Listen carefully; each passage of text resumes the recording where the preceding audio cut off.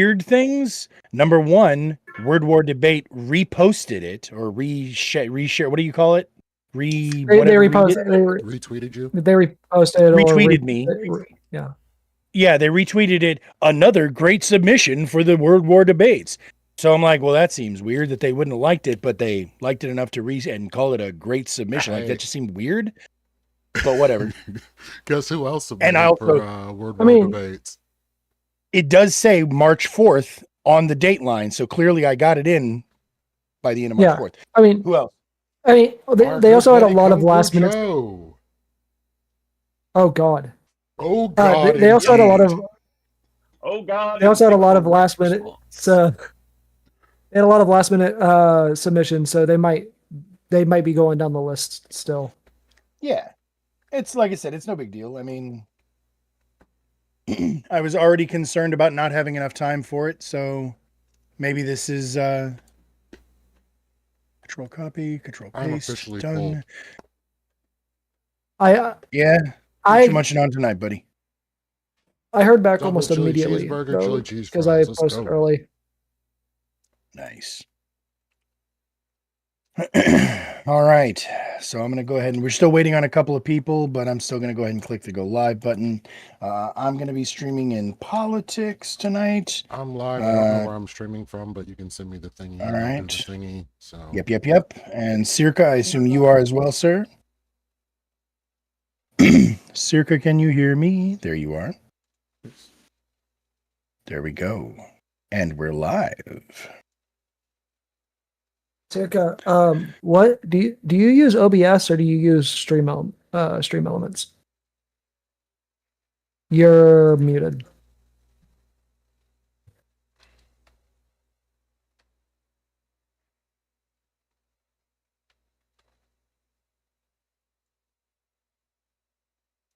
Still no audio. I think he's been working on his audio lately, so yeah, and that's the pray to Jesus of a man who is struggling with tech. Oh wait, there you go. It lit up. There we go. Yeah, there you go. You're really quiet. You're a little on the You're quiet really side. quiet. Is that the wrong source? Oh. No, I've been taking off like noise suppression stuff. Because that artifacting, I'm pretty sure, on my stream was from that. So. But all right, that should be a little better, right? I mean, So it sounds like it's quite a bit from it. Yeah, I was about to say there sounds like there's a fan going, but I mean, whatever. It depends on if you're an audiophile, I guess. Let me fix that. AC. Well, right now I'm not showing it's lighting up, but I don't know. But yeah, no. Do you use Stream Elements or OBS? I use OBS, and then I have Stream Elements, I believe, inside of OBS, right? With the I use Stream Elements inside of. Or OBS. not? I meant Streamlabs, not Stream Elements. Yeah, Okay, I use OBS. Yeah, he uses Stream Elements, which is OBS with a plugin, not Streamlabs, which is a fork of OBS. Yeah. You know that you can make a separate scene that's just your camera and then use that for your virtual camera? Yeah, that's what I do. I guess I mean, there's a little virtual camera button in the controls. Pretty easy to use. Yeah, no, but if you make a scene that's just your camera, you can set that to be your virtual camera, and it doesn't. You don't have you guys to don't want have. to see yourself. Is that why? What do you mean? No, it's more so the audience on the other streams can see you better. Yeah. Yeah. So like I have you guys captured, and then I'm piping just my cam over to you guys, so that you don't have so that you're not seeing me plus all of you again. And if all of us were all doing that, we would have all these weird regressions. Same Z's. Yeah, I see. I look very cluttered. I'll look into it.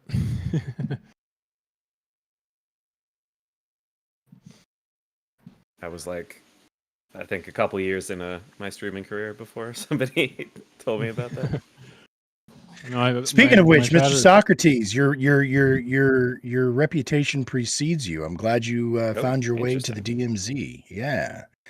Did you take a break from streaming? Oh, yeah, it was all good. It was great. In fact, people were excited when they found out that Socrates was going to be on the DMZ. So I was like, yay! So yeah, that's lovely to hear. Thank you. Yeah, yeah. I've been streaming a little bit infrequently. It's kind of like whenever I have time or good topic or this just seemed like good group of people. Yeah. Very cool. Very cool. Yeah. I'm very fortunate. I have been blessed by the people who have decided to come and hang out over here. So, now with that said, I'm going to go because we're still waiting on Game Boy made it. Game Boy made it. We're still waiting on one more person. Who are we waiting on? We're still waiting on Tyler. Yeah. Yeah. I may not be ready, but I'm. Yeah, you're at least present. That's fine. Having some issues on my side. I'm not going to click start until you are ready, so just let me know when you are.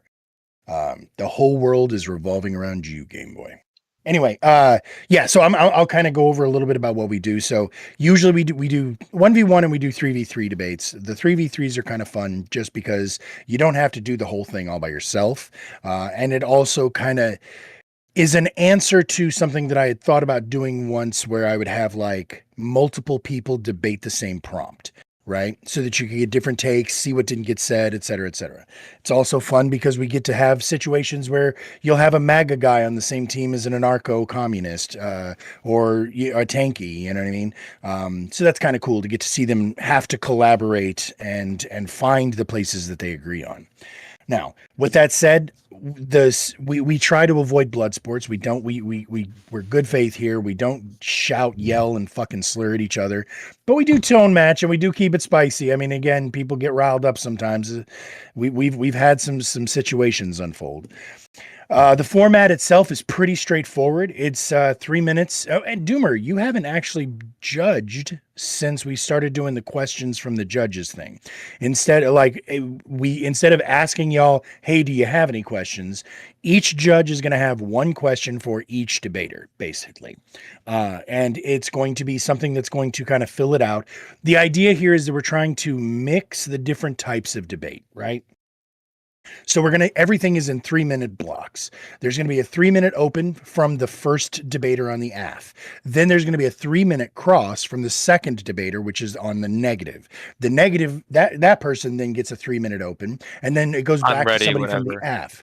Perfect. Then it goes back to somebody from the AF to cross-examine them. And that cross-examination, it used to be, and in the 1v1, it's a directed questioning. But now it's more of an open session for you to kind of go back and forth with the person. And sort of so you're essentially getting to debate multiple times throughout the course of the night. When we would do the open 3v3 aspect, it was just people talking over each other. Nobody could get a word in edgewise, or it came down to not to call anybody out here, but an ANCOM versus Circa debate instead of a 3v3, right? So basically we kind of took that open forum part out, but after the debate or after the question mark, Jesus Christ. It's been a long fucking day, people. I know you did. And so did everybody else. Anyway, it was a good time. I hated it, but it was a good time. My question is just going to be, I want to know what 10 minutes of Circa's opinion is. There's a clock. Yeah, he only has 1 minute. Anyway. Test me with a good time, man.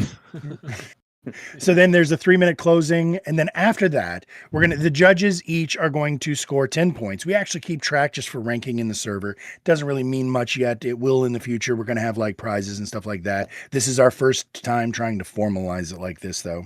And then we're going to go to a 2-hour open panel where all of us get to just discuss it.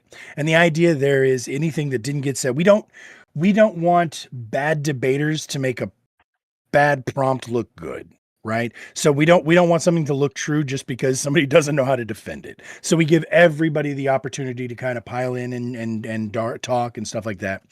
I don't know if I told you guys this, but I've decided that I want to try something new on the 1v1 after party where I'm going to actually instead have each person face each other person for 2 to 3 minutes.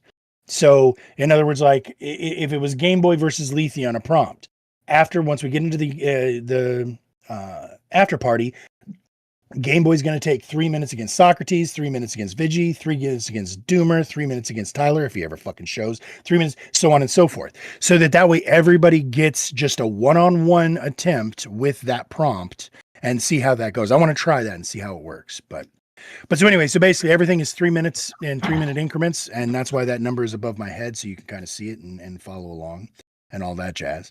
I'm gonna fucking message Tyler and be like, dude, are you fucking with me? That is indeed my printer. Yes. Which one is that? The Saturn II. Okay. Yep. That is the one that I have. Yes, sir. And does that do anything untoward that I wouldn't want to know about? Nah. Does it like? Does it? I don't think it would be an issue. All right. Cool. It's not like messaging the CIA while I sleep. All right. No, I don't think like Elegoo might, but they aren't known for it, so I'm guessing they're fine, especially on that old of a model. So like unless you unless you get any firmware updates on it in the near future, should that build pass, you're probably fine. Right on. I mean, not that I'm going to be printing any fucking guns. You know what I mean? I make little guys to play D&D with, but you know, it's lame. The principle of it. Are any of them armed? Okay, shit, you got me. I do have some if, Warhammer if figures any of too. them, if any of them look like Warhammer and have little guns, who knows how bad the software that detects this shit's gonna be? No, that's a valid point. You're okay. And for that matter, there's also always the possibility I'm going to suddenly get into cosplay and just, want to be the Punisher for a weekend, like the cops do. Anyways, all right. So I messaged Doomer. If we could, where I can at least get everything not Doomer. I was going to say, buddy. Doomer's here, yeah. Did I mention it's been a long fucking day, people? Game Boy, say a few words for me, buddy. Let me get your audio right. No, I don't want no scrub. A scrub is a guy who can't get no love from me. Thank you. And go ahead and pick that up and run with it, Socrates. Sitting on the passenger side of my best friend's ride, trying to holler at me. Is that okay? Vigi? It's a little low. That was perfect. No, that was actually perfect. Vigi. Okay. Hi, how is everybody doing tonight? This is going to be fun. It's pretty much all progressives and leftists, so it's going to be interesting. Good shit. Doomer, give me a few words. Just a whole bunch of infighting. Looking forward to it. Yeah, your mic is still not my fave, but hopefully sooner or later it's going to heal itself. Ancom, how are you sounding, sir? I think I'm sounding just fine. You do indeed. Lethe, few words, please. Demo you ikai choto demo yuka, so yuka na akan choto tanan, koto are hanashi ni naran. Really? What? K-pop? Did you just drop TLC in Japanese? Is that what that was? No, please tell me it was entirely different, but yeah. Oh, okay. Circa, say a few words for me, buddy. Hello, my name's Circa. I yell a lot on stream. I stream on Twitch. We need you to rap. Yeah, exactly. I need you to bust a rhyme. I'm not good at that. I'm not good at that. And Tyler hath made it. Thank you, Buddy Rowe. I was worried about you. Give me a few words, Mr. Tyler. I'm here. I was just finishing dinner. Right on. Very good. Very good. All right. Snap. There we are. Oh, we got to do the stream together thing, and then we will be ready to start. So let's see. We've got boom. Oh, let me change where I'm streaming. Roger. Invite guests. Chatting, right? Roger. Or I would recommend podcasts, actually. Podcasting. Yeah, it's you'll get a lot better. I find that I get a lot better over there. And then I sent you a request, I think, right? No, I'm sending it to you here now because I got a whole bunch of other people too. That's probably end my thing then. Water guy. All right. Socrates, did you say you were streaming on Twitch? On Twitch, yeah. Very Socrates cool. TV. Socrates TV. Oh yeah, same symbol. Cool. And who else we got? Vigi, are you streaming it as well? No. No. Doomer, you don't. Tyler, you don't. Gameboy, you don't. Ancom, you don't. Okay, I think that's all of us. Invites sent. I have a YouTube. If I win, then I'll put it up there. Very cool. That's weird. Okay. There we go. Okay, Lethe joined. Sorry, audience. We will get this sorted out momentarily. We're getting a little bit of a late start. We had a couple people rolling in. What was for dinner, Tyler? Lethe was chili dogs. Why does it do that? Basically a Gouda bechamel with noodles, which some would call macaroni and cheese, and breaded some chicken thighs and put them in some hot sauce and baked it all together. Very cool. That's 1, 2, 3. It's just the three of us, right? No, Socrates as well. Socrates, we're missing his. Yeah. So Auntie actually made some chicken meatballs tonight. So that was pretty fire. Never eaten the balls of a chicken before. So will do again. Would recommend.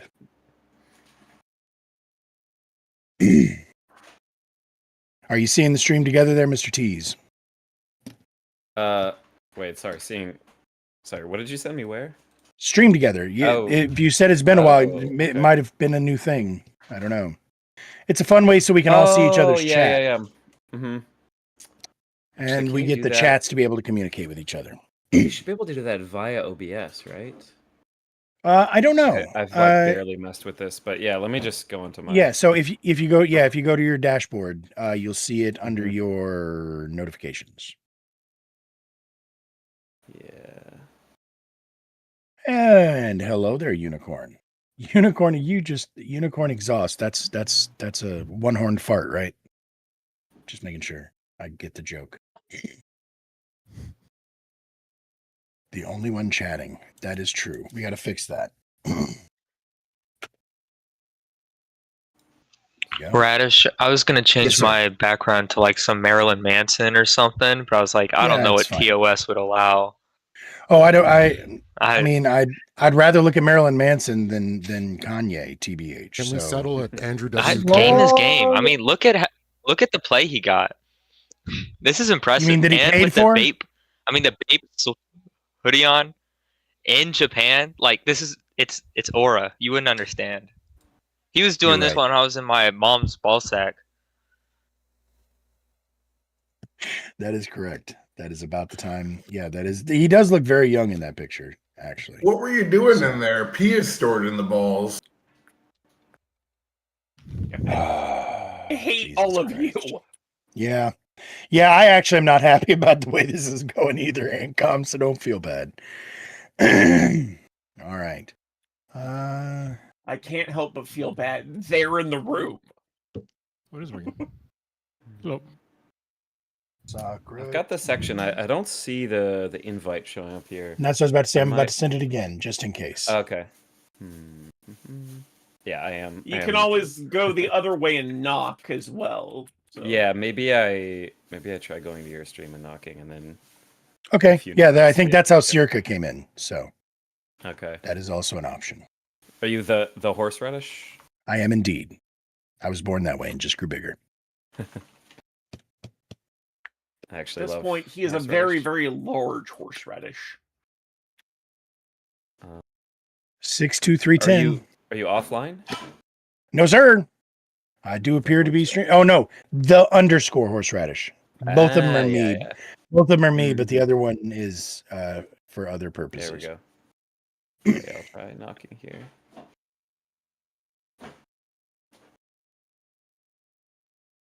Is the one without the underscore your OnlyFans? Is that what you mean?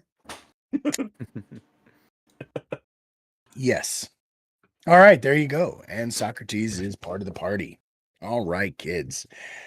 Awesome. We're ready to go. Thank you very much again, everybody, for your patience, and thank you, everybody in the panel, for showing up. I do not know if I'm going to play that nifty little song that Let's Chief gave us. I think we can probably do better, although I did leave it in for the VOD for last week. Instead, we're just going to go ahead and stick with my fun little opening speech. Is it We Are Charlie Kirk? Were you not? You weren't here, were you, Lethe? Fuck. Okay, now you know what? Change of plans. I'm going to play it now. Good job. Thanks, Lethe. I've got to play it. Because really, it's worth it to play it just so that I can see Tyler dance again. Because y'all, it was a sight to behold. This dude belongs at a rave. So, there we go. I'm going to share this in Discord just for a few seconds so you guys can hear it. Share my screen. Share that window. There we go. Give everybody a second to click on it so you know what we're all laughing about, other than Tyler's hair. Not your hair is normally beautiful. It's just when you're dancing, it does Donald Trump things. All right, everybody, let's go.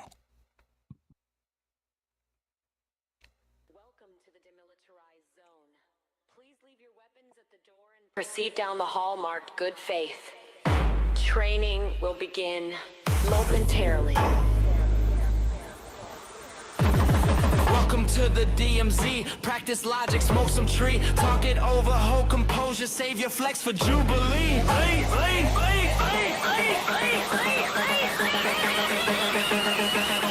Gather all debaters.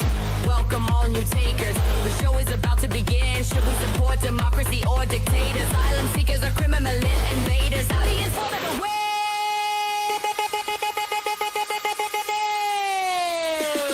We are sparring at the DMC.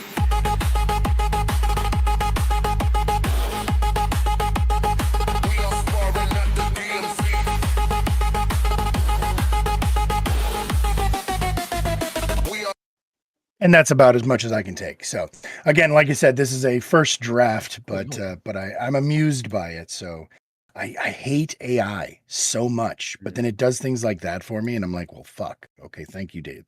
Thank you, robot overlords. All right. Welcome back to the Demilitarized Zone. This is the one debate show where we foster good faith discussion and help you feel comfortable engaging in hot button topics. We are not here for the gotchas and dunks, so please check your weapons at the door. We are trying to help folks stop and listen to each other, even if it is just so we can see where we disagree. So sit back, cozy up, get your voting fingers ready, because here your vote does matter. Tonight's prompt: Schedule 1 drug users should be barred from owning firearms. We have 6 debaters tonight. In the top left corner, we have got Game Boy 64 on the affirmative. In the top center, we have Socrates TV, also on the affirmative. And in the top right, Vigilante TV. We've got all of the TVs. We're collecting them like Pokemon. In the bottom left-hand corner, we have Ancom Psycom defending the negative.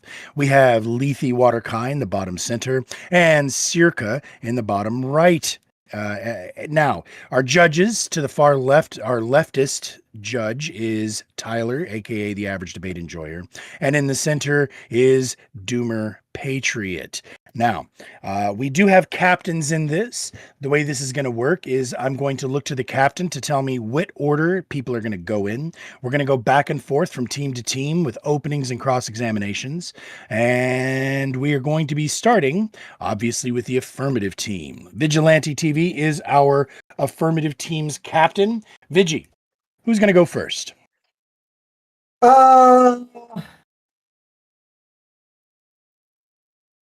We'll go Socrates first.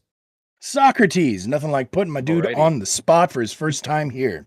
So there's going to be up to 3 minutes opening. Sir, I will start the clock when you start to talk. Alrighty. I mean, it's a pretty simple argument to make. I don't think I'll need the 3 minutes. First of all, thank you, everybody, for being here for this important topic. This is a concept that stood for a while, is that people who are likely to break the law, people who are engaging in unlawful activity, we should be a little bit cautious about who can get a gun. But when it comes to drugs specifically, it's not just the 20% of people who are committing gun-related murders who actually have cocaine in their system. Very small percent, maybe 4% who have opioids in their system.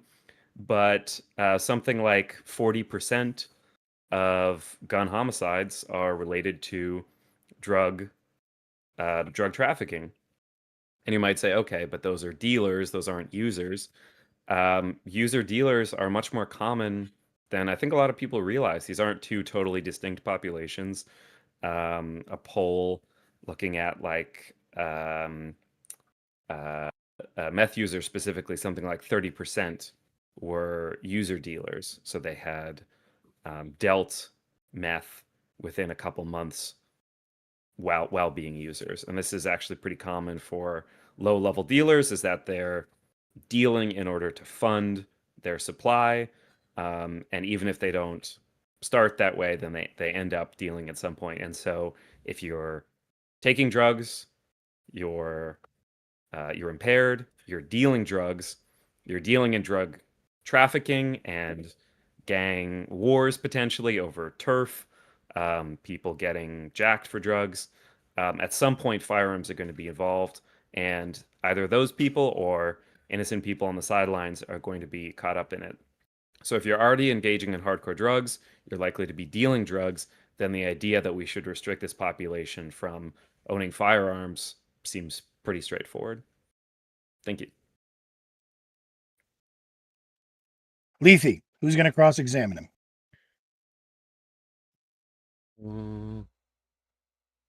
I can do it. All right, 3 minutes is on the clock for you, sir. Once again, I'll start when you do. Okay, so I want to be sure here. Are you conflating drug trafficking and drug users on a whole? I'm not conflating in the sense that I'm misattributing one to the other. I'm stating as a fact that the overlap in these populations is very high. Okay, so there's a noticeable overlap. So even in that noticeable overlap, are a majority of people that are using the drug also trafficking? It's a little bit hard to get exact estimates. It's probably not a majority, but when we say not a majority, it's something like, if it's something like 30 or 40%, technically, that's less than 50%, but the percent of people who are not in that population who are likely to be kind of using firearms for gang-related activity, nefarious purposes is very, very low. So it's a huge spike, even though it's not technically a majority. So I just want to be sure that you think that 30 to 40%, which is probably well above what it actually is a good enough reason to bar people from their Second Amendment rights. Well, what's the, I don't know, for cross-examination, am I allowed to rebut a little bit? What's the how do you demonstrate that's an unrealistic number? Oh, we're ballparking. You made the claim. I just don't think the claim actually meets anything that I can see on record. I'd be more than happy to accept any evidence that you have for what this number is, but I just don't think that's a realistic number. No, I mean, this was from this study. You can look it up. It's on NIH. High on my own supply. Correlates of drug dealing among heterosexually identified methamphetamine users. So, I mean, this is a study with robust kind of controls, doing statistical analysis, and a lot of other psychological factors. But no, I mean, this seems, but I can send you the source if that's helpful. Oh, that'd definitely be helpful, because I would sincerely doubt that out of all drug users, 30 to 40% of them are also trafficking. That's wild. Well, this was looking at methamphetamine specifically. I don't know if that's true for all cases. Well, we're talking like all Schedule 1 drugs here. Like, we're not just talking one specific drug. So with that being the case, when you go to gang wars and other situations like that, are these people not also involved in other black market dealings that would pretty much lead to some form of violence anyway? Yeah, exactly. I mean, if you're taking these kind of hard street drugs, you're likely to be involved in all these kinds of dangerous activity, and having guns in that mix makes it much more deadly. All right, and that's time. Just so you both know, and everybody else, most of y'all already know this, but if you have any sort of references or cited sources, you can drop those into the chat of the actual Discord room. And so that way everybody can see it. It's just that little in the top right corner of the room, you'll see the little chat bubble. If you click that, you'll be able to type stuff in there and drop links and such. All right, Lethe, it is now 3 minutes on the clock for your opening, sir. Go ahead and start when you're ready. Okay. So for the idea of removing Second Amendment rights from any Schedule 1 drug user, not somebody that's been convicted, to just say like, hey, maybe we should have drug tests for people that are trying to get firearms, is, I want to say, an affront to the Second Amendment. There's no test or anything on that order that is constitutionally allowed for this particular thing. So if they wanted to do that, there would have to be something passing it legally. So then going down the line, for the most part, anybody that is convicted of anything going down the line in this order would already be barred from being able to own a firearm. And that would go well beyond just using said drug. These are other laws that are being enforced. So I would say the issue would be more, we need to pay more attention to people that are domestic abusers, people that have actually committed violent crimes. Those people, I would say, would fall under what would be red flag laws, and this would be something that would subject them to not being able to own firearms. If you've not been convicted of any violent crime, I want to see what the correlative would be to say that these people should lose their ability to own firearms. And with that, I yield my time. Now, we're going to go back over to you, Vigilante. Who's going to challenge that? Game Boy. Game Boy, you're up, buddy. 3 minutes is on the clock. Take it apart. Can y'all hear my music? Is that Life of Pablo? Dude, I haven't done it yet. Probably more than I turned it off. It's fine. All right, thank you. Go ahead. I turned it off. So, Lethe, if that's your name. Do you believe that first, second, and any constitutional rights are done to an absolute? To an absolute? No, I don't understand what you mean by that. Like, okay, the First Amendment. Do you think you have an absolute right to the First Amendment? Yes. Okay. Why are there exceptions to that rule and say yelling fire in a theater or something? So why are such things like slander have legal consequences? At all times, we take these particular amendments to the Constitution and we put them up to court to see how they are upheld and how they are being actualized. You still have access to the First Amendment, and it's not abridged by anything. But to be able to go, and I believe you can yell fire in a crowded theater legally under court ruling. But primarily, the First Amendment is intended to guarantee your freedom of speech against the government unless you are actually threatening the government openly or hate speech or violent acts toward the government. So I don't see where you would lose that. Which are still exceptions to the First Amendment. If you are still saying, like, calling for violence, is that not an exception? No, I don't think it's an exception. That's exactly what the First Amendment was intended for. Freedom of speech is not freedom from consequences. Second Amendment, if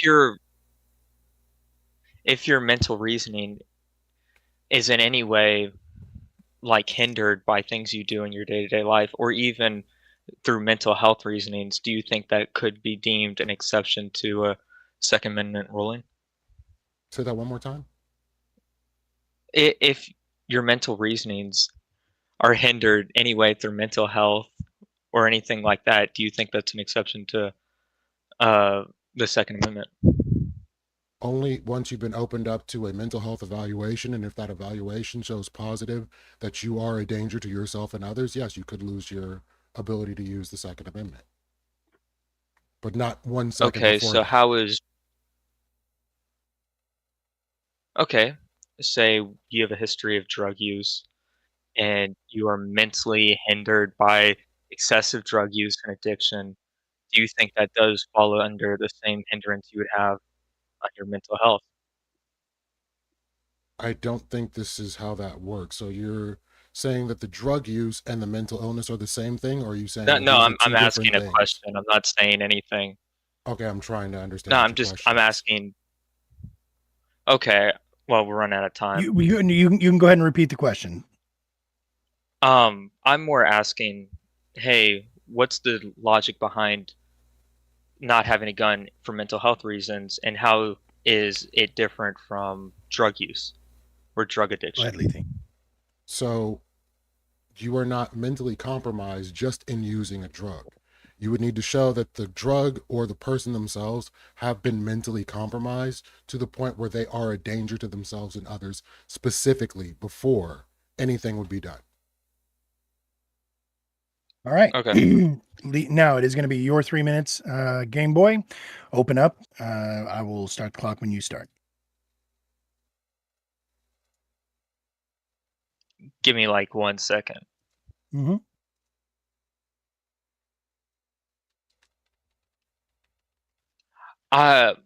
I'm gonna probably make the argument that, unlike what Lethe said, I think there is a reasonable argument to say that people are reasonably impacted by drug use, even if it is recreational, in a sense that is similar to mental health reasonings. A good percentage of drug violence is caused by, not drug violence, gun violence is caused by drug use or drug users. About 25% of crime by the Justice Bureau in 2020 was solely based off of people who were in consumption of drugs or alcohol at that time.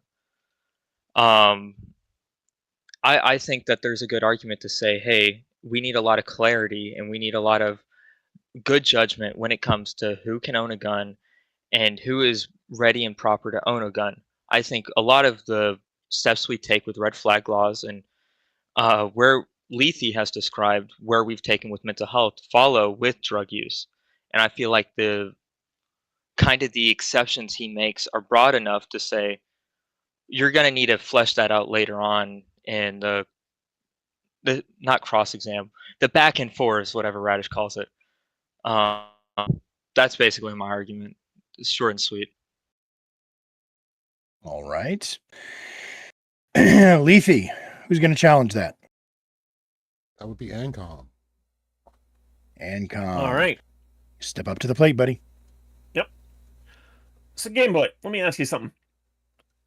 Do you think that the mental health of any drug user is sufficiently impaired that they should be prohibited from owning a firearm, bar none?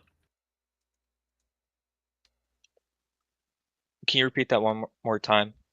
Do you believe that the mental health of any illicit drug user is sufficiently impaired to prevent them from owning a firearm, bar none? What do you mean by mental health? Like the things that lead to drug use to that level?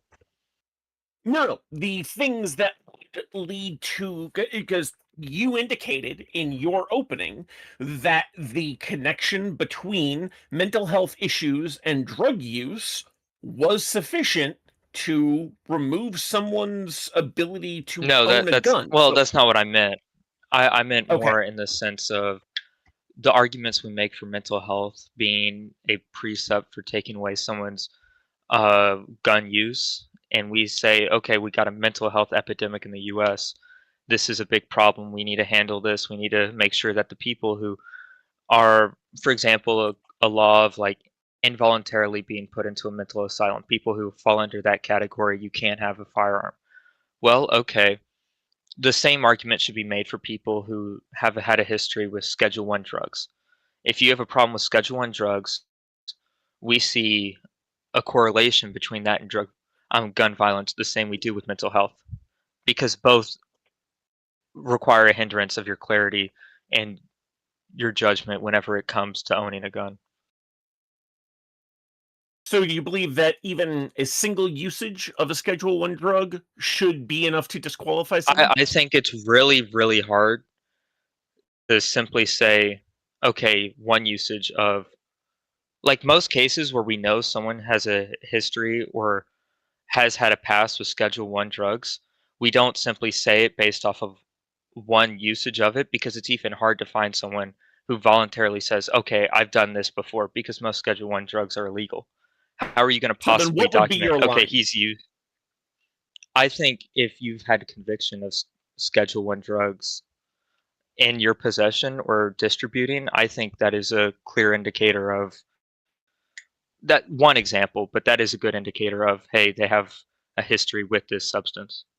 Okay, so if Would you not someone is agree with that? arrested for carrying, a few ounces of pot in a state where that's not legal, you think from that point on they should be disallowed from owning a gun?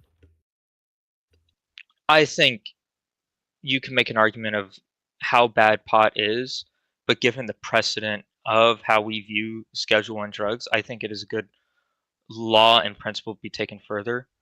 I mean, I'm pretty sure both people on my team don't think that that's necessarily a harmful drug, but it is still documented under Schedule 1, along with psychedelics and heroin, which is the main crux of our argument. So 3 minutes is on the clock now for you, Ancom. Ready for your opening, sir. Yep.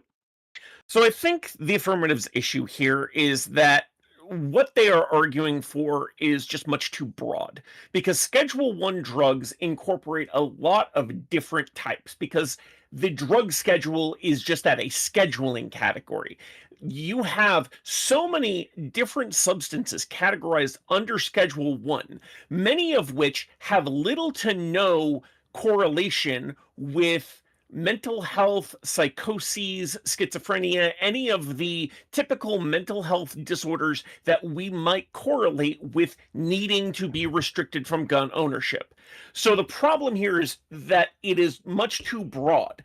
I might agree that something like heroin or methamphetamine or drugs of those types, which significantly tend to increase instances of violent behavior among those with substance use disorder or people with long histories, but things like psychedelics, PCP, LSD, and to a lesser degree cannabis have very little overlap or correlation with violent behavior of any sort. So I think that the affirmative's position here is absurd on its face, simply because it is too broad. It is not taking into account the multitude of different effects and impacts drugs that happen to be on Schedule 1 can produce. And I think part of this problem is that Schedule 1 itself is not a reasonable category in which to put drugs, simply because it is based on what therapeutic effects the government happens to recognize for those at the time. And we have often seen that government lags quite far behind actual therapeutic uses. That's the end of my statement. All right. Well, I believe that means that you are up, Vigilante. Go ahead and start when you're ready, sir. Yeah, so Ancom, you mentioned PCP specifically and said that it in the list of drugs that don't mirror any mental health disorders of people that we wouldn't want to have, people that have to own a gun. Do you know what the effects of PCP are? The effects of PCP are largely those of hallucinations and other psychedelic effects. It's more than that. It's hallucinations, delusions, agitation, blunted affect, disorganization of thought, and the effects are very frequently considered similar to schizophrenia. Same with LSD. LSD also has similar effects. So, do you think it's okay for somebody who is not able to reason properly to have access to a firearm? If they have been proven to be a danger to themselves or others, sure. But I don't think just using it should be sufficient for that, mainly because the effects as you describe them are extremely varied. Yes, we can go over the ideas of them being related, or, the hallucinations, the delusions, things of that nature. But the nature of those effects is extremely varied and not something that you can take based off just the fact that they've used that drug. Uh, so do you think, like, while somebody is actually physically on the drug, do you think they should be able to have access to a firearm? That would largely depend on the effect they're having at the time. So if they're having a relatively mild effect, like, so if somebody's tripping on LSD and they're like just like seeing colors, you'd be fine with them having a firearm at that time? I doubt they're likely to do anything harmful at that point. So, like, what if their trip turns from seeing colors to seeing fucking monsters and like seeing fucking zombies? If that is the way the trip goes, then yes, I might be concerned that they have access to a firearm in that instance. Yeah, so, like, isn't the whole point of regulating firearms and to keep them away from people that can potentially do harm? Isn't the point to prevent that before it happens? The point is to balance the civil right of owning and being able to keep a firearm for various reasons against the probability and likelihood of that violent behavior. Right. And time is now for you, Vigilante. Go ahead and 3 minutes on the clock for your opening, sir. Yeah, so if you care about gun violence, the way to limit gun violence, it has not and never will be to ban guns in America. The solution is and always will be to limit who has access to them. Preventing the users and addicts of inhibiting substances from having access to guns is one of those methods to limiting access. Drugs and alcohol users are 4 to 10 times more likely to commit violent acts.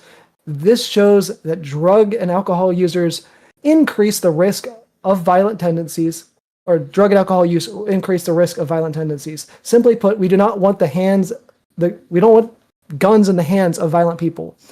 Why does drug use increase the risk of violent behaviors? Because stimulants, hallucinogens can trigger acute psychosis, delusions, cause people to lose touch with reality. Simply put, there are plenty of avoidable deaths that would have been prevented had we had stricter rules on drug use and the possession of firearms. There's a significant link between abuse and drug use. 25 to 50% of men who commit domestic violence have substance abuse disorder. 80% of child abuse cases involve the use of drugs and alcohol. We can sit here and pretend that allowing a community of people that have a higher risk of violence than the average person is okay, but in reality, this would just increase the rate of deadly violence within our communities. How does drugs affect the crime rate? 30% of violent crimes that are committed by people on drugs. 41% of violent crimes against college students are committed by people on drugs. 40% of sexual assaults committed against college students are committed by people on drugs. And then finally, 40% of people in state prisons and jails report being on drugs at the time of their offense.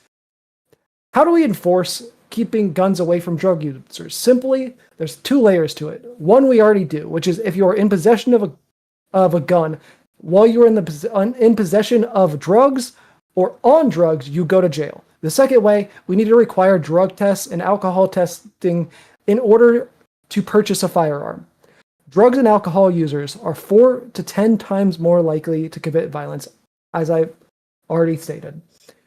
This shows that drug use has an increase of violent tendencies. If you care about decreasing gun violence, you should not want guns in the hands of people who are impaired.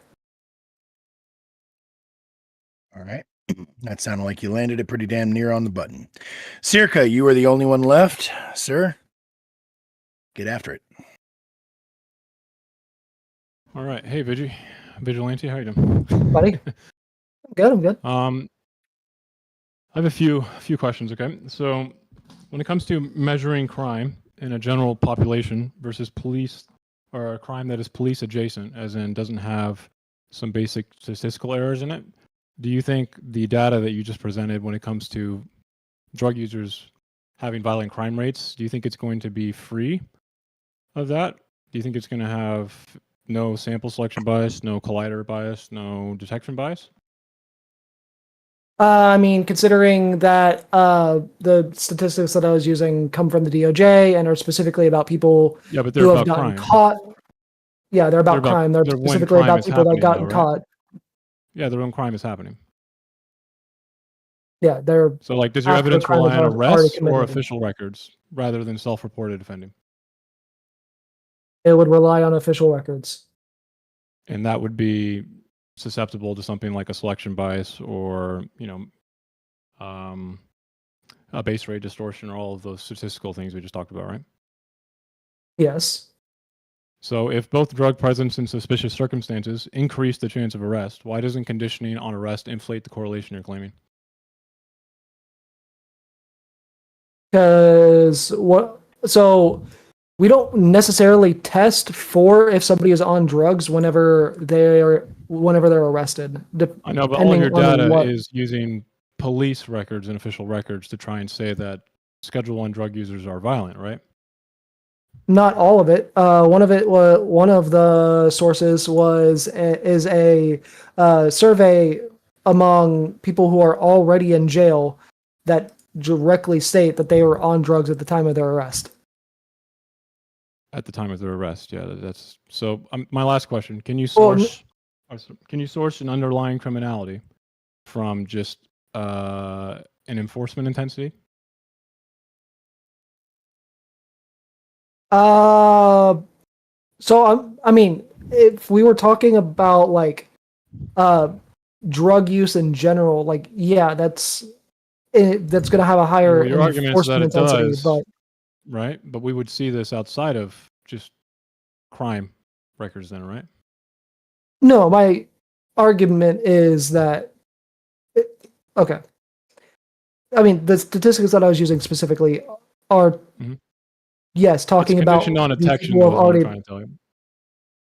Yeah, I mean that's how all crime works. All crime is conditioned on detection. Yeah, but you probably would understand that that's not really a good way to statistically analyze something to then take rights away from someone, or to take rights away from someone on the chance of like using a selection bias error that big, right?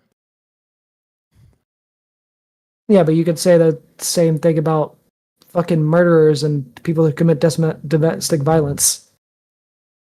All right. No. 3 minutes. 3 minutes on the clock now for your opening, Circa. The mic's all yours, sir. Okay. My position is going to be pretty straightforward. The affirmative asks the judge to treat a legal label as if it were proof of personal danger. That move may sound firm at first, but it collapses under scrutiny. So a Schedule 1 drug user is not a medical diagnosis and not a finding of violence and not a judgment that a person is mentally unfit to own a firearm. It is a federal classification tied to abuse potential and accepted medical use, not with the person. That is a very different claim. That distinction matters because firearm restrictions are usually tied to specific legal or factual triggers, like in the domestic violence case we just heard, a restraining order or a violent conviction beforehand. So felony conviction, domestic violence, adjudicated mental incompetence, or other concrete findings. The law can recognize those as distinct categories for a reason. But they do rest on evidence, procedure, and identifiable risk, and not a smorgasbord of broad inferences based on many different categorical errors in statistics. So I'm just going to end it there, actually. All right. Well, then in that case, the way this works, Socrates, is we circle back to you. You went first. You're now the one who's going to cross-examine or really just challenge what Circus said. So time's on the clock for you. Go ahead and start it when you're ready.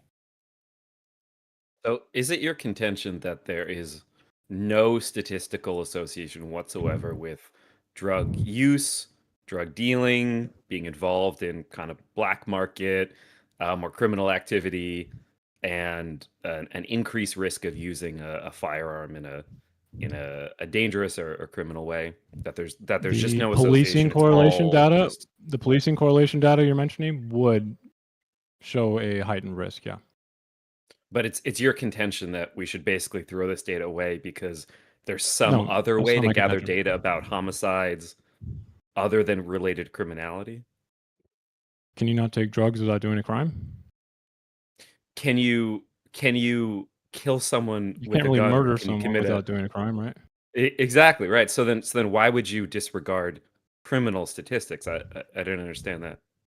Because it's susceptible to selection bias. We're talking Okay, but about Schedule 1 drug users, right? And just taking drugs, I guess you could say, has a criminal element to it because, like, I'm sure you're thinking of 18 USC 922, right? Which is, I guess, an unlawful user or anyone addicted to any controlled substance, right? But I just want you to know that the data that you're using here is based on, one, it's always going to be people who have substance abuse disorders. When it comes to the schizophrenic material and evidence that he was providing earlier, like Vigilante. And then all of this is going to be susceptible to certain selection bias. So I don't think we should make inference, like causal inferences on this now. So some selection bias is something that every form of data will have. You mentioned that we could maybe Correct. look at like surveys of people, so self-submitted information. That will have a bias, right? No, I was demarcating the difference. I didn't really say that we should have self-reported offending. I'm just saying that the evidence does rely on official records, which is going to be extremely susceptible to selection bias. It's not just a hand wave. So what's an example of a data source that would not have any type of bias involved? One that doesn't have like a system in which it conditions on detection, or the when you have a sample size that's not overrepresentative, where these things co-appear in ways that police can observe. So what's an example of that type of data source that we could use? Are you asking me for what police can do, or how you can test this in a different way? Yeah, I mean, if you don't like official records, well, I mean, if you say that the available data sources are not good enough to make a determination, somehow we have to limit public harm. But you can't seem. I don't have to put one forward right now to show you how you can ban firearms from drug users right now. That is not my job. Can I make a final? Sure. I know the time's over, but just ban or not ban, right? It could be a data source that refutes, right? I'm not asking for you to make a positive, like add some ammunition, pun intended, I'm right? just To my argument, but something that would the refute argument here, right? All right. I'll tell you what, actually, I'm going to try something different. And I've been inspired a little bit while watching this happen. So I'm still going to be having the judges and the moderator ask you guys questions. But I think I want to try and find something in the middle ground. And we're still going to have some level of open. But what I want instead is I'm going to put 5 minutes on the clock. And I want each of the captains to choose one interlocutor to get in and carry this on a little further. It can be yourself or it can be one of the others. Vigilante. Who do you want to nominate as your champion? I'll let Socrates keep going. I think he's doing pretty good there. Socrates. And Lethe, who do you want to get in the ring against Socrates for that 5 minutes? Is that you? Yourself? No, double checking with the team who wants to be the one. I'm gonna For sure, it's going to be Circa. Okay, then we're just going to keep that rolling. 5 minutes is on the clock for the two of y'all. Again, this is open to the two of y'all. And for what it's worth, the rest of your team should be DMing the fuck out of you with any thoughts, questions, comments, concerns, etc. So go ahead and get out of it. Right. So we're just opening it up. Is that what we're doing? Yeah. Okay. I do actually have. I'm gonna posit something for you. Okay. So Please. there's a Supreme Court case. I'm not sure if you're aware of it. It's the one that allows domestic violence convictions, as well as if you have like a restraining order. There's a Supreme Court case versus Rahimi, where they would uphold a temporary disarmament of a person for subject to a domestic violence restraining order after a court found they were like a credible threat. Okay. Now, if you want my opinion on what we could do to try and see or test whether or not, or at least use some sort of analytical way to do this, it would be something similar to that, where you'd have to have like some analogical reasoning supporting it about the dangerousness of it in public policy. So for this circumstance, they'd have a different conviction that directly poses a credible threat. How you could actually go about doing that, though, I honestly don't know. But I do know right now, at least the Supreme Court has ruled that it's not analogous in this circumstance. For instance, this Rahimi case does not work in the Supreme Court's eyes, as well as my own eyes, when it comes to Schedule I drug users, because they don't reach that credible threat. So there are reasons that somebody's gun can be taken away due to some kind of credible threat related to domestic violence, right? Or I forget the other category. Some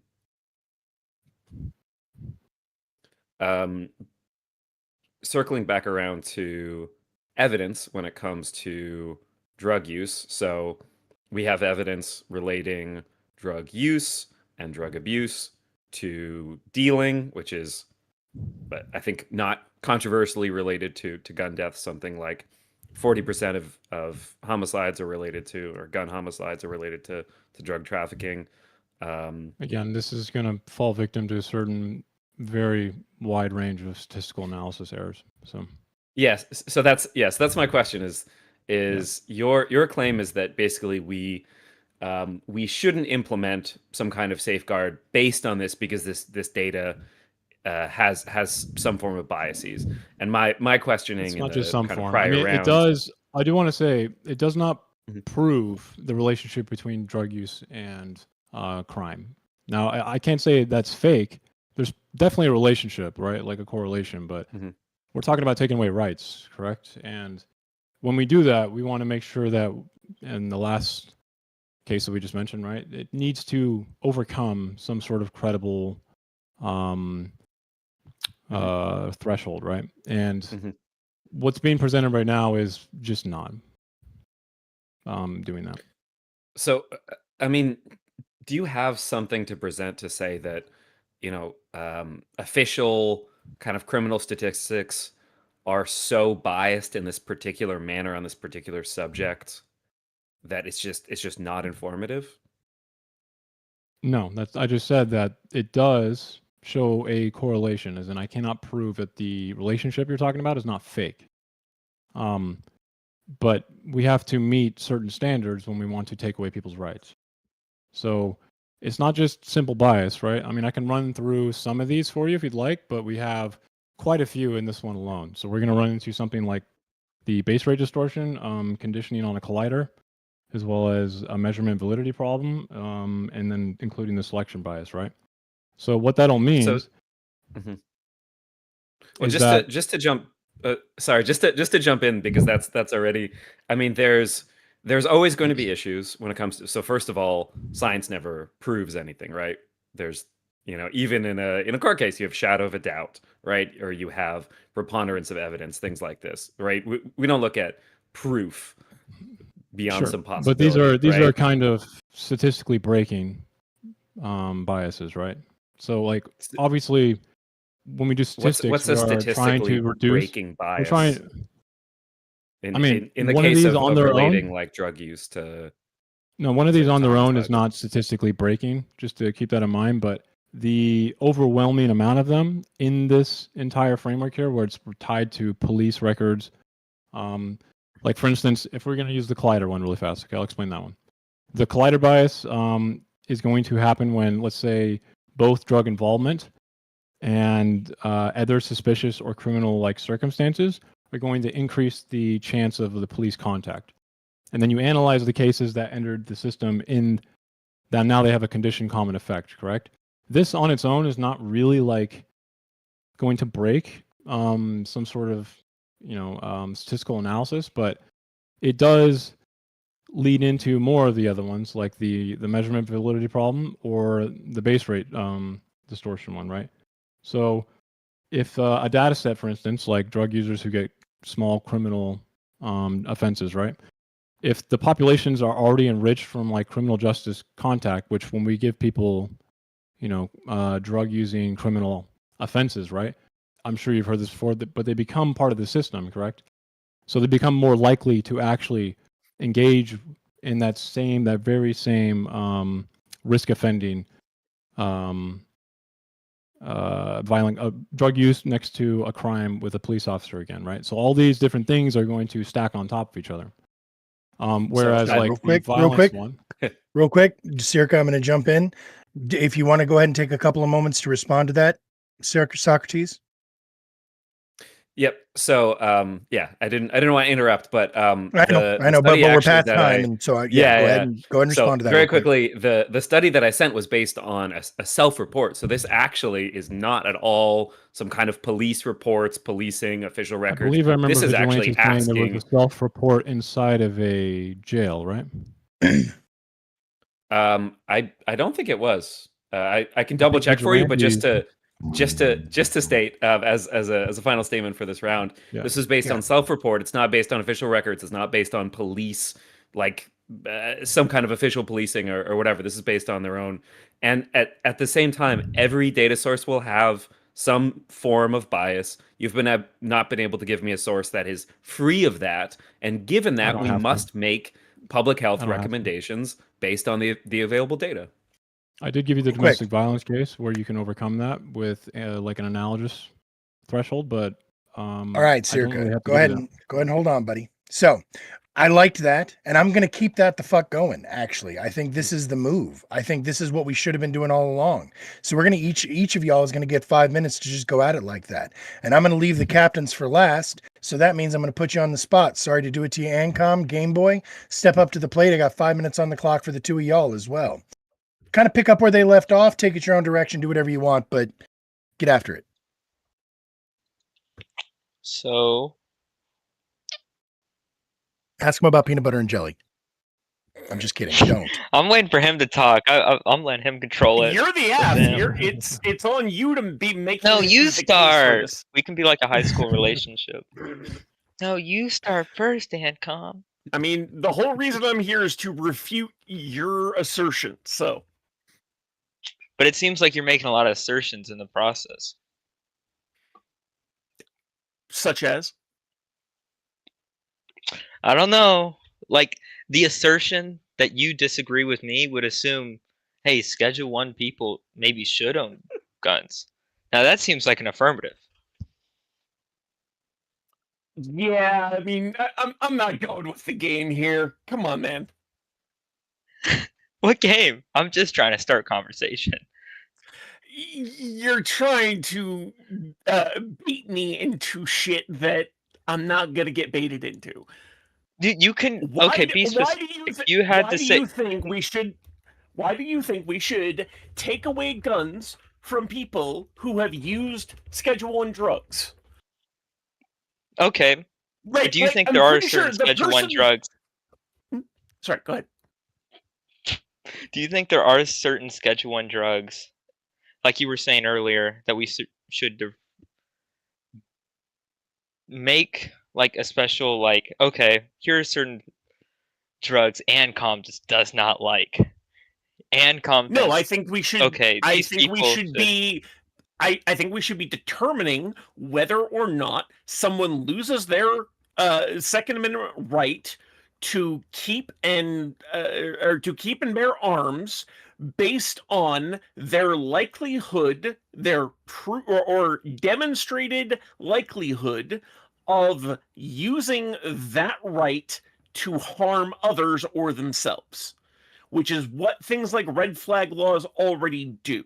So my counter assertion is that you have not made a sufficient case to say that use of Schedule 1 drugs, which includes everything from pot to LSD to psilocybin to peyote to heroin to methamphetamine, this incredibly broad and diverse group. Yeah, okay, of but that isn't that your substances. argument? Then are there certain drugs within that you think big no here? There should be a drug test or something like that, and he should own a gun if he's doing like crack cocaine on the side of the street. I think it should be based on their demonstrated likelihood of violence that may be correlated with their usage of a drug, but the usage of a drug is not in and of itself Okay, then, like, diagnostic what of that violence. how would you prescribe, like, oh, he's likely to be violent. He's a little violent boy. Skin color? Like, what are we going off of? Behavior. Like we would for anything. Okay, how are we supposed to? Okay, what's history behavior? How are we gonna? I'm buying a gun. Have they Ancom, what are you gonna? have they shown a propensity for that sort of violence in the past? Because that is all we can use for this kind of thing. We're not fucking Minority Report precogs. We can't just predict crime before it happens. We literally have to base it on what have they done in the past and use that to determine what they're likely to do in the future. Oh, fuck. Sorry. I dropped my phone on my foot. Ow, that hurt. No, what were you saying? You heard what I said. No, you were going on and saying, okay, we need to look at a history of action and we need to do background checks. And I was just letting you continue because I want to know history of behavior. I said look Yeah, at the history exactly. of behavior. Background. Do they have convictions of violence? Do they have demonstrated And do you risks think of drug tests violence? should be a part of that? I think that drug tests could be a part. I do not think that they should be a primary or sole or even primary determining factor. No one said soul. Where are you getting soul from? Jeez. That is the prompt. But do you think I'm getting soul from the fucking prompt? No, but it's not the sole reason that it's not the sole thing we're gonna look at. Like, if we're doing a background check on a person. Schedule 1 Hey, users shouldn't be able to let me have continue. firearms. That is a I didn't say it was the sole criteria. background check that we should do before something. I'm saying, should drug tests be added on your background check of a person and saying, should they be ready to own a gun? I'm fairly certain in a lot of places it already is. History of drug convictions certainly are. Okay, that's what I was trying to get out of. I was asking. Jeez. All right, Game Boy. So we got 5 minutes going on the clock now. Lethe and Vigilante. Y'all have already seen the other two sets go after it. You know the drill. Coming out, Hi, buddy. Bro.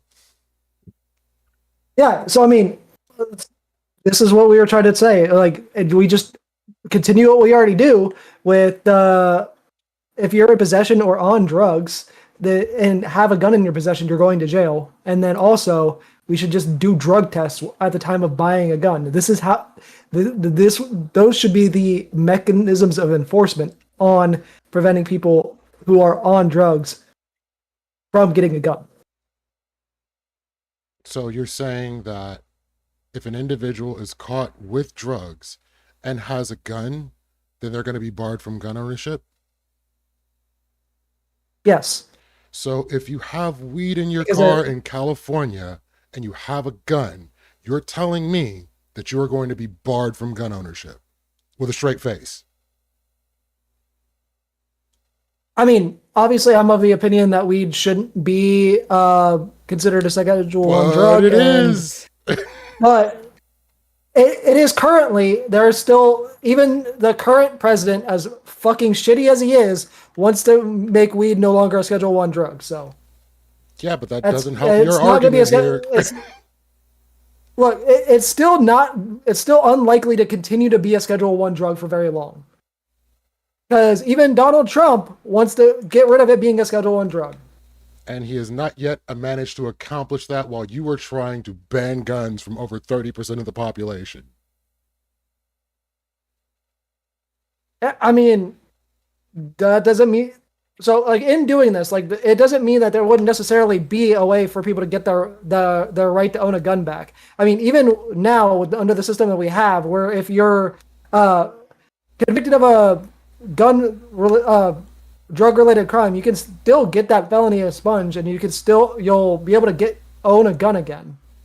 Yeah, if you're a felon, that's what's going to happen. And if you're a felon, I'm going to say it's going to be more than just the drugs themselves.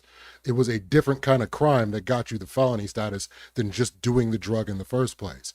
So what we've been dealing with this entire conversation is people that are committing or more predisposed to committing certain crimes or violent acts. Then you add the component of drugs to it. I'm going to need to see the correlation causation of these two things coming together to make it viable to amend the Second Amendment to say people should not have guns if they are doing these drugs.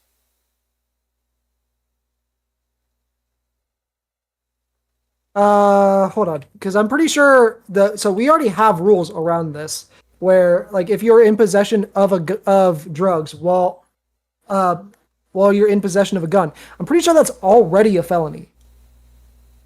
I'm gonna need you to tell me, because I know here in California, people have been caught with marijuana in their car, which is a Schedule I substance, with a gun. They can still own a gun. They never got a felony to remove their ability to own the firearm. It might not be a felony in California, but it is a felony in quite a few states, including Texas. Well, Texas sucks. And I mean, as also much as I Ohio. hate guns, Texas is definitely the anathema to all people that love their rights. I'm not even going to argue against that. I mean, look. So, like, when we talk about like the rules that are already on the book, like this is already a rule in the book.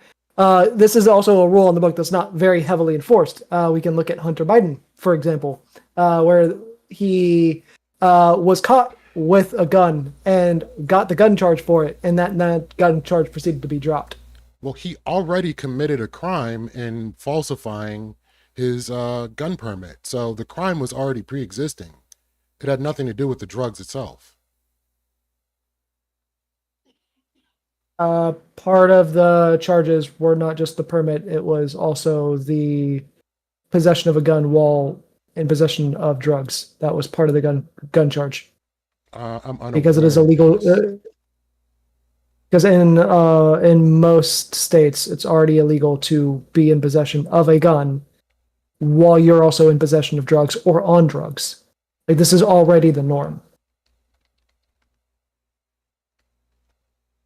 So, as far as I understand, it was making false statements, false records, and illegal possession of a firearm due to those documents being fraudulent, not for drugs.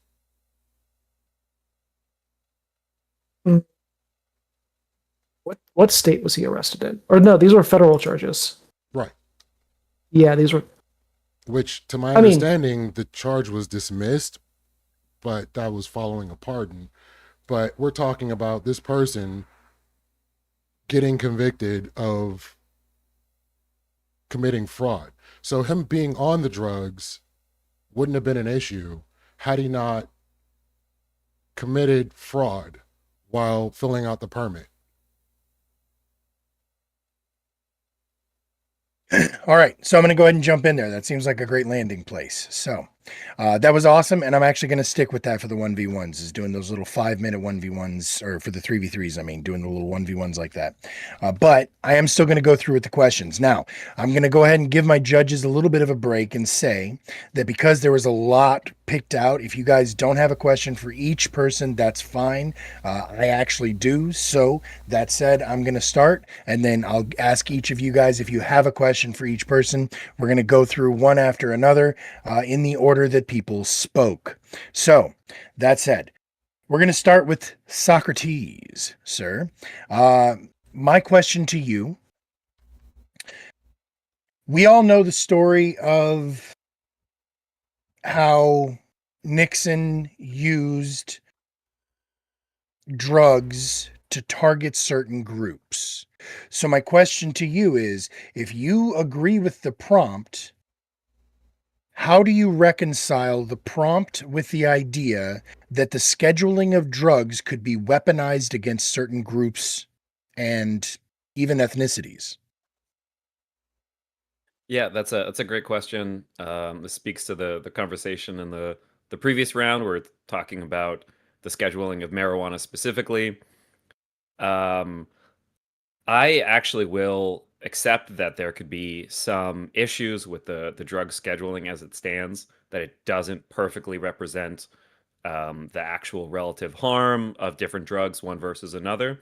I think it's likely that something like weed will probably be moved off of Schedule 1 pretty soon, given that we've gone from it not being that kind of popular to being legalized everywhere, to 2 presidents in a row saying, signaling to their bases that they want to get rid of it. So I think it will be moved off.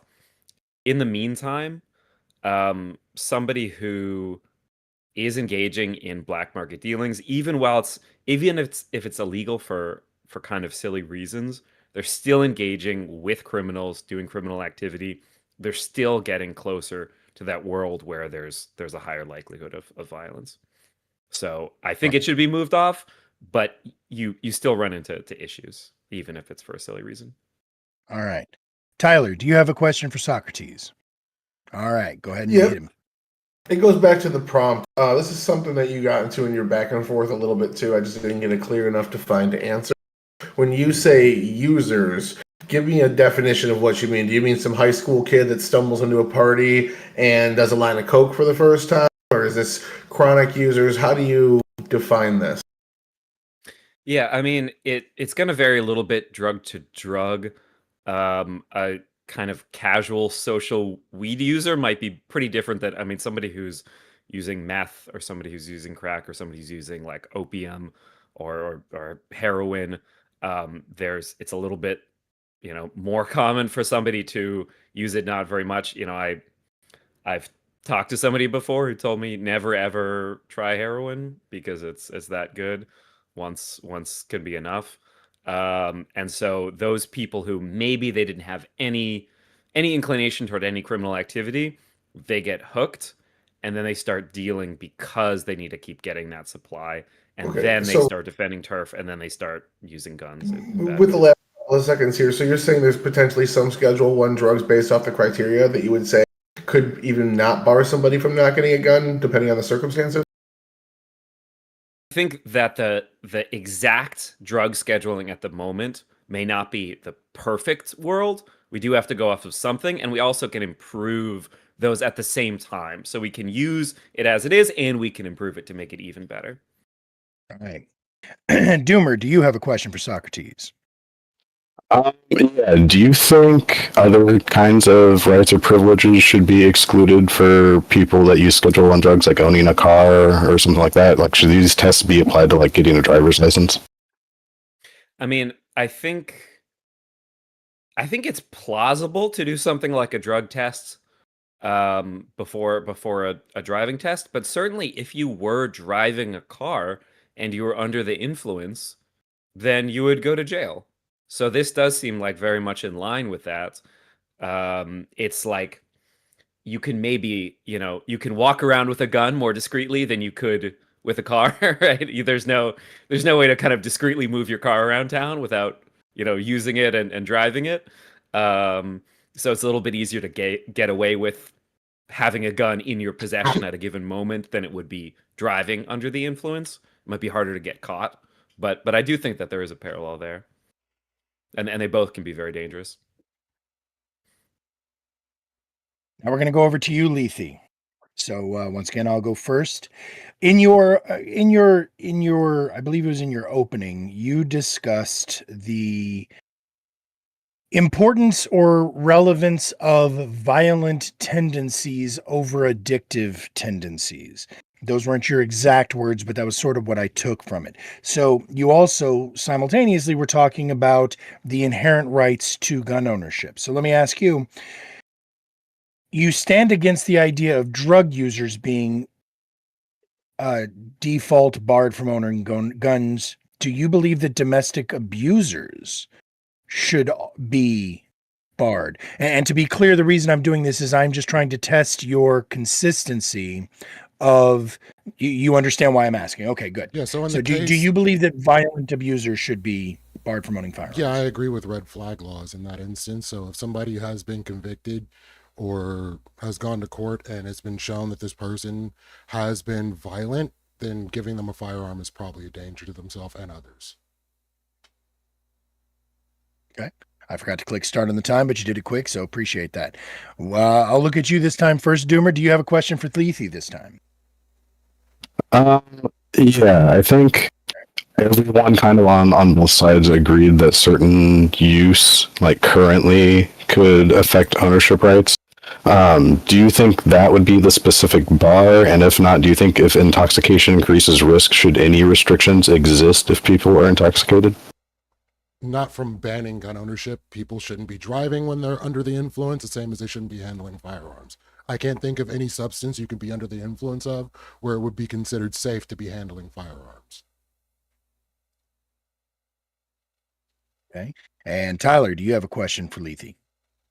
Yeah, it's just a clarification question. I got to do a little bit of setup beforehand. All right, so Lethe, it sounds like you kind of weren't understanding 100% what Vidge was saying. At least you didn't answer the question how I wanted to hear, so I kind of wanted to re-ask it a little bit for you. What he's saying, essentially, my understanding is that we already have on federal forms, do you do drugs? And if you say yes to that, they won't issue you a drug permit, or they won't pass the federal background check. And if you say no and get caught lying, you can get arrested for that because we take it very seriously.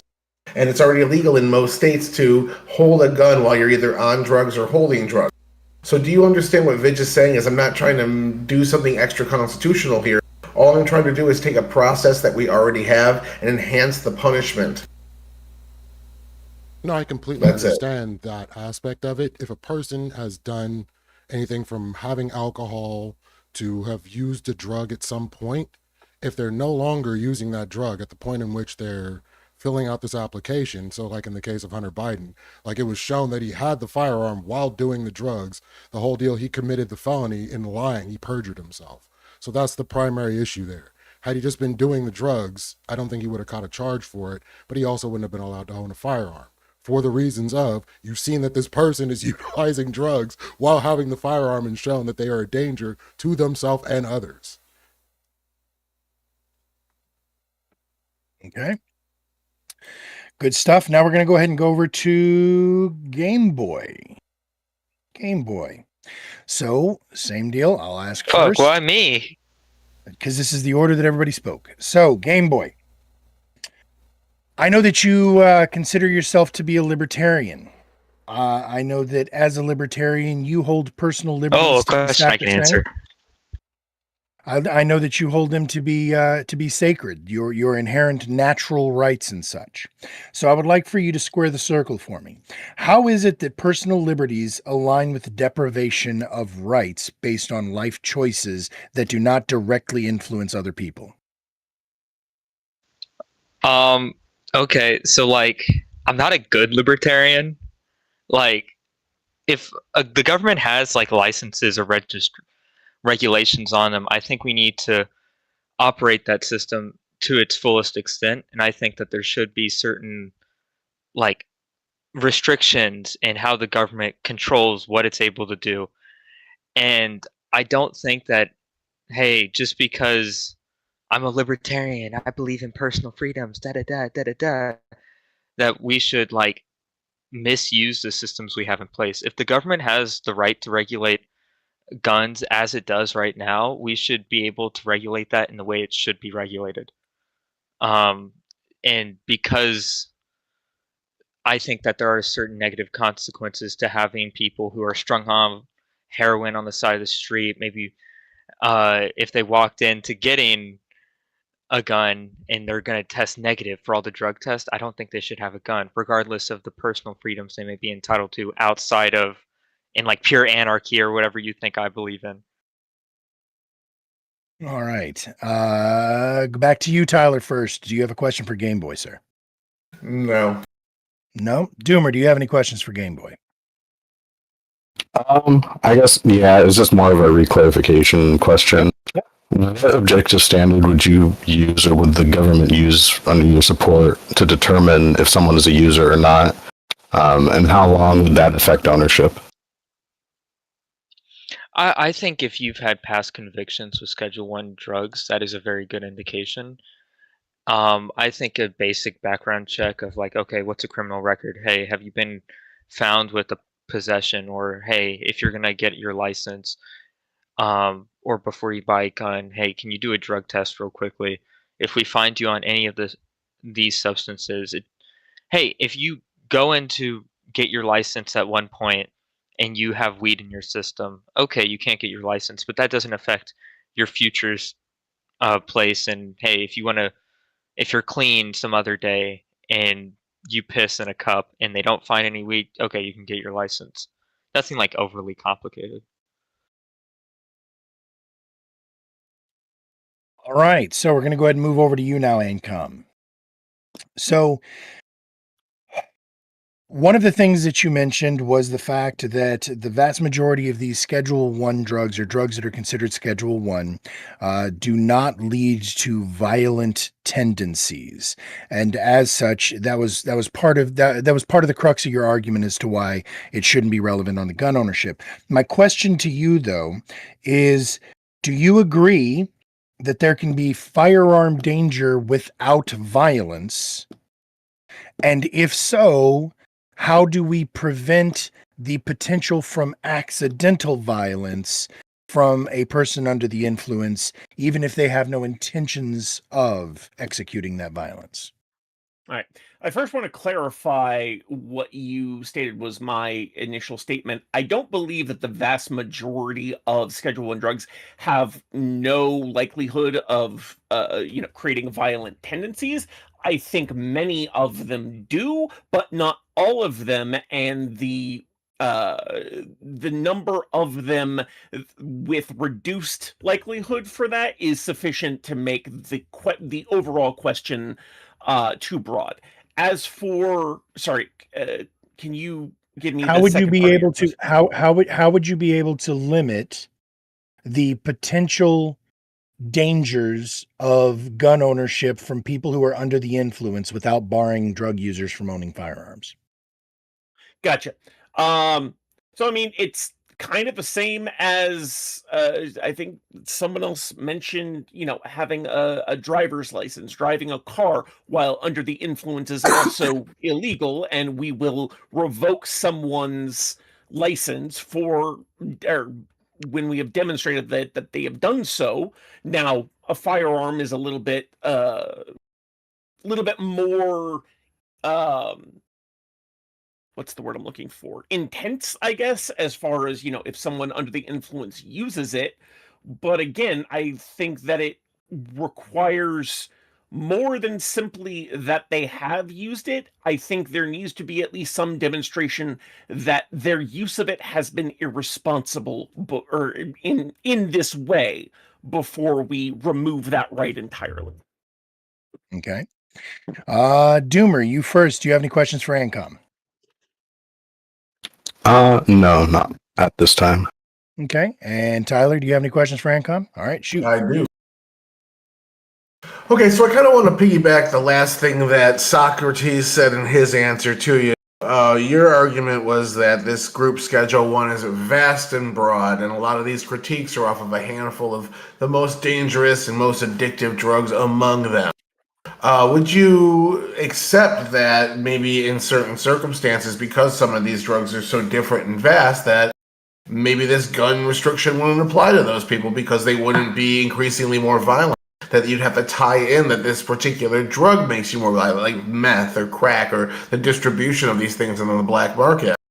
And also that you could also reschedule the drugs too.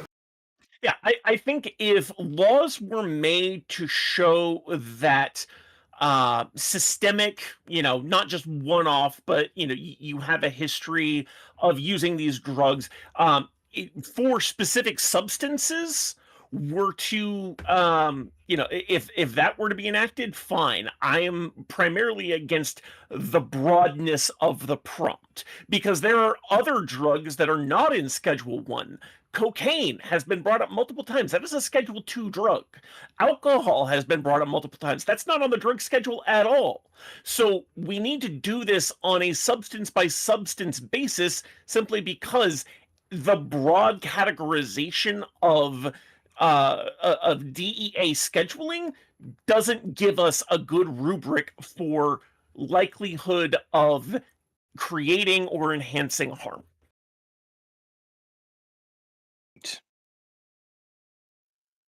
Vigilante, you're up next, sir.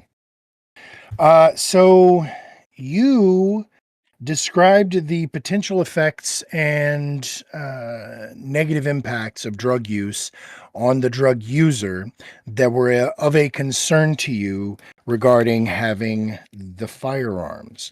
My question to you, though, and you specifically said in response to, I believe, ANCOM, what if a person's trip changed, right? That the person on LSD or psilocybin probably wasn't violent until suddenly they are, right? So Yes.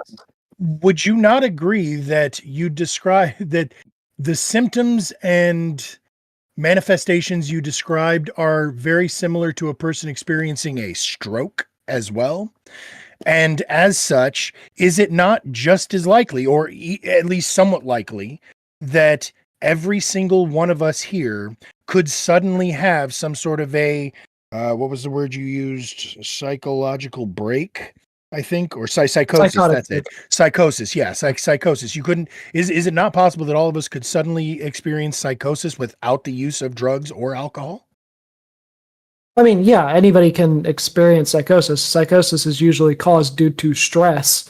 But when we talk about like drugs and stuff, they increase the likelihood of psychosis because of the fact they inhibit the prefrontal cortex. Okay, and I'm going to do what Tyler did earlier and kind of clarify the question based on your answer. So then, therefore, should we also ban stressful situations for gun owners? Or gun owners from having stressful jobs?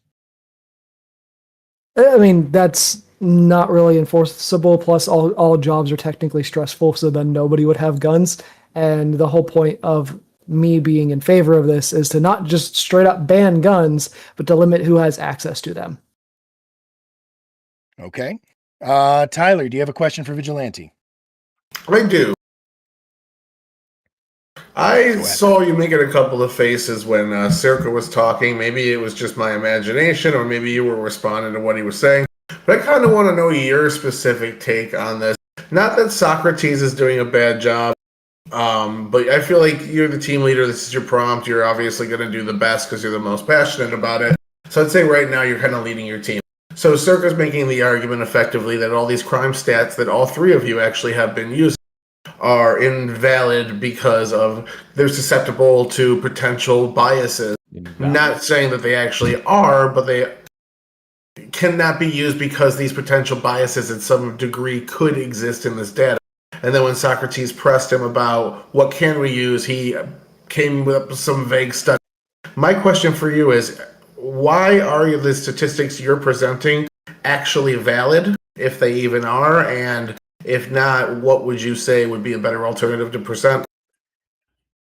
Yeah, I mean, so the statistics, the majority of the statistics that I was using were from the Department of Justice. So I mean, like all statistics have bias. Like throwing statistics out because they have bias, we would never have any valid statistics. So utilizing the statistics that we have from credible sources like the Department of Justice is important. Right. Doomer, do you have a question for Vigilante, sir? Yeah. If you think the legality should be based on like use of scheduled drugs, like Schedule 1, and the president has the authority to change that just by basing like an order to the DEA to reassess it, does that not change kind of how you view it if the president's able to kind of somewhat restrict people's gun rights based on like an arbitrary order? I mean, that just calls to the arbitrariness of the scheduling system. We should have a more solid scheduling system that I would say, I mean, the DEA would obviously have to be in charge of it, but there should be a more scientific way of how we schedule drugs, not just based off of people's opinions. Okay. All right. Last but not least, Mr. Circa. My question for you. You were talking about the fact that a person's usage of drugs should definitely not be the thing that bans them or bars them from owning having firearms, keeping and bearing firearms. But you did actually discuss substance abuse disorders. Do you believe that somebody who has been diagnosed as having a substance abuse disorder, regardless of the scheduling of the drug or substance they abuse, do you believe that people who are substance abuse disordered should be barred from owning firearms? Okay, two things. One, so the law separates drug use from mental illness, right? And I just want to make that clear before I answer. And the answer is yes. If someone has a substance use disorder, then we have some form of contemporaneous or a comparable, maybe, depending on how severe it is, judicial account to then go ahead and enact the removal of the rights. Like in the case of the domestic violence Supreme Court case. Okay. Tyler, do you have a question for Circa? Yeah, this is a clarification. When your guys' time ended, Socrates got to go a little over to respond to you. And the gist of what he was saying, I wrote down, it's paraphrasing, so don't, Socrates, I'm not exactly quoting you here, but the gist of what he was saying, that you're calling his arrest data flawed, you're calling his self-reported data flawed, you're saying all these things are potentially susceptible to bias that you can't show me exist. All the data I'm presenting is bad and you can't present me anything. It sounds like he's, maybe not accusing you, but eliciting to you're making a God in the gaps argument. So if that was something that was said to you just then, how would you respond to it? Are you asking me? Yep. I mean, I would answer if that's what I actually said to him. So clarify what you did say. No, I mean, I don't have to answer that because Tyler didn't really represent my position at all. I didn't ask a question about your position. I asked a question about what Socrates said to you in the time that elapsed after. You paraphrased me in a way that I don't know how. That was a previous person's question that I paraphrased for. That's not what I asked you just now. Could you participate in the debate? You want me to answer it with that framework in mind? No, I was paraphrasing what you said for a different person's question. Now I'm paraphrasing what someone else said for your question. Did I say it was invalid? Yes. I said his data was invalid. You said that his data did not meet a certain threshold for you. That is very different than invalid, man. But this isn't about that. I'm asking. I'm talking about what he said. Answer it like a real question, or? Yes. If somebody said to you the argument you're making is the God in the gaps argument, you're saying all my data is so potentially flawed that we can't use it as strict enough criteria to take away somebody's rights. That's what you said. So if someone said, and then he said to you, "What?" Hold on. You needed an explanation. This isn't answering my question. You needed an explanation, so I'm explaining my question to you. What Socrates said to you in his last statement after he ran out of time to debate back, and you did not get a chance to respond to. He said, "You're invalidating all of my data by saying it has these potential biases and flaws, so we can't use it because it doesn't meet your strict enough criteria to take somebody's right." When I asked you for data, you said you could not provide me any. You said you could not prove anything. So that also did not meet this parameter of strict enough to take away somebody's right. He said, basically, all the data I'm presenting is being invalidated by you. You can't give me any other data, but you're right. If he's accusing you of God in the gaps with that statement, which it came off to me as he is, how would you respond to that? We'll give you another minute to try again. You can't prove a negative for one, but there are a better way to ask this. Okay, I'm going to answer your question, I promise. But like what I mentioned earlier with Horseradish's question, where I brought up the comparable judicial findings or like a contemporaneous record or misuse, violent conduct. Statistics like that could be used, or at least finding a data set from those ideas could help actually prove that I'm doing God of the gaps. But I mean, at the moment, it doesn't really matter if someone says I'm doing God of the gaps. It's just the statistical analysis going on here is just not good enough to make the claim. So that's my answer. All right. And Doomer, do you have a question for Circa? Kind of. Brave enough to ask a question for Circa. I'm trying to work up the courage. I might need a minute to know how to phrase it without getting us into something here. That's fine. more of a clarification on how you're looking at the data being presented.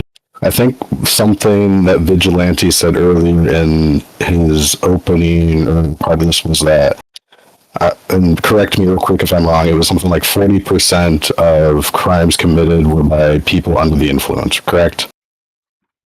Vig? Along those lines, yeah. There's a few. There's like a 2020 violence review. There's Hold on. He was just real quick. Vigilante, what Vigilante said. So good, Vigilante. What was that? What you said? Was that about it? It could be Which the RAND statistic was it? RAND study. Something like 40% of crimes were committed. Oh, yeah, the 40% of people in state prisons and jails report that they were on drugs at the time of their offense. Yes. Okay, so I think like more of Circa's reasoning here, and he can correct me now. This is kind of my question toward him. Would that, I think, reason more that a majority or minority of drug users commit crime? I'm sorry. One more time. With that stat, 40% of criminals report using drugs while committing crime. That stat imply that more users or less users of a drug commit crime, like a majority or a minority. I feel like it would be minority, but you might be thinking of this differently. Well, yeah. I mean, it doesn't really. It might imply a lot of things, but that's not enough to make an inference, like a causal inference. At the widest stretch, I think like you can imply that would mean that the minority of users commit crime. So why would you punish everyone?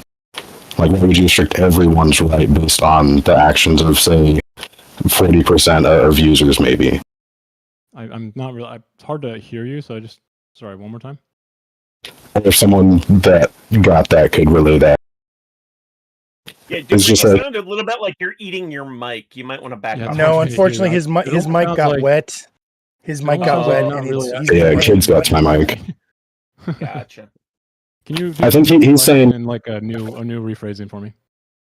Yeah, I'm trying to say that even the affirmative stats kind of imply that less drug users commit crime overall, like a minority of drug users commit crime. So why would you go and punish the majority of users, even if there were Schedule 1 drugs? Like you were saying before, what about all the people? Can they commit crime, or did they commit crime when they use? We can't do that argument either. You can't use statistics like to prove a negative that way, right? So the 60%, I think, is what you're saying, is majority of people who, when they are caught doing a crime, are not drug related. It's unfortunate, but I can't make that. I can't logically go on to say that to him and act like I can just get rid of 40% of crime with 40% of drugs related crimes happen with other crimes, right? The funny thing about statistics is that I can't actually go ahead and use that to my advantage. It would be making mistakes as well. So it would be wrong to say that the minority of people, when they commit crimes, are drug related or can use drugs but don't get caught with them. I guess it just doesn't make sense to do that. So funny enough, Circa was the only person who had an extra 2 minutes to the Q&A section added. It's just fun. I think that's a stat we should probably measure as well. All right, so we're going to go through our closings. Chat, I just want all of you to know, we are going to be putting a link after everybody's done with their closings and while the judges are rendering their decisions. I'm going to be putting a link to a website called Straw Poll. It's free. You just click on it and you tell us which side you think made the best arguments. Okay. Do you think that the AF was the more persuasive or the negative was the more persuasive? Not just who you like the most, not which you agree with the most, not which one is the prettiest, because we all know that's going to be Tyler. We need you to vote on who you think was the best interlocutors and who presented the best case. Oh, look at that hair, Lethe. How can you? Well, okay. Ancom's got prettier hair, actually. Whatever. Anyway, so we're going to go ahead and start from the top. Well, I would like to share that compliment with my opposing debater Vigilante. I would say we have similar levels of hair gorgeousness. Fair enough, but the communist having red hair seems apropos. All right, so Socrates, we're going to go to you first, sir. 3 minutes is going to be on the clock. This is up to 3 minutes. This is your closing time. Go ahead and put a cherry on it for us, sir. I'll start the clock when you start to talk.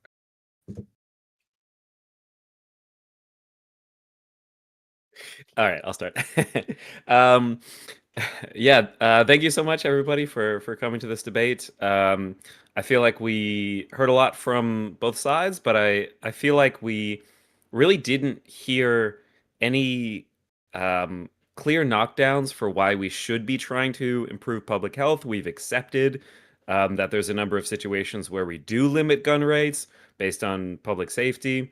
Maybe our stats aren't perfect in every way, but they never will be with public health. We live in a large country with a lot of things going on. There's a lot of unknowns, but this is why we try to reduce volatile situations. And people who are habitual drug users who can't stop using drugs for long enough to get out of their system to buy a gun, who are likely to turn into dealers that are likely to be involved in turf wars and represent a significant proportion of gun deaths. Maybe that's a circumstance where it's pretty reasonable to limit that. Just a note, I was looking back at my study that was looking at the self-polled, and this was not from a prison. This was based on a sexual risk reduction intervention, which is why the heterosexually identified methamphetamine users was in the title. Otherwise, that'd be an interesting headline. Right. So if we see this from official statistics, we see this from self-reporting in a circumstance that has nothing to do with the criminal justice system.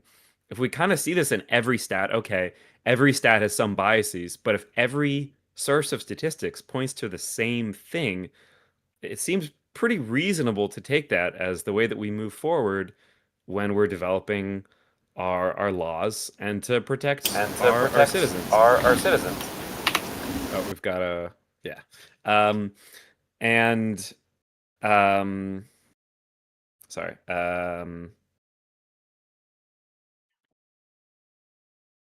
Our citizens. Right. Yeah. And when it comes to there were some concerns about which drugs are on Schedule 1, if that's totally fair.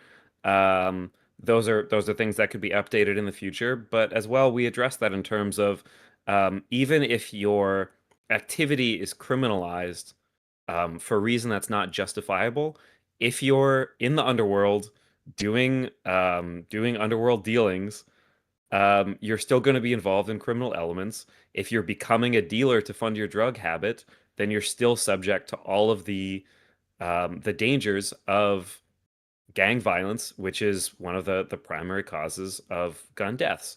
So if we're able to take away people's guns for domestic violence, we should do it for hardcore drug use and abuse.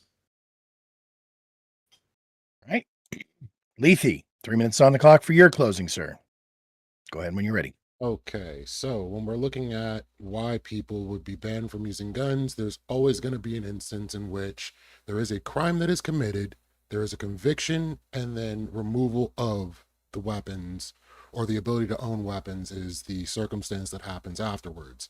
So I'd rather not operate based on thought crimes. I don't know if people want to make new laws for states to force drug tests, but then there's ways to get around drug tests. Most drugs are out of your system before you would even take that test. So unless you are using on your way to go fill out your permits, you probably wouldn't have a problem. Except for in the case of marijuana, which is probably one of the most widely used drugs in America. And that's predominantly because they wanted to ensnare minorities and get them caught up. So with that being the case, I don't see where there's a correlation between people that do drugs and trafficking and gang violence, because not only gang members are doing drugs, not only people that are trafficking are doing drugs. So the drugs aren't the issue. It's the other illegal things that are being done in the process of whatever is happening that should bar people from being able to own drugs or guns. My apologies. Ultimately, if people are using drugs recreationally, responsibly, without any issues, I don't see why their ability to own a firearm should even come into question. But I'm going to leave that to everybody else, so I will end my time there. Game Boy, your turn now, sir. 3 minutes is on the clock for your closing. Start it up when you're ready. Lethe made some arguments. I think my team made better arguments for sure. That's really where I kind of stand on this. I think overall we did make some pretty good arguments, some 10 out of 10 arguments. I think principally good arguments, I must say. When ANCOM said, okay, like let's look at the differences. Let's say here's a broad and very huge category of describing drug users and drug use, with a whole bunch of psychedelics that seem nonviolent, weed included. I think that is a fair and common assumption that you make whenever you hear, okay, let's look at Schedule 1 drugs and let's restrict people from using it. And like, okay, if I smoke once, here's what's going to happen. But I still think you can stand by the position of, hey, if you have a criminal record or you get drug tested, damn, we made some pretty good arguments. If you get drug tested or you are found in possession, you have a criminal record connected to drug use and Schedule 1 drugs, I think that can be looked at in the same way as a mental handicap of, okay, here's a continued addiction. Some good ass arguments. Fuck. I'll cede the rest of my time. Okay. Don't do drugs, kids. ANCOM, 3 minutes is on the clock for you, sir. Don't do drugs. Whenever you are ready, go ahead and start the clock, sir. All right. Tonight, we've heard our opponents make a lot of statistical assertions, a lot of correlations, very little to show causation, and even less to demonstrate why a broad category of drugs that is based on the DEA's opinions regarding potential for abuse and the FDA's opinions regarding typical medical use, or rather therapeutic potential, why these categories are somehow a good rubric or metric for violence or potential for violence when using or abusing these drugs. That's the main issue with this entire argument. It is the broadness rather than the specificity. Sure, many of the drugs that are on Schedule 1 would, during their use and certainly during their abuse, increase potential for violence. But many of the drugs on Schedule 2, some even on Schedule 3, and alcohol, which is not scheduled at all and is the single most widely used drug in the entire country, all have equal or greater potential for violence. And unless there is a conviction related to violence associated with any of those substances, none of those by themselves typically are being argued for as as a reason to revoke gun ownership. So I think we need to be more specific. We need to be more intentional about our health and firearm policy, and we need to be making specific claims about specific substances and what they do.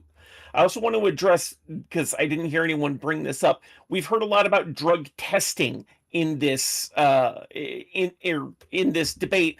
The problem with that is that the window for drug detection varies wildly, from a few hours to a few weeks, I think up to 6 months in some cases, depending on the method of testing, whether it's a blood test, a breath test, a hair test, right? All of these different drugs have very different detection windows. So we can't just limit it to a single drug test, because the method and detection a specific drug of or detected by that test could be very different. We need to be more specific in how we're detecting these things, more specific about what level of use is going to create the increased harm necessary to make that drug, specifically its usage, a good candidate for gun ownership removal, and also address what's the time limit on that. Sorry, I know I went a little over, but wanted to get my thought finished. You can have my extra All right, time. we're going to kick it over to you now. We're going to kick it over to you now, Vigilante. 3 minutes is on the clock for you, sir. Yeah, so it's been mentioned multiple times on like the drug testing windows. So the drug testing windows do vary between drugs, but the whole point is to basically prove that you can stay off of drugs long enough in order to buy a gun. So in most with most drugs outside of marijuana, we're talking about a week's time frame that you need to stay off of drugs in order to be able to pass a piss test. And with all drugs, it stays in your hair follicles up to 90 days. So it's very easy to do. Like, if we want to just do a simple, cheap piss test, if you could stay off of drugs for a fucking week, you're probably not the person we're trying to prevent from having a gun.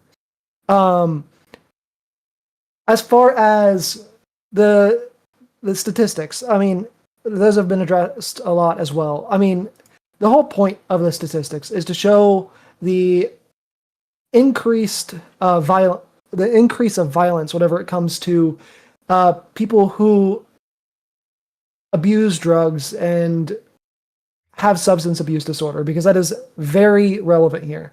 As I had mentioned in my opening, like 80% of cases of child abuse involve drugs or alcohol.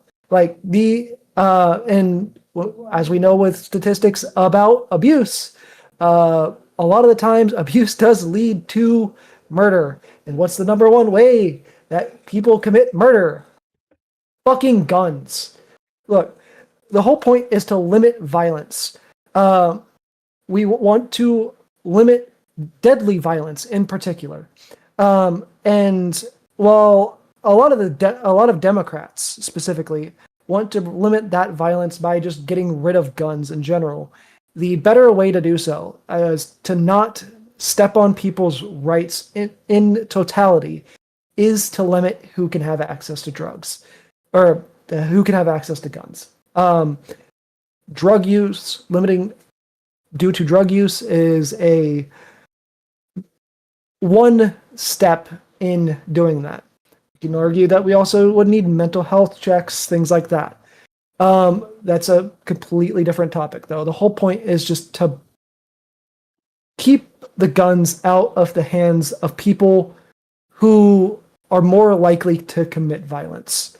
And that's all we want to do, is just keep guns out of the hands of people who are more likely to commit violence. That's the best way within the system of rules that we have to prevent said gun violence. All right. And the man who gets to have the last word, Circa. 3 minutes is on the clock for you, sir. Put a cherry on top for us. Jesus. Okay, so I'm just going to start with that. I think the affirmative in this case, in this prompt, is blurring lines that should remain separate. I want to start actually with something that might just be a little more educational, and could actually talk to Vigilante right now just a little bit. And that's the nature of the U.S. justice system in particular. We have a foundationally derived classical liberalism judicial system, right? And something I want to just make clear is that we care more about not infringing on the rights of innocent people than we do about actually enacting retribution or trying to limit rights. So it's something that we kind of hold really highly in our judicial system. So we make sure that we don't end up with unintended consequences. But to win this resolution, the affirmative must do more than point to a few difficult cases. It must prove that the class as a whole should be barred from firearm ownership. That burden is heavy, much heavier than it sounds, I guess, from the debate. And some substances may correlate with serious psychiatric outcomes in some users, which we didn't really get to hear too much. and others do not show that pattern at all. In this case, cannabis would not be heroin, and heroin is not a psychedelic, and a category that is just as broad as just Schedule 1 wouldn't really do any precise argumentative work. And rights are not removed because a group seems troubling in the abstract, in the case of most of the data that we've heard. They are removed when risk is shown clearly, specifically and fairly, okay? That standard protects public safety, but it also protects principle. And on this resolution, the affirmative, I think, has not met that for me. Right. And that's it. All right. Fucking great job, everybody. That was a blast. I enjoyed the hell out of listening to that. I hope everybody else out there did. And I hope that, I hope you guys made it difficult for the judges. So, as I told you guys before, I'm going to go ahead and now drop into the shared chat a link. I repeat, it costs absolutely nothing to vote. Now, I will also be honest, though, just like in the United States, it's very possible that your vote will not matter because you guys are going to be the tiebreakers. So it's going to go to the judges first. And if the judges agree, then you guys are just there for show. But if the judges do not disagree, it's going to come down to the audience. So please, please, please click that link and tell us what you think was the best case presented tonight. Now, I'm going to go ahead and go with the farthest left there, Tyler.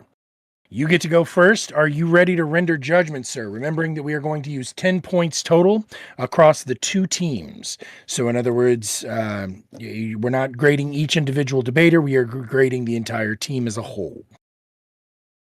All right. Go ahead and get after it, sir. Let us know what you thought. I'm fucking ready to judge, boy. All right, so my final score is actually an amalgamation, an average, a median, if you will. I mean, I don't remember though which is which, of like 3 scores that I gave each 3 individuals. So I'll kind of go into each one and give you my final score without that average being played out in front of you. So the first exchange would have been Socrates and Circa. I feel like Socrates, especially in the end there with his last statement that was after the time, won that exchange. And that's kind of why I wanted to give Circa some time to clarify. He basically said, you're invalidating all the data we're using. You don't have any data to present me. You're just saying I'm wrong. You can't show that I'm wrong in any way. And you're saying you're right, even though you can't show you're right in any way.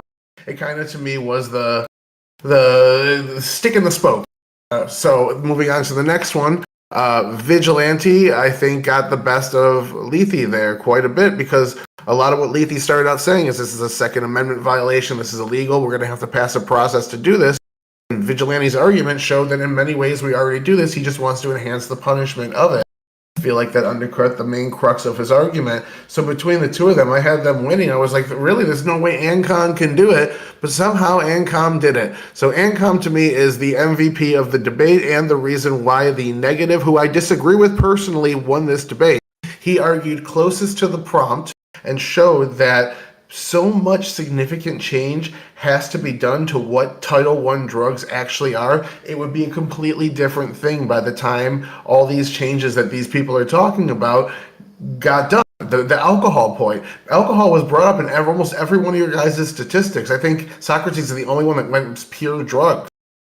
And everyone else brought up alcohol, and it's like it's not even on the title list. And you're like using that as that's probably the most consumed thing that's being incorporated in here, as opposed to any particular drug. It's the preponderance of people are probably on alcohol, and that's not even on the list. So I feel like he delivered the smackdown closest to what the prompt actually says, and showed me that unless you reform what Title I is, and reform the drugs that are in it and put new things in it that aren't even on the list, it's not a good barometer on which to judge. It's the wrong variables in which to determine what should take away guns from people, and it's the wrong thing to use. So I gave it to the negative, and solely because Ancom carried like a Chad. He's like Atlas, but with 2 fucking worlds on his back, ripping that bitch uphill like Sisyphus, and he just won it. Good job, Ancom. What was the score there? What was the point breakdown? 6-4 for the negative. For the negative. So 4-6. Got it. Yeah, 4-6. All right. Now, same question to you, Doomer. Are you ready to render judgment, sir? Where did you land and why? Can you hear me? You're extremely quiet. I didn't even hear you. Yeah, I heard him say, "Do you hear me?" But it was so quiet that I almost missed it. Cranking you up. Try it again for me, Doomer. Can you hear me now? Nope.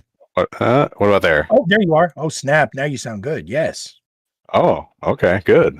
Hell yeah. Well, yeah, I saw it a little bit more one-sided, probably.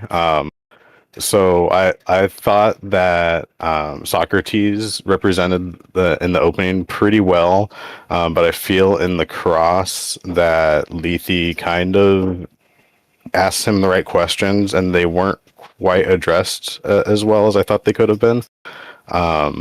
And then over the next kind of one-on-ones, I felt that the negative kind of took it a little more each time.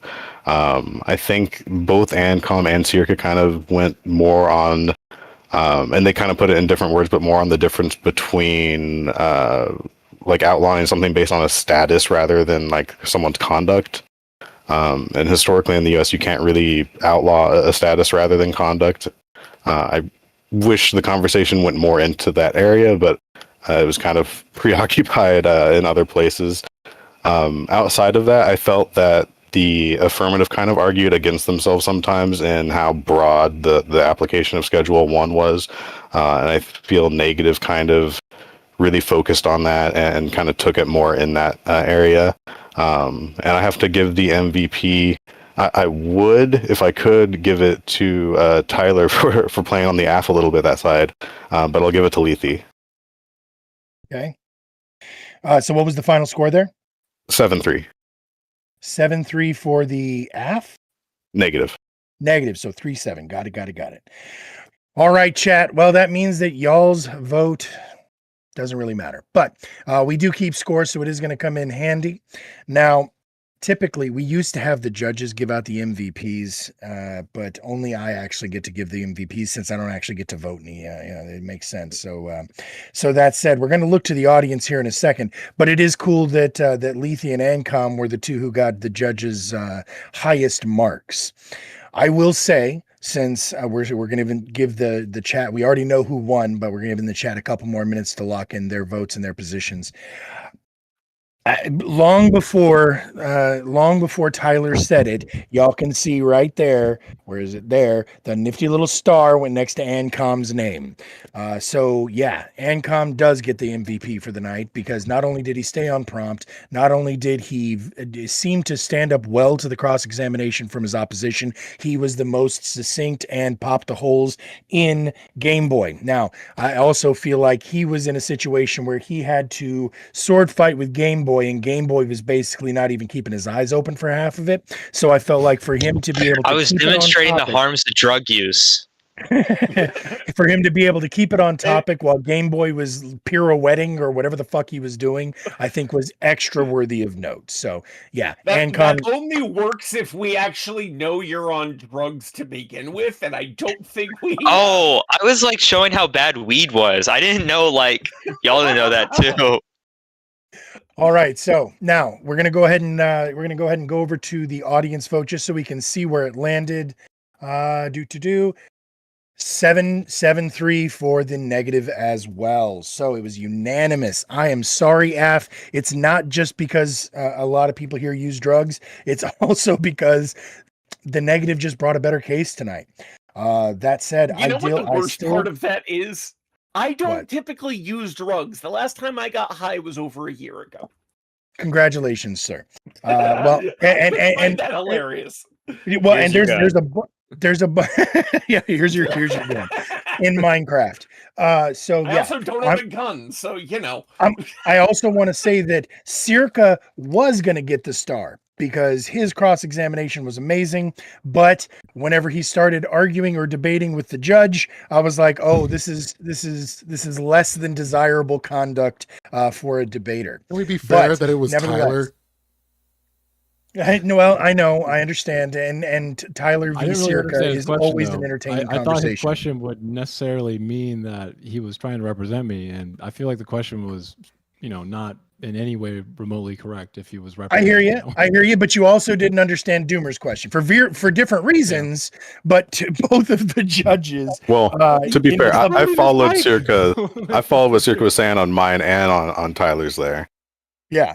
Now, So as a completely unrelated note, Doomer, I don't know what the fuck you did, but you fixed it, brother. Your mic sounds like it used to. I don't know if you changed Perfect. headsets or what you did, but it Nope. sounds amazing now. Just Discord settings. Okay, Shit, yeah. man. Well, it sounds great now. So congratulations. All right. Now, we're going to go ahead and go into the open panel portion of this where everybody's just going to be able to discuss and talk and get after it, and the judges can kind of weigh in, and I'm going to be able to pull some of the shit out of here myself.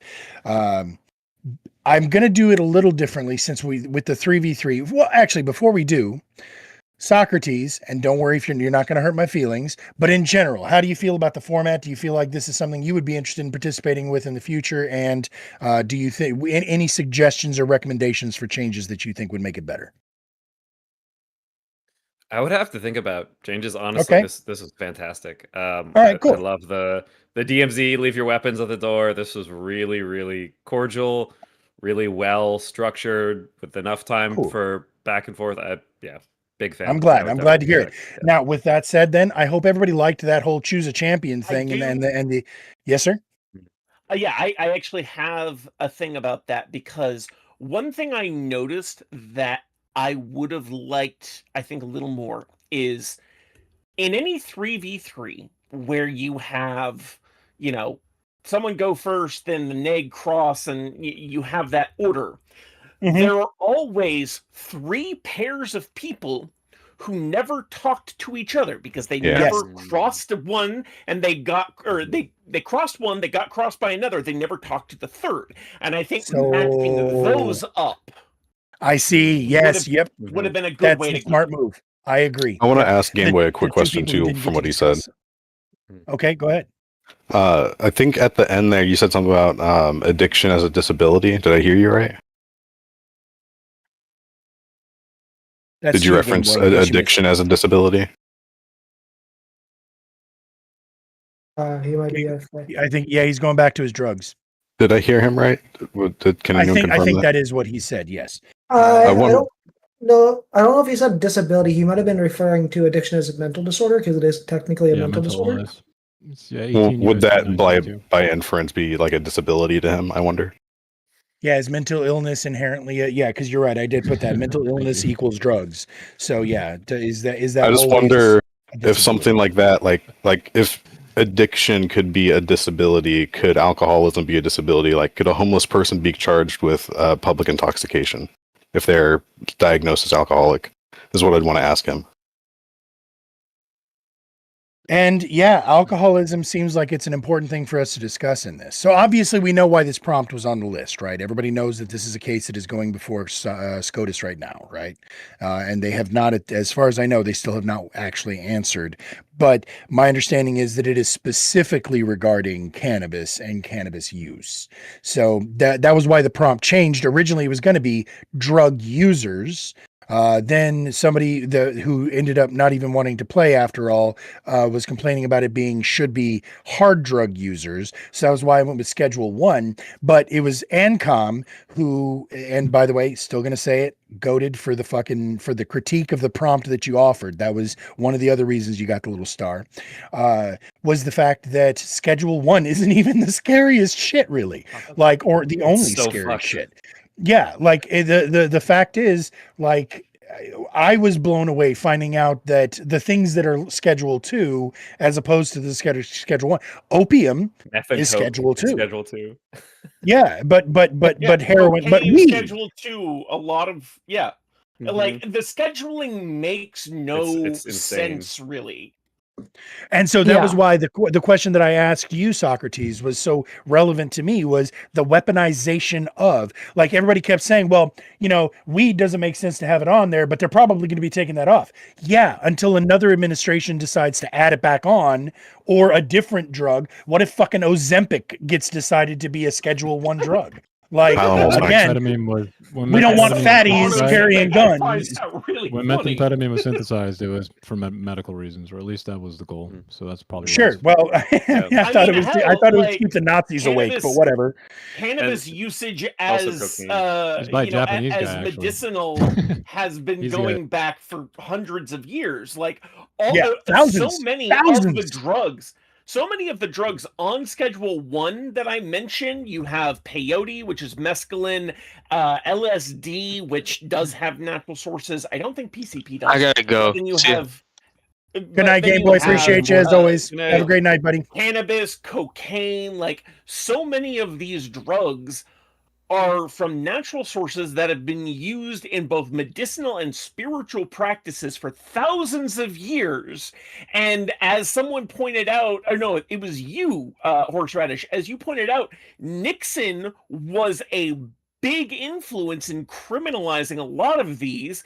And then we can also go back to the 30s. I don't know if it was a president that did this or it was just like a general society thing, but like the 30s is really when marijuana, as the Reefer name, madness. becomes It's specifically associated called with that this, to associate it with Yeah. Latinos. yeah, it was The Hispanic became population. associated with Yep. this sense of moral turpitude, specifically to demonize Hispanic and Latino communities, and so it was, so Yeah, like so, the scheduling real quick, system makes no the goddamn marijuana sense. menace. the marijuana menace, the reefer madness. That's it. So real quick, There I was just want to say literally- another. movie. No, it's okay. Just another little change that I was planning on making, and it happened quicker than I expected. Whenever somebody leaves, if there's anybody out in the chat who wants to jump in, we're gonna hold the open panel at 9 people. Okay. So in other words, if there's somebody that I know or somebody I recognize, somebody vouched or vetted, jump into any chat room you can see. First person in gets to stay, and you get to join the conversation and weigh in. So if you don't see the room we're in, just jump into any Discord channel that you can see. And if you aren't a member of the Discord, then well, you should fucking fix that. So that's how you fix that. Now back to it. I'm sorry, I didn't mean to interrupt. I just wanted to get that out there. Income, tell me more about how great I was. You mentioned Reefer Madness, and it's did. interesting because there was a 30s, I want to call it a documentary, but it was utter bullshit. But there was a 30s movie that was all about showing the dangers of marijuana. And then there was an 80s or 90s movie that was intentionally a riff on this 30s like PSA bullshit. And it's so goddamn funny if you haven't seen it. If I have, in fact, whenever I very first started streaming, instead of having the cool looking smoke or fire or rain or northern lights behind me, I just had that particular video playing in background muted. With that said, if anybody else ever wants to go through and do an overdub of that with me, where we're just going to come up with bullshit shit that they're saying, I am definitely about doing that. So just let me know. Hit me up. Okay, fantastic. Like we will do That straight sounds fun. Mystery Science Theater 3000 for that. So. Yeah, we'll, nice. we'll fucking riff tracks that shit. Yes, please. So now I want to kind of broaden this because we did keep staying with the fact that Schedule 1 is, or that the scheduling system is busted, right? One thing that I thought was interesting was drug use versus abuse. I think it was you, Vigilante, who kept changing it from drug users to drug abusers. Now, do we think that a person who has a history of drug abuse should necessarily be barred from owning firearms? And how do you quantify abuse versus use? I ask this because I know several people who use cannabis medicinally, right? And so if you are using it in a medicinal manner, right, but you're a daily user because of that, is that going to be considered abuse? Does it matter if you have a doctor's prescription for that? Like what constitutes the difference between use and abuse to you? I wasn't the only one that brought that up, but I'll You were not answer. the only one, but so- I wrote it down under you, so for some reason, it stood out. Specifically, like what constitutes abuse is reliance. So like when we talk about substance abuse disorder, it's specifically based off of a reliance. Okay. Like if So you a person cannot who's on operate Xanax without the shouldn't drug, be A person who's prescribed Xanax shouldn't be allowed Well, to? being prescribed and self-medicating to That's the reliance, though, extent bud. where Medical Not necess- users are going to be reliant on their medicines, right? A diabetic is reliant on their insulin. Insulin. You need to include the other part of it. there's a pretty distinct difference there because it's actually prescribed by a doctor versus self. Sure. Okay. So if a person has a Medication. cannabis prescription, that would not constitute drug abuse, even if they're a daily user. Not in my opinion, no. Okay. Does anybody else think that that it would? That I mean, well, actually, no. Let's roll this back because I'm pretty sure that every single person, even those three, one of them's gone now, so I guess fuck him. But is there anybody here who thinks that cannabis users specifically, since that's what's in SCOTUS, that cannabis users specifically should be barred from using or from owning firearms? You know, you might find No, I this think that's interesting. crazy. You might find this interesting. The largest amount of empirical data, which I thought I was going to hear tonight, pointing to drug use kind of having a mental illness issue, or like the largest like statistical data, I guess, to show that. I'm not saying this correctly. Sorry. Okay, get it out. We're here with you. Yeah. So cannabis has the largest empirical footing to show that there's a link because there's the most between users, schizophrenia and psychosis. So cannabis actually has the largest amount of data to show that it would have a mental illness problem, as opposed to any other of the drugs. Okay, so real quick, Yeah, but that's also- Mr. Let's talk about statistical validity, right? Is that not just because there are more cannabis users than any other of the drugs on any of the schedules, and therefore, is it necessarily causality versus coincidence? Like, is So it the not National possible that Academies it's of just Sciences and the Mhm. and the NIDA most definitely try to account for that. Yeah, it's not like a total. We're talking Well, about the strongest empirical footing for evidence to show that cannabis has a link to schizophrenia and psychosis. Yeah, so the reason why there's that higher link whenever it comes to marijuana specifically to a lot of different mental illnesses is because of the fact that marijuana is used to treat a lot of different mental illnesses. and there's that too, and it's the most accessible. I'm sorry, what? So there's another link that I've heard of. I haven't looked into this in depth, but it seems like marijuana use. So there's like it's something like around 26 years old is when schizophrenia often presents. Yeah, it presents itself later, man. It's like 30. Yeah, and it's a little bit earlier. and marijuana use and habitual marijuana use, I think, does have like a shown effect of for exacerbate it. my what I saw was like the understanding was that it's likely to cause that to appear in the individuals who are likely to develop schizophrenia, and so it's not necessarily it's creating more cases of schizophrenia, but that it might be causing that to appear. I don't know how much earlier, but somewhat it earlier. Exacerbates someone with the genetic marker for it. Best way to put it. Yeah. All right, so it's weird, Chief, that for some reason the auto mod prevented you from putting in drug use statistics, but I'm going to read this out loud just because Chief is usually here with the facts. Cocaine use is associated with paranoid delusions and hallucinations, with up to 90% of severely dependent users experiencing symptoms. Methamphetamine-induced psychosis is common, with studies indicating 36.5 to 42.7% of users experience those symptoms, which may persist for weeks after stopping. I think the idea being that what you were saying, Circa, about it being related to weed is something important here. Something important. questionable. So Go ahead. methamphetamine itself does not induce psychosis mainly. It's usually there's something else associated with it. Isn't that what we just said about weed as well? I thought, unless I misunderstood what Socrates was saying. Weed actually does interact with the marker for psychosis. So when it comes to methamphetamine, it's not actually the methamphetamine stimulation that's doing it. It's not sleeping. If you don't sleep for 5 days, that's what's going to put you in psychosis, not methamphetamine itself. There are obviously it's kind of at fault because of the amphetamine, but it is a very important distinction here. So like you can actually, use weed. So then the fact that weed smokers sleep 3 times a day should be the opposite extreme, right? Well, the thing is that weed can actually interact with the schizophrenic gene. That's what I'm trying. So you can Or- smoke one time, and all of a sudden you're like schizophrenic as fuck. And schizophrenia is very broad. It just means delusions with reality. It means that your reality is not lining up with what's in your brain. So it's very broad. Just keep that in mind. Okay, what were you gonna say, I Tease? think they're like distinct. They're distinct kind of pathways of schizophrenia. So somebody who does not have that propensity for developing schizophrenia could take meth, not sleep, become schizophrenic as a result of that. For Yeah. I don't know how often that would kind of like persist for an enduring level of time. Versus like doesn't, they yeah. sleep for a few days and they kind of get If better. they goes go back away. to normal after they Versus sleep.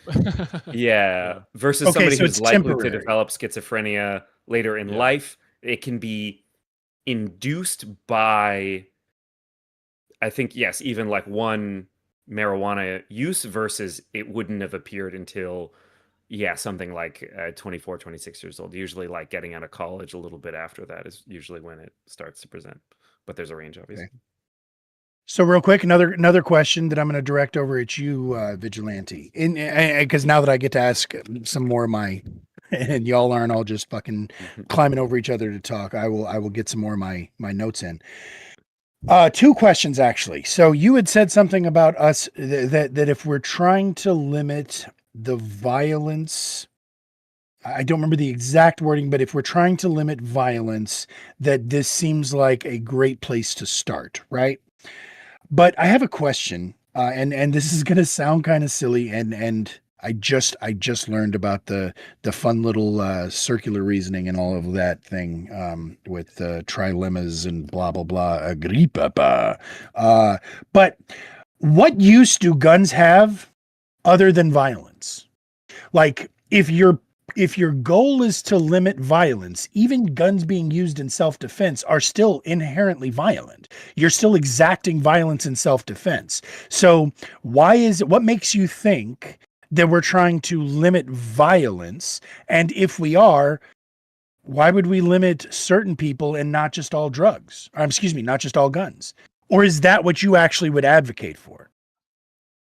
No, so I'm actually against banning like most types of weapons. I actually am very in favor of the way that my state has it, where you can basically own anything as long as you go through the right paperwork.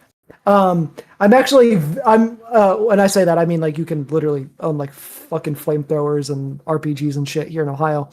Ohio is almost as loose with Ohio is almost as loose with their restrictions as like Texas is. And I support that. And I don't support like banning different types of guns. I'm actually like, I stray away from a lot of liberals in that perspective. But I support limiting who has access to guns. Because guns are used for recreation and different types of fun stuff. Two, because I believe that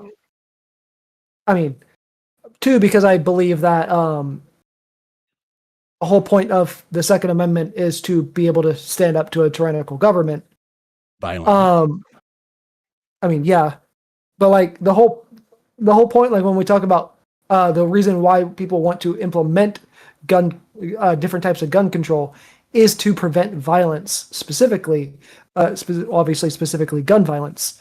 And the way that we do that is by limiting who has access to guns. Like statistically speaking, a lot of drug users are the ones that do gun violence. A lot of people with mental illnesses are the ones that do gun violence. There are specific niche cases where it's like stress-induced psychosis, which is a lot of the mass shootings and stuff, which that's a lot harder to target, obviously, without just straight up banning guns. But the whole point is to limit these things without just straight up banning guns. Okay, so let me ask you this then. And this is actually to everybody on the panel, and I'm going to ask it. I'm going to give it a couple of minutes for y'all to answer, and then I'm going to go piss, and I'm going to go get my alcohol. So I'm going to go to a default argument that I have to be careful about how I word these days. I used to say it in a much more memey fashion, right? But what other limitations do you on the AF think should be put on drug users, drug abusers, etc.? And the reason that I ask this is because of an extenuation of the trope that guns don't kill people, people do. And I would say that anybody, and Ancom will probably nod the fuck out of what I'm fixing to say, anybody with a basic understanding of science can do more damage with a $200 trip to Home Depot than anybody with a fucking pistol ever could. So, my question to you is... There's a reason we have warning systems for nitrogen heavy fertilizers. Correct. So, but that's not the only thing, and you know it. So, my question again is, I'm just giving an example. What other things do you think a person should be limited or prohibited from possession of in an attempt to prevent these terrifying drug users from having access to violence? Yeah, I mean, I can say my example would be the exact opposite. So I'm in more computer science slides. So I would have to do a little bit of Googling. That would probably put me on some list to figure out how to make that stuff. Sure. Some of us are old enough to remember before that was an issue. Yeah. There's a lot of people in my profession who are just saying like, we're like highly trained scientists. If you're gonna drug test us, like your company's gonna fail. Like you're not gonna hire people. It's bullshit. That especially for weed, but in general, like if people are doing a good job, there could be certain, I'm not saying that there shouldn't be any jobs that drug test anything that have a certain level of consistency and whatever. You have to show up every day and always be perfect. But when it comes to most jobs, and certainly most like kind of public sector jobs, there's no reason to be drug testing, especially creative jobs. Yeah, oh my god. Yeah. Well, okay, drug test the Beatles. So then, since I don't think anybody's really got anything to refute what I just said, I will instead go to a different thing that you said, Vigilante, about piss testing for guns. Practically, how would that look? Would you go get your piss test beforehand? Would we expect Cabela's to have a whole bunch of cups in the back room? Like what would that sort of look like in the execution?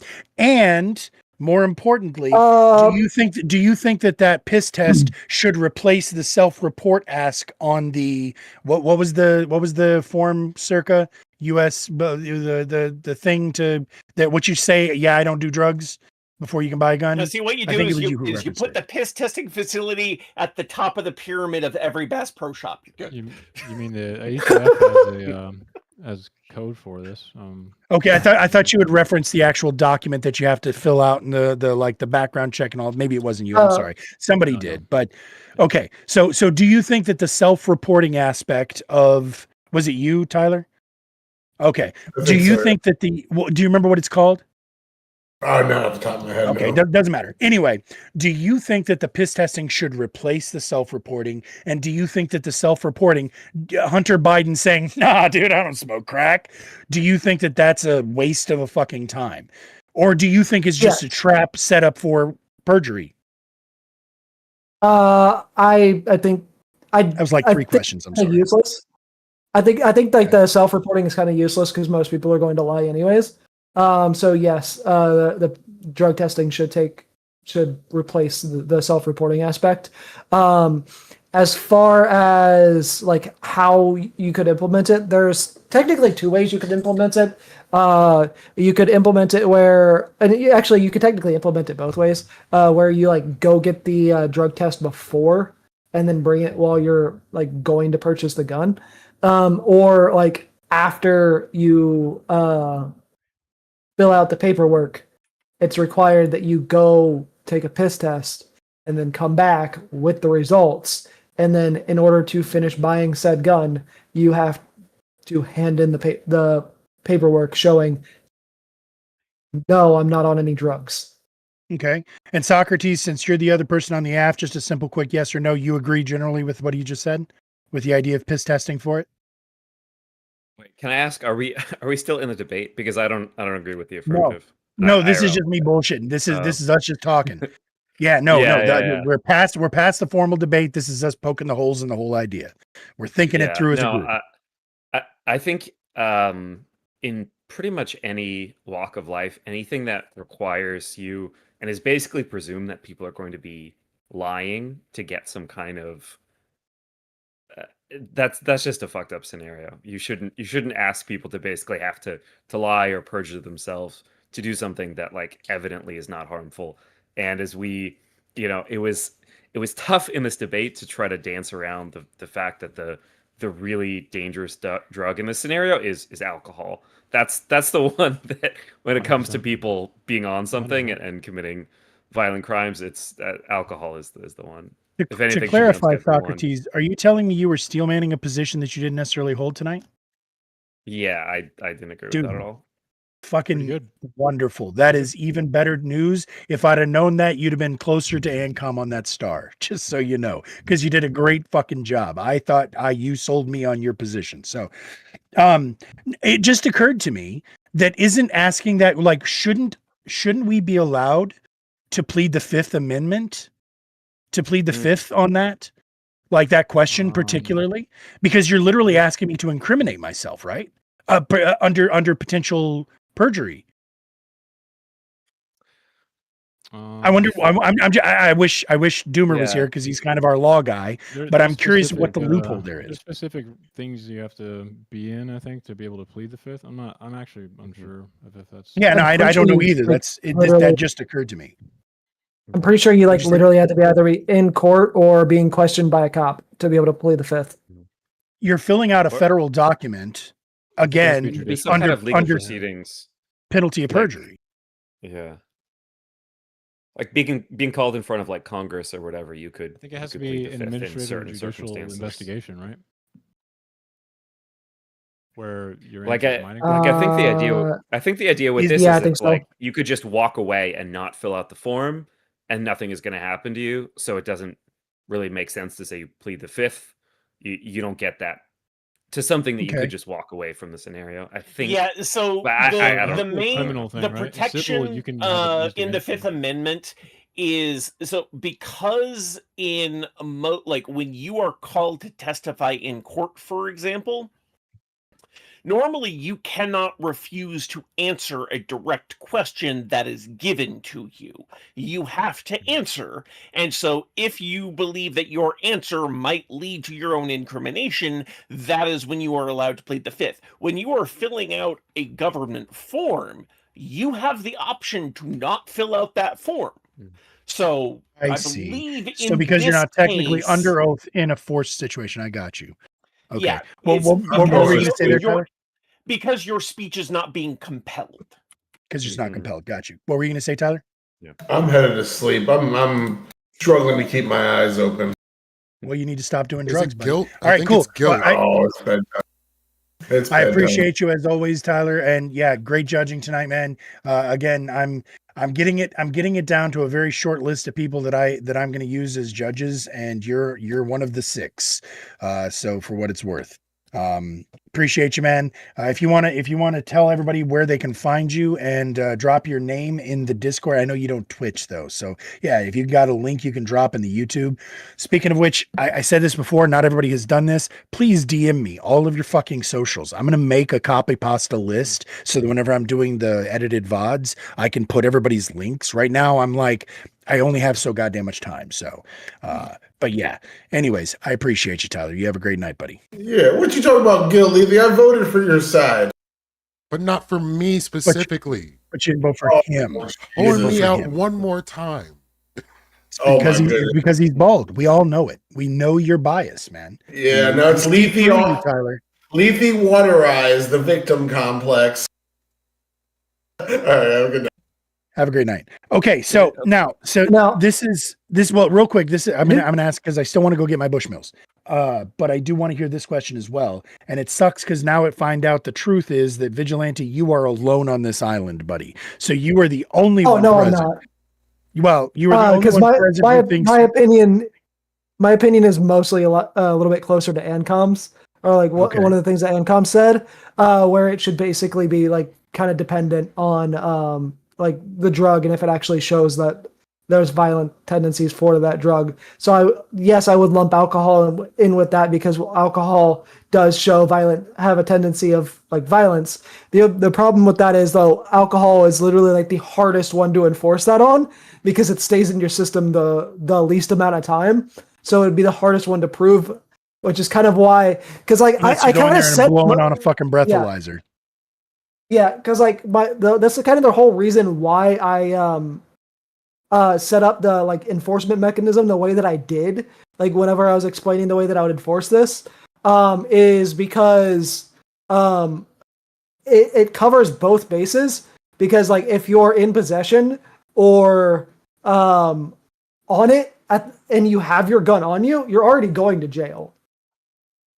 Like if you're intoxicated and you have your gun on you, you're going to jail.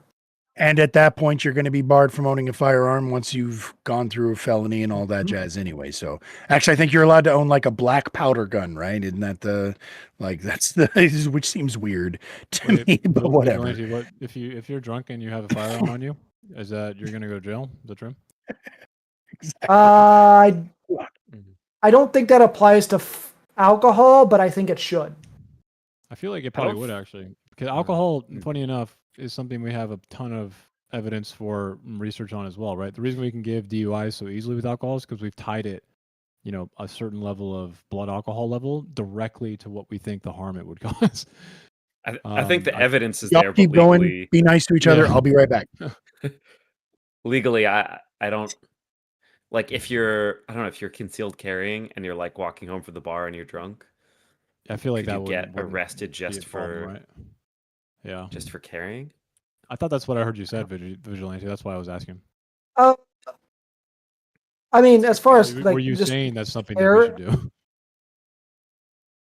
I mean, like, I don't necessarily think that you should have your gun on you while you're intoxicated in general. I think because of the increased risk of violence due to being impaired, and like the impaired decision making, that is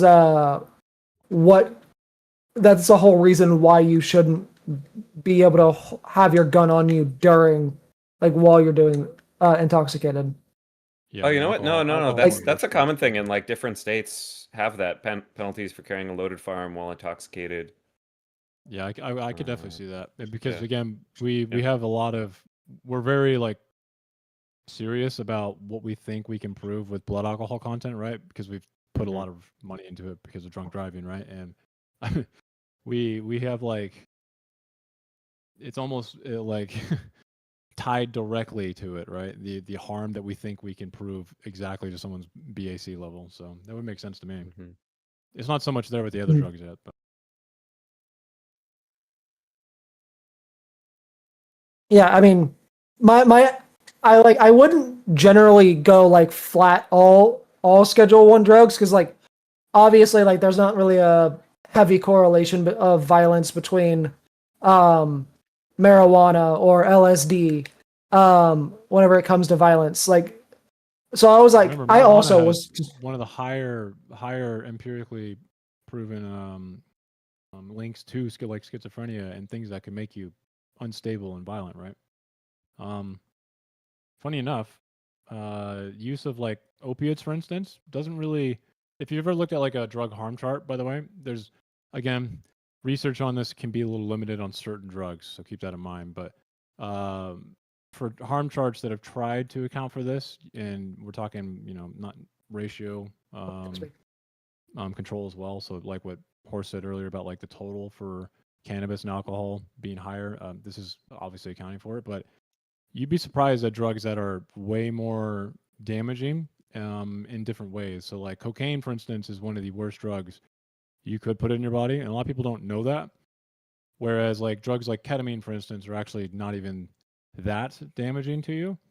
And it kind of like flips people's expectations of what they think of what drug users actually act like and what they expect of them to act like, right? Like a lot of people probably would call me crazy for this, but I would rather be around meth heads than alcoholics. 10 times out of 10. Depends on what I'm And a lot of doing. people would say that's crazy because the unpredictability of a meth head is pretty gnarly. I'm not one, but when I was younger, unfortunately, parents' decision stuff. I swear to God, I would much rather be around meth heads than alcoholics. That's just my Especially if they personal happen to be I would- ADHD meth heads, because then they're just acting normal. opinion. Yeah, they're just like in the carpet for 6 hours, dude. It's different than Yeah, like an just alcoholic. cleaning. I mean, alcoholics can be scary. Potheads in general feel pretty safe. I mean, schedule one is very like heroin can be extremely damaging to you, but it looks like I don't know if it's equal, but there are studies suggesting both like higher propensity toward violence and lower propensity toward violence For opiates? on heroin or opiates. You see, And opiates I wouldn't is an be. endocrine attacking drug, right? And most of the harm I see usually comes damage to the user itself, and it's Mhm. if I'm not mistaken, it's not really because of the opioid itself, because opiates in general, I mean, outside of accidentally overdosing, right? That's one of the most common ones you can overdose on, right? Because of when people relapse, they take like the amount that they thought they were taking before they stopped, right? Then they accidentally do too much after they build a Yeah. tolerance. But for the most part, Or they opiates, get if I'm out not of mistaken, jail or something, and then yeah, and then they use they've, like the same amount that detoxed, they yeah. were using when they first went in. Yeah. But for the most part, it's really just an endocrine attacking drug. I mean, you're mainly going to get problems from like the infections, from trying to use the Bloodborne drug or like diseases, yeah. situations you get in. And some of these harm charts will try to account for that. It's really hard though. But if I'm not mistaken, the most damaging ones are cocaine, alcohol, and I think methamphetamine is pretty high up there. I think that would be the third, but it's mainly just cocaine and alcohol, man. And funny enough, mixing those is very common. So very, very weird thing. Welcome in, Despy, by the way. Not that weird when you consider the common or the fact that the use base of one is heavily overlapped with the use base of the other. Well, when they mix, they make the cocaine last longer. It turns into cocoa ethanol, if I'm not mistaken. So people which usually drink a cocaine because it makes the cocaine last longer. Meth seems It's really much more dangerous damaging. to landlords and whatever copper way wiring more is in their dangerous, domicile. Way more damaging. Way more damaging. So, like the cardiotoxic rate of like cocaine, for instance, is fucking insane. Like the amount But if of you damage mix it with does to your- alcohol, it's like 4 times worse, or it's like but I see people doing it synergistically like it's harmful. totally fine, man. I'm like, all right, you guys are fucking crazy. I mean, that was Or at least in when my I'm early 20s. I was going out. Self-report, to, like, raves self-report, with self-report. friends. No, someone else. He's talking about someone else. Fine. Yeah, In Minecraft. Someone I read about on Wikipedia. Just combining all this stuff, having a good time, but it's not a long-term lifestyle. One way or another. Here for a good time, not a long time. No. You go to some Amen. festivals The and on Hunter S. Sunday you're Thompson. just like, you know what? Fuck it. So I had one other question, and I meant to ask it before I went to pee, but I'm here for it now. Somebody mentioned this in the debate, and I don't know that it was really addressed for long or very deeply. If Vigilante, you believe people should piss in a cup to get a gun, do you think people should have to piss in a cup to get a driver's license? Yes. Like in advance? No hesitation. Yes. No hesitation. Okay. Yes. Okay. And okay. Arguably, cars are more dangerous than guns. Yes. More people die in car accidents specifically due to intoxicated driving. So yes, absolutely. I'd really like to address this. So the number one cause of deaths in children at the moment is guns. So I'm going to say, yeah. Whereas driving is a privilege. So I could say, yeah, maybe trying to say piss test for driving is reasonable, but there are so many ways around getting past a piss test, and most drugs don't stay in your system long enough to even matter. So like primarily the one drug that would screw people over the most from being able to have a driver's license in that instance would be marijuana, because if you're a regular user, you're going to have at least 2 to 3 months of not being able to pass a piss test if you aren't taking a drink or something beforehand. But like for PCPs, 1 to 2 weeks. LSD, 1 to 3 days. Opioids, 1 to 3 days. MDMA, 2 to 4 days. Cocaine, 1 to 4 days. Like most of these things are out of your system in little to no time. So your analysis is directly targeting cannabis users. Pretty much. Pretty much, yeah. I mean, your hair, so isn't it like months or something? Yeah, you would have to get hair testing. So so hair testing is interesting because it depends on a couple of things. One is, and this is, Vigi, you said something that it only stays in hair follicles for like 90 days, but the thing is, the hair follicles where it starts, there are still traces of it in the non-live part of the hair, and so hair the that's already grown length out, of yeah. your hair itself is going to make a difference. So my long ass, 18 inches long hairs are going to be able to show drug use from 2 to 3 years ago, if I'm not mistaken, whereas someone like Circa here, All or you're getting hell, from me is Leaf- pubes or beard hair. So yeah, like Yeah, Why do you think I have short hair, man? Looking at Jeez. Circa, Compelled these pubes. fuckers have almost nothing. Like, I'll be able to tell a few months tops. yeah, Lethe, they're Yeah, just so gonna lick this your is head to part- see if it tastes like weed. this is part of the reason why I was specifically saying sativa. this is part of the reason why I was specifically saying piss test, because hair tests are a lot more finicky with that. And like the whole reason why I'm okay with it, including with marijuana, is because there would be caveats, obviously. Like if you're actively prescribed a drug and you can show the prescription, just like with a piss test for a job, like that wouldn't count against you. But like if you can't show you're responsible enough to not use it for the short amount of time to get the drug test, like in a lot of cases you have to do for a job to get a job, unless you're going to try to do the multiple ways to like try to cheat the system that don't always work. You're probably not responsible enough to A, own a gun, or B, have a driver's license. I'm not going to say it's not hilarious when I see someone fail an alcohol test. It's like, bruh, were you sipping on the way? Right? Yeah, or maybe go out and get some goddamn cardio. Yeah, so that's actually, when you said that, Vigilante, that was the most persuasive part. Was, look, if you can't put it down for like the amount of time it takes to study up for your test, maybe you do have a problem. But then I go back to the idea that there's medical cannabis users. There are other things, like nowadays there's even people who are using psilocybin for fucking medical use, right? So does Psilocybin and LSD both have even medical ecstasy, therapeutic uses. Ketamine. Yeah, and you were saying meth was created for it. I'm sorry, what were you saying, T? Yeah, that's what It was synthesized in Japan. Or was it UJ? Okay, it was Japan. Yeah. I mean, that's why I said we would obviously carve out the exceptions for people who are actually prescribed it. Like we do with drug tests for fucking everything else.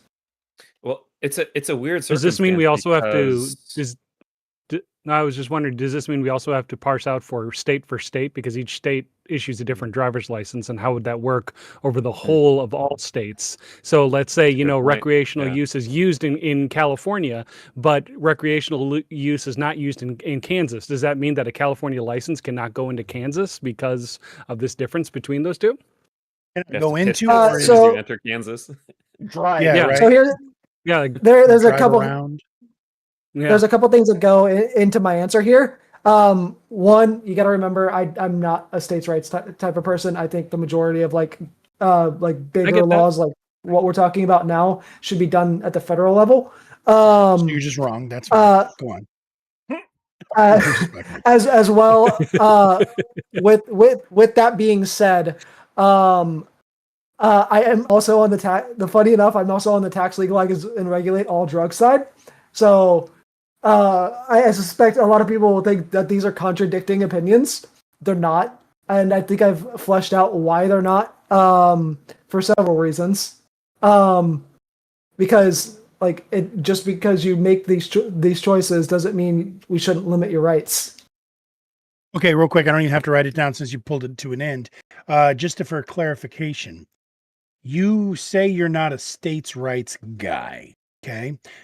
Are you saying that the states should not be able to allow something that the federal prohibits, or are you also saying that the state should not be allowed to prohibit something that the Fed allows? Do you don't believe that the states should have any right to have an influence on the laws? Or do you think that they're allowed to prohibit something that the Fed allows? Like abortion. I think that I will. That's my language too. That's Sir. kind of that's kind of it's kind of a complicated situation because like there is a couple of different things where like I don't necessarily think that the state should be able to rule on. Abortion is one of those things. Drug use is another, to an extent, is another one of those things. My opinion whenever it comes to like drug use and like abortion and stuff is basically the government shouldn't get involved with what people do with their bodies, but where that comes into the conversation that we're having at the same time, just because the government can't limit what you do, shouldn't limit what you do with your body, doesn't mean they can't limit the other things that you do because of what you do with your body.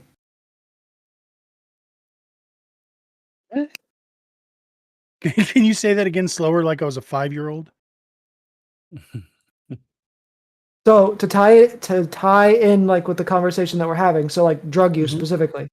So like just because the government shouldn't limit what you do with your body doesn't mean the government shouldn't be able to limit your rights that you have because of what you do with your body. Yeah, but I mean, you can make the argument that that is a form of indirectly limiting what you can do. Thank with your you. body. Yeah, I was about to say that feels like a dodge. It feels like it's like you're trying to. It's kind of like getting around a poll tax by making you obtain an ID that costs some amount of money and time and bureaucratic effort. You don't have to pay to vote. through. You just have to pay for the card that allows you to vote. Okay. Yeah. Like that's the same thing. Like because like I've been saying for a while that I would be less against voter ID laws if voter IDs or IDs were freely available and easy to obtain. Easily available. Yeah. And also if they weren't specifically being pushed by people who only want to limit the votes and specifically only want to limit the votes of the specific types of people they don't want voting. If it wasn't so transparent. So to kind of clarify, I'm like in the middle, but whenever it comes to like authoritarian versus libertarian, was that like pun intended? Did I make a pun? So Then, yeah. so transparent. No. Transparent. Sorry, Vidge. I'm sorry. So go on. You were telling us about how you were an authoritarian, a fascist, a what now? No, I'm like kind of in between on like authoritarianism and libertarianism. Like I to an extent I do believe that people are fucking stupid and we should limit their rights because of it. But at the same time, I also believe that people should be able to do whatever they want with their own bodies. Okay. So we should limit people who are stupid from doing stupid things, but people should be allowed to do stupid things. No. We should allow people to do stupid things, but we should be able to limit their rights because of them doing those stupid things. Basically, do stupid shit if you want to, but you're not going to be free from consequences. There are going to be consequences for your stupid ass decisions. I got you. Yes. Okay. Exactly. Well, I mean, isn't that kind of the way it like? Okay, if there. Okay, God, consequences equal punishment. Punishment equals it's not fucking allowed. Right? So you're not allowed to do the thing if there are consequences that are mandated by the government. That's called punishment. I guess there's technically a middle ground. So something like with drugs in particular, there's criminalization, which means like if you have it, you go to jail or misdemeanor or whatever. And then there's like full legalization, meaning you can just like sell it or whatever. And then there's decriminalization, where it's kind of a gray zone, where it's like you can have it, but you aren't really supposed to be able to get it, and you can't sell it. Like for a while, like weed where I live was like you could give it away, but you couldn't Mhm. sell it. And so it'd be like, oh hey, do you want to buy this T-shirt? It's $40. Oh, you seem nice. Here, take this eighth. Like, Well, and decriminalization, my understanding, and again, this is another one of those times where I wish Doomer was here because he's always the one with the fucking actual legal terms. But decriminalization, I was of the impression, meant that there's no law regulating it on the books, right? Yeah, So in other words, I view decriminalization a little bit different, and this goes back to my debate a couple months ago about sex work because I look at it as legalization like is done in the Nordic model or Europe versus decriminalization like you tend to see in like New Zealand, for instance. Those like I see decriminalization as usually more free overall than legalization where it's specifically regulated. there's regulations involved. Exactly. If it's legal, this was a thing that young Cypress Hill fan me legalize it, didn't understand that versus decriminalize it, and the fact that it's like, well, if it's legalized, then there's taxes, then there's regulations, then there's you can only do it between these hours on these certain streets this day of the week. Like if it's legalized, there's laws, but if it's decriminalized, it means, hey bro, it grows like your fucking grass, so whatever.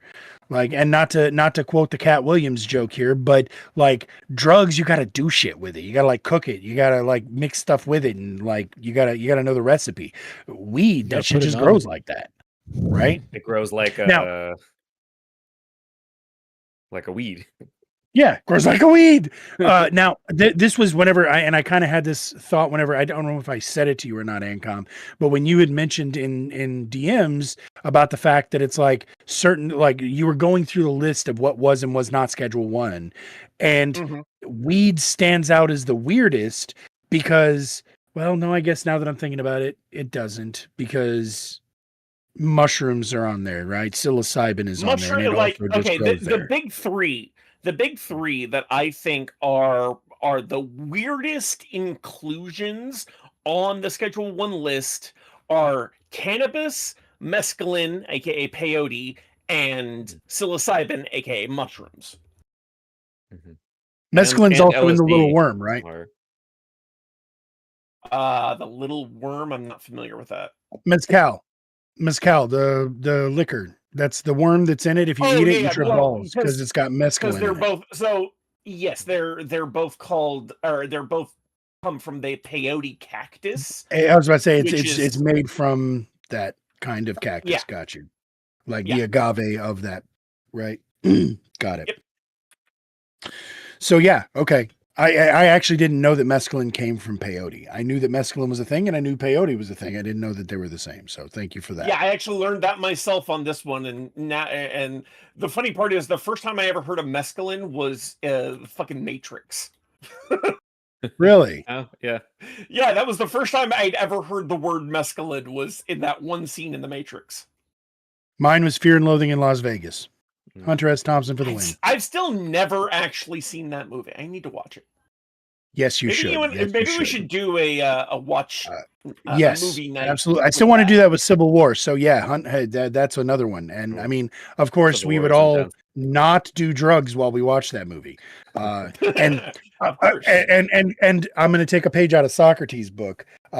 From what I'm told, the moment there's one particular moment where Hunter S. Thompson, aka Johnny Depp in the movie, is watching the carpet do something, and I gasped because I was like, that is the closest representation of what mushrooms actually looks like. Like everybody thinks you're going to see like fucking elephants flying through the walls and shit. Nah, but don't look at weird patterns. Like fucking plaid will draw you in. Like what do you call it? Paisley will fucking destroy your mind. So Geometric patterns. Yeah. Geometric patterns and shit like that. Kill So. you. Danger zone. Yeah, and there's a couple of scenes in Fear and Loathing in Las Vegas. The movie, obviously, the book's worth reading as well. If you've never read Hunter S. Can I Thompson, wear dude. kaleidoscope glasses? Yes, there you go. That'll do it for you, Despy. Well, here I've got to head out. I'm also fading. No worries. This was a ton of fun. Thank you so much. I appreciate it. And I will send you links if you're interested. I will send you the list. Basically, the way we do this is I send out a list of prompts every week. If there's one that stands out to you or multiple that stand out to you, you're like, ooh, I got an opinion on that. Just respond with af or neg. And if you really, really want a piece of it, put a little star next to it. And then, yeah, like I said, I keep that list. And so even if you're not able to debate that weekend, it's still a good idea to give me the answers because I might use that list on another week. So. And yeah, you're welcome back anytime, dude. Your reputation did not disappoint. So, oh, that's good. Everybody out there, please click Socrates' name. Give him a follow. If you say something in chat real quick, everybody else will be able to give you a follow. Also, wait, I know how to do that. I know how to do that. Shout out. Yeah. And sorry, Circa, I came at you with debate tactics because I didn't really believe in my position, and I didn't feel like it was super strong either. So don't apologize to Circa for that shit because he does that all the fucking time. What he said. Yes, no, you do not ever owe Circa an apology for your tactics, sir. I find it funny that take care. Have a good one. Later. I find it funny that you thought I like actually like genuinely held the position, like to the extent of what we were saying, because that just shows that I am as good as I have said at pretending to be passionate about something that I'm fucking not at all. Mm-hmm. Speakeasy asked me to do a debate for the voter ID thing, and I was like, I'll do the affirmative, bro. Fuck it.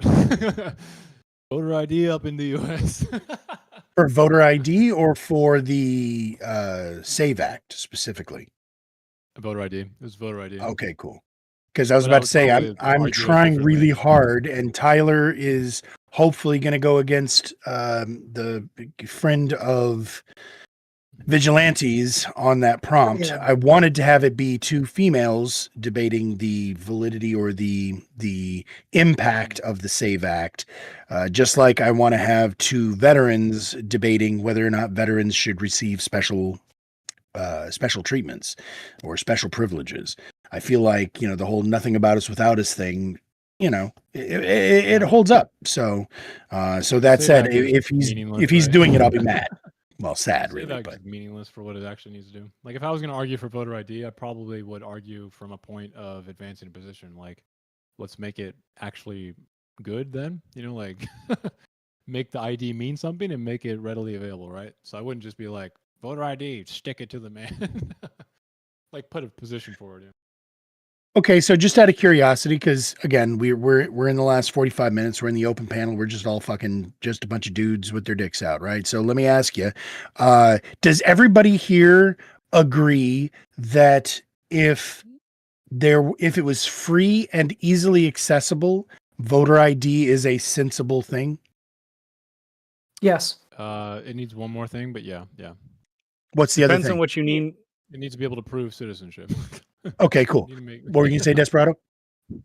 Depends on what you mean by accessible. If you're saying accessible means that somebody without a vehicle has to travel 2 hours to get to a location to get an ID, then to me that's not considered accessible. It would have to be something in which somebody can reasonably get an ID without major hurdles. How about this, Desperado? How about wherever you go to vote is also the place you go to get your voter ID? How about that? That's also a problem, especially when you look at places like Georgia and in places like Virginia, in which the polling stations that they would have for people to go get their ID, especially like in places like Atlanta, you'll have like 2 voting places in Atlanta that's going to service like hundreds of thousands of people. And in some of those polling places, those people have to travel 2-3 hours just to get to their polling place in order to get to get their ID. Not to I, mention I don't know how how it's many done. places that are polling places are not set up for that. Like I've voted in school gymnasiums, I've voted in fire stations, Where do you live, I've though? voted Church in basements. Where do you yeah, live?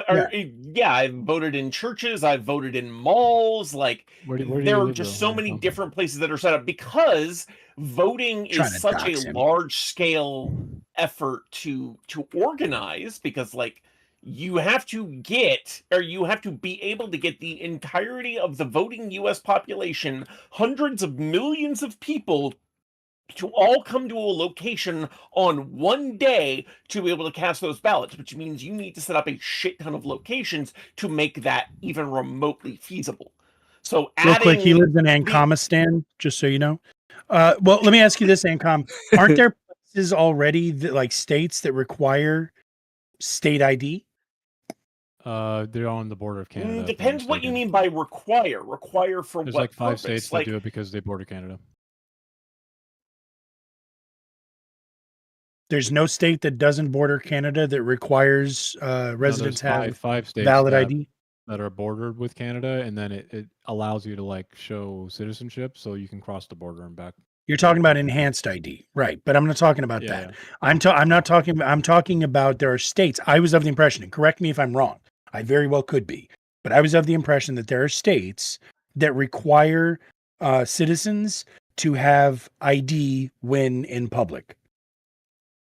no, Is not that not true? citizens. There are states and like federal regulations that require non-citizens to have a form of Their ID visa showing or that they are whatever. legally in the country with them when they are out in public, but citizens are under no such requirement.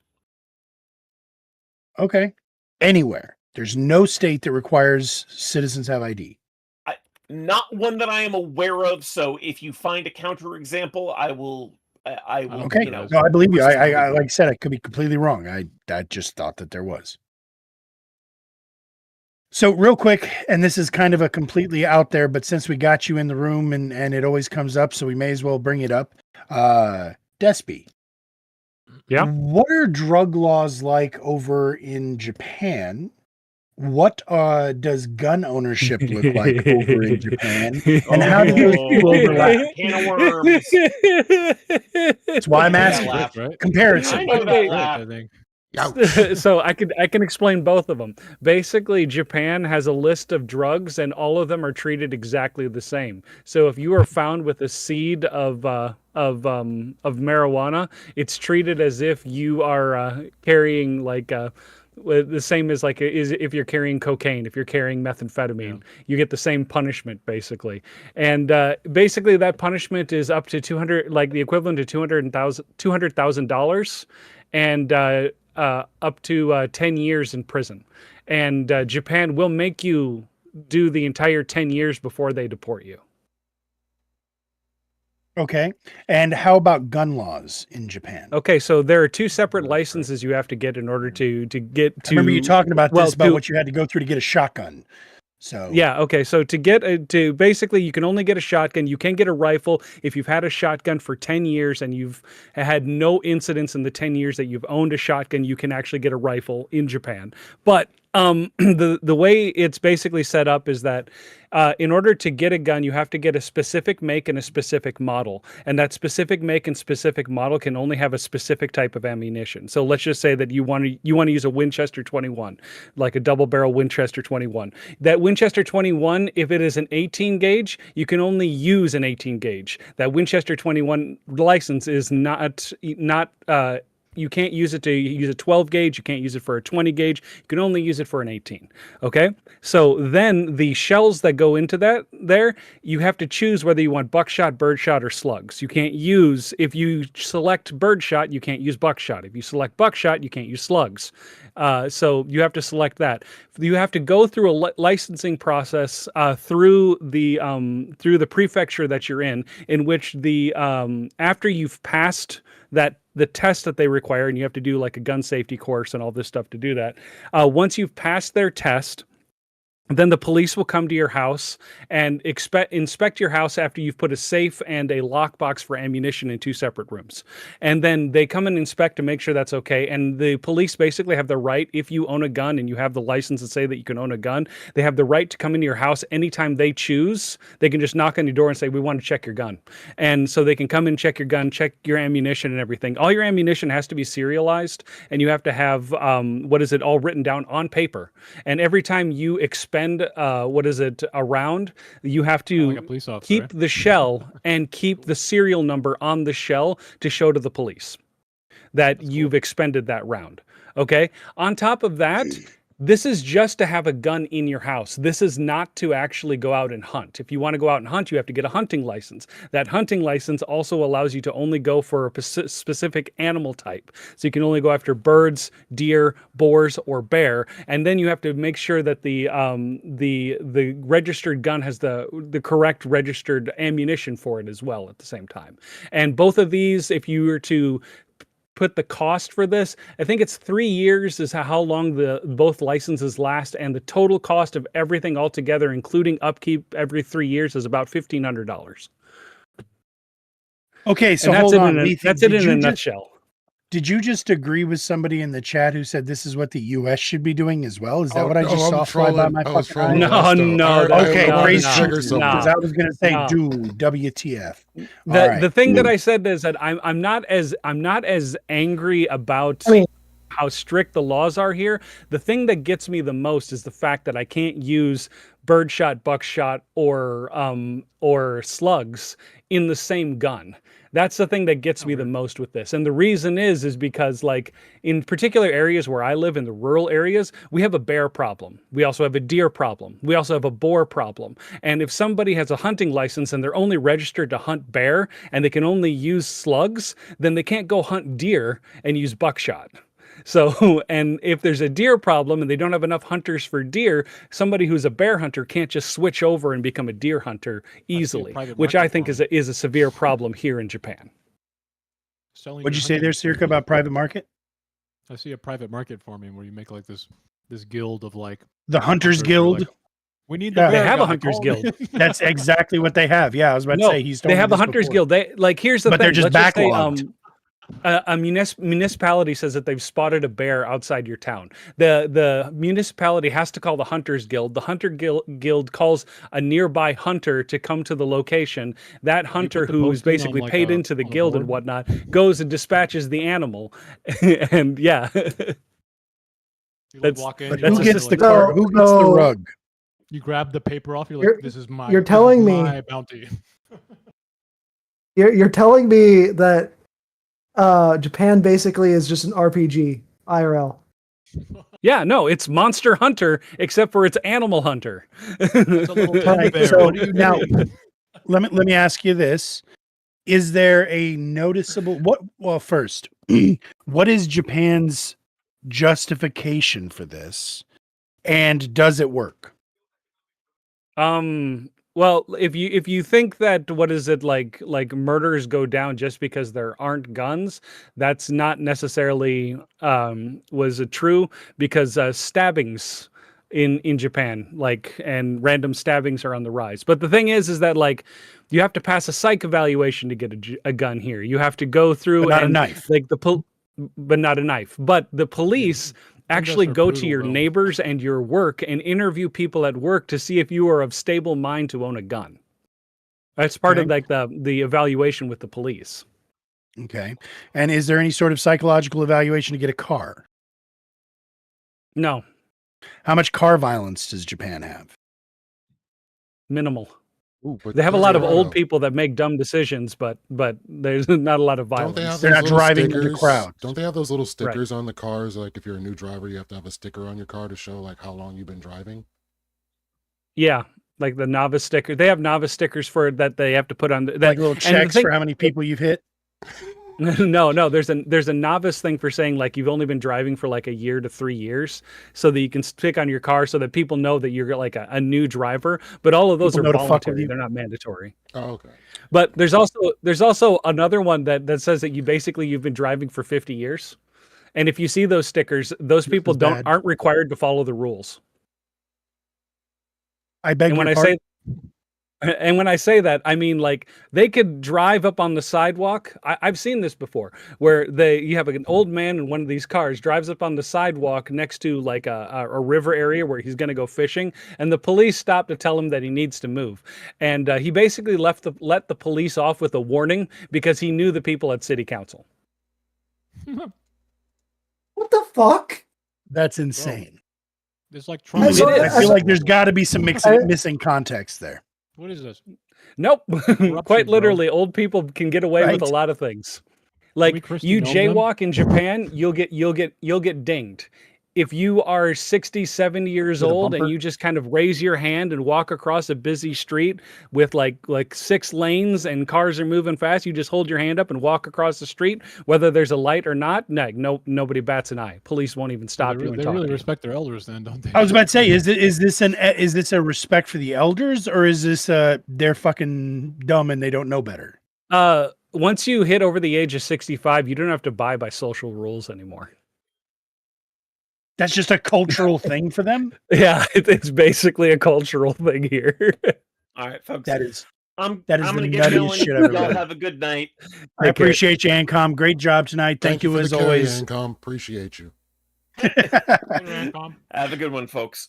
Good night. So the funny Yeah, no, thing that I is some of actually- the nuttiest shit I've ever heard. What was that, Vigi? Yeah.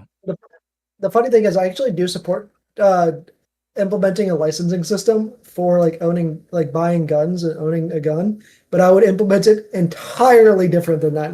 That's way too far. We don't like Same. having to hire the Hunters Guild to kill a bear, dude. Yeah, that is pretty damn dumb. No, but I and a lot of people, I know this sounds bad, but I actually do agree with the idea of treating firearms just like a gun or just like a car, right? So my logic there is that the 2A enthusiasts always say, well, a gun is a tool. Well, right. That's true. And so is a car. And so again, you have to go through a certain licensing system. regulate it, yeah. You have to go through a process to demonstrate your understanding, your knowledge of the proper car handling skills. It makes sense. You would have to do the same thing for something equally dangerous like a firearm. I So guess again, the argument against that, right, would be the fact that cars are not enshrined in the Bill of Rights. But I mean, we could amend. isn't the right to Second travel enshrined in the Bill of Rights? Yes, And but traveling can mean technically, guns You could still guns are walk, not though. enshrined either. It is to keep and bear arms, not keep and bear firearms. I mean, colloquially, the My arm- sword is a fucking arm as well. We regulate that too, though. That was mine. I didn't have to file anything to have that. I mean, I we didn't have don't to go regulate through walk around any. with it in I didn't have to public. tell them I don't Really? do drugs Yes, you can. to have this That, katana. that you can. That actually entirely depends on your state, and in my state, you I was can gonna walk say, it around with depends a on the sword. city and state, yeah, I know, but like in an urban area, there's no fucking way you can walk around with a real sword. Real you can. story, It anecdotal, depends. but real story. Had somebody walk into my place of business, homeless guy with a fucking katana in his backpack, and we're like, Yeah. I don't like this. Second time he came back, we're like, yeah, can you just leave the backpack at the door for us, please? But So, I mean- before but I yeah, bought, ultimately, that you before I can bought walk my around the block, state of Washington understand with a that fucking travel- sword on your hip. Travel actually, I don't think has like an enshrined Bill of Rights. I mean, the right to your liberty, I guess, is that what you're kind of using there? So like, No, No, I they're- thought interstate they're travel women. was the a right thing. the right to travel Freedom of means to movement. like to go in between states. That's is what I like said. that I is said like interstate travel. right. You said no. yeah, interstate. Right. No, but I meant the thing is that the mode of transportation is not enshrined. I see. So I gotta get out and walk. Sure. Well, again, Right, I yeah. feel like you could this take a is bicycle. Yeah, this is you could still- take this a is moped. just like you could just like what I said about the arms, keep and bear arms, not keep and bear firearms. Correct, but it does Yeah. make regulating weapons more difficult than regulating the car. Unfortunately, I think that's kind of the main argument. But we could change that. I mean, it's not like we, like you said, it's the right to bear arms, right? There's, it's not like we can have tanks. It's not like we can have RPG. I mean, you can technically buy RPGs in some states, I think, but those are pretty Yeah, heavily. Vigi was regulated, saying you can have a so- flamethrower in Ohio. So, I mean, but that's Ohio, and Ohesians are a different kind of people. So, Yeah, I really think Oh, like, I- if you want to oh, get I- a gun, I you like need to make say sure this, that but it has background checks and stuff like that. I mean, fighting your government's not going to be a big deal if you had to get a background check to make sure you won't shoot up a fucking elementary school or something, bro. It's just like Yeah. I feel like it should be the least And thing mental we health have to make sure. and mental health evaluation, and also a mental Yeah, health yeah. evaluation. I mean, some states Yeah, just flamethrower is a make farm them tool. together, right? A background check and the mental health evaluation are kind of the Hey! same thing, right? All right. So There, I'm going there to has be been a that guy trend now. going around here in the north. There's been a trend going around here in the north of using flamethrowers to melt the snow. Oh my God. I mean, they use it to clean up the grass in people's gravel driveways up here. So, okay, because Get a grass just shovel. wants to fucking grow in the state of Washington. Get a shovel. Dude. Okay, so I'm going to be that guy. And no, I'm not, because I forgot what the fuck I was going to say. God damn it. What did you say before the flamethrowers to melt snow? Background checks. Background checks. Mental health checks. Thank you. I remember. Thank you very much. So I'm going to be that guy and say, just like what I said regarding the scheduling of drugs being used or weaponized to target certain groups, is it not safe to assume that if the wrong government gets in place, that Trump derangement syndrome can suddenly be classified as a reason to disarm the populace? You're gonna need a lot of contemporaneous psychological evidence for that, right? Do you? Because our government doesn't seem to need a lot of anything to do the shit they're doing these days. And I think that they've demonstrated, yeah, they've demonstrated a lack of necessary. Pretty sure RFK could push that through in a week. Yeah. So again, if the people in power are the ones who decide who is and isn't crazy, is it not very easy to make it so that everybody who disagrees with you is just fucking crazy? I mean, there's a difference between doing it legally and illegally, right? Like Trump would probably do it illegally and still get away with it because the instruments that would actually have oversight over him are not functioning properly. But I don't think the regular levers of government would allow for something like that to happen. See, that a fascist will like break the constraints of a government by doing illegal things within the Constitution or whatever government, usually a constitution.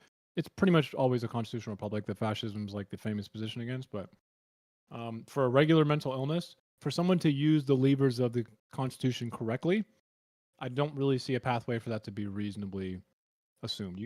Trump is illegally doing things like disappearing people or denying them due process, right? He would just illegally call you a domestic terrorist. I think they're two different things. Just like he's doing to Antifa. Well, I mean, yeah, it'd be really hard to regulate that. I mean, if he was going to do it, he'd probably try to do it under NSPM 7, but I don't think you could actually make a legal justification for that. Yeah, it would be illegal, right? Once again, we have seen that a legal justification is not actually required to implement a change in the government. And if that's the case, if Donald Trump has done one thing for us, you guys are talking about how the oversight isn't functioning properly, right? Mm-hmm. The thing is, it clearly it is. The fact that it can not function demonstrates a flaw in the system. And so if that is a systemic... always knew that was a thing, though, right? Like the founders, when they wrote this, I mean, they kind of knew that this would be. Of course, I got something to add when you get a chance. Yeah, sorry, you can go. What I was going to say is basically, and I want you to just think about this. I'm going to draw on some few other things and tie it in together. It's going to take me just a little bit to put this together. I like drawings. Okay. Go ahead. Okay. So when the government basically said that we couldn't have, alcohol, we had prohibition. What happened immediately after the prohibition laws went into effect? Speakeasies. Black market. Hey, Speakeasies, blackguards, bootleggers, all of that kind of stuff. Okay. So what happened when the war on drugs officially took hold in the United States? What happened to black market drugs went off the fucking rails? Exactly. So what happened when IRA was put in place? In 1995, the Immigration Reformation Act that they had put in place, you basically had a large number of coyotes, more smugglings, more things of getting people across the border. That basically happened. You basically, illegally.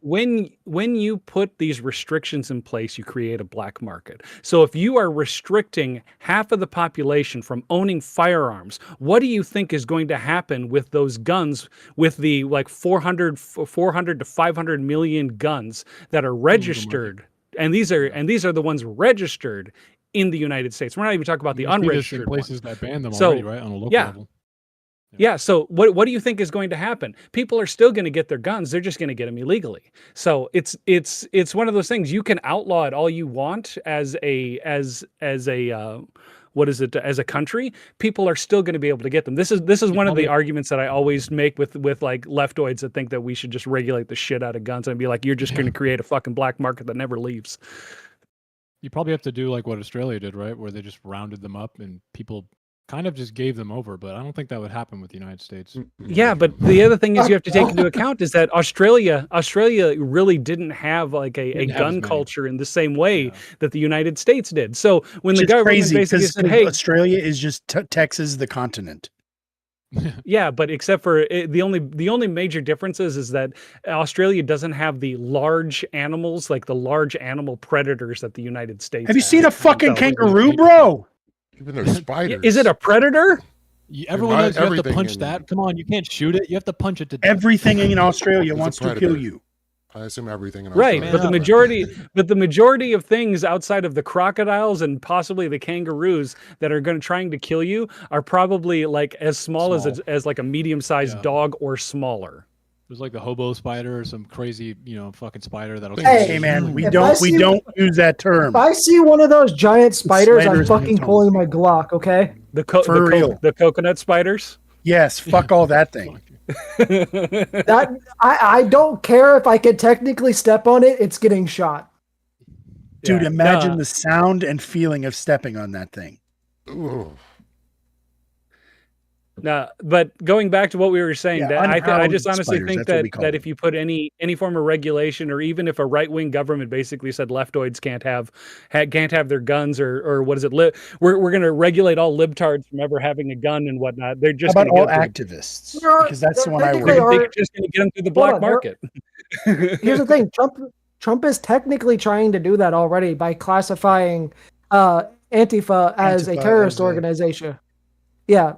So he's already trying to do that because, like, if you are actively protesting and shit, no, because if you're actively protesting and that shit, you get thrown on the terrorist watch list, and then you cannot buy a gun. Then that's all under NSPM 7, which I already talked about. Like, all of that information is all. Oh, you mean that it'll probably lead to more guns in the black market for them? The problem with like Yeah. left-wing anything is that they're really unorganized, so I don't really see that being like a significant thing. But if the right-wing authoritarians in this country were not allowed to buy guns, there would be a massive black market like tomorrow, for sure. Yeah, low key, there already is Doesn't have because any of that. left, so. Like, if you've ever talked to anybody who is a state militia guy, you know that they have something buried in their backyard that the government don't know or like. So you need to, that's a plural. Some things buried in their backyard, not thing. Like, in my plural.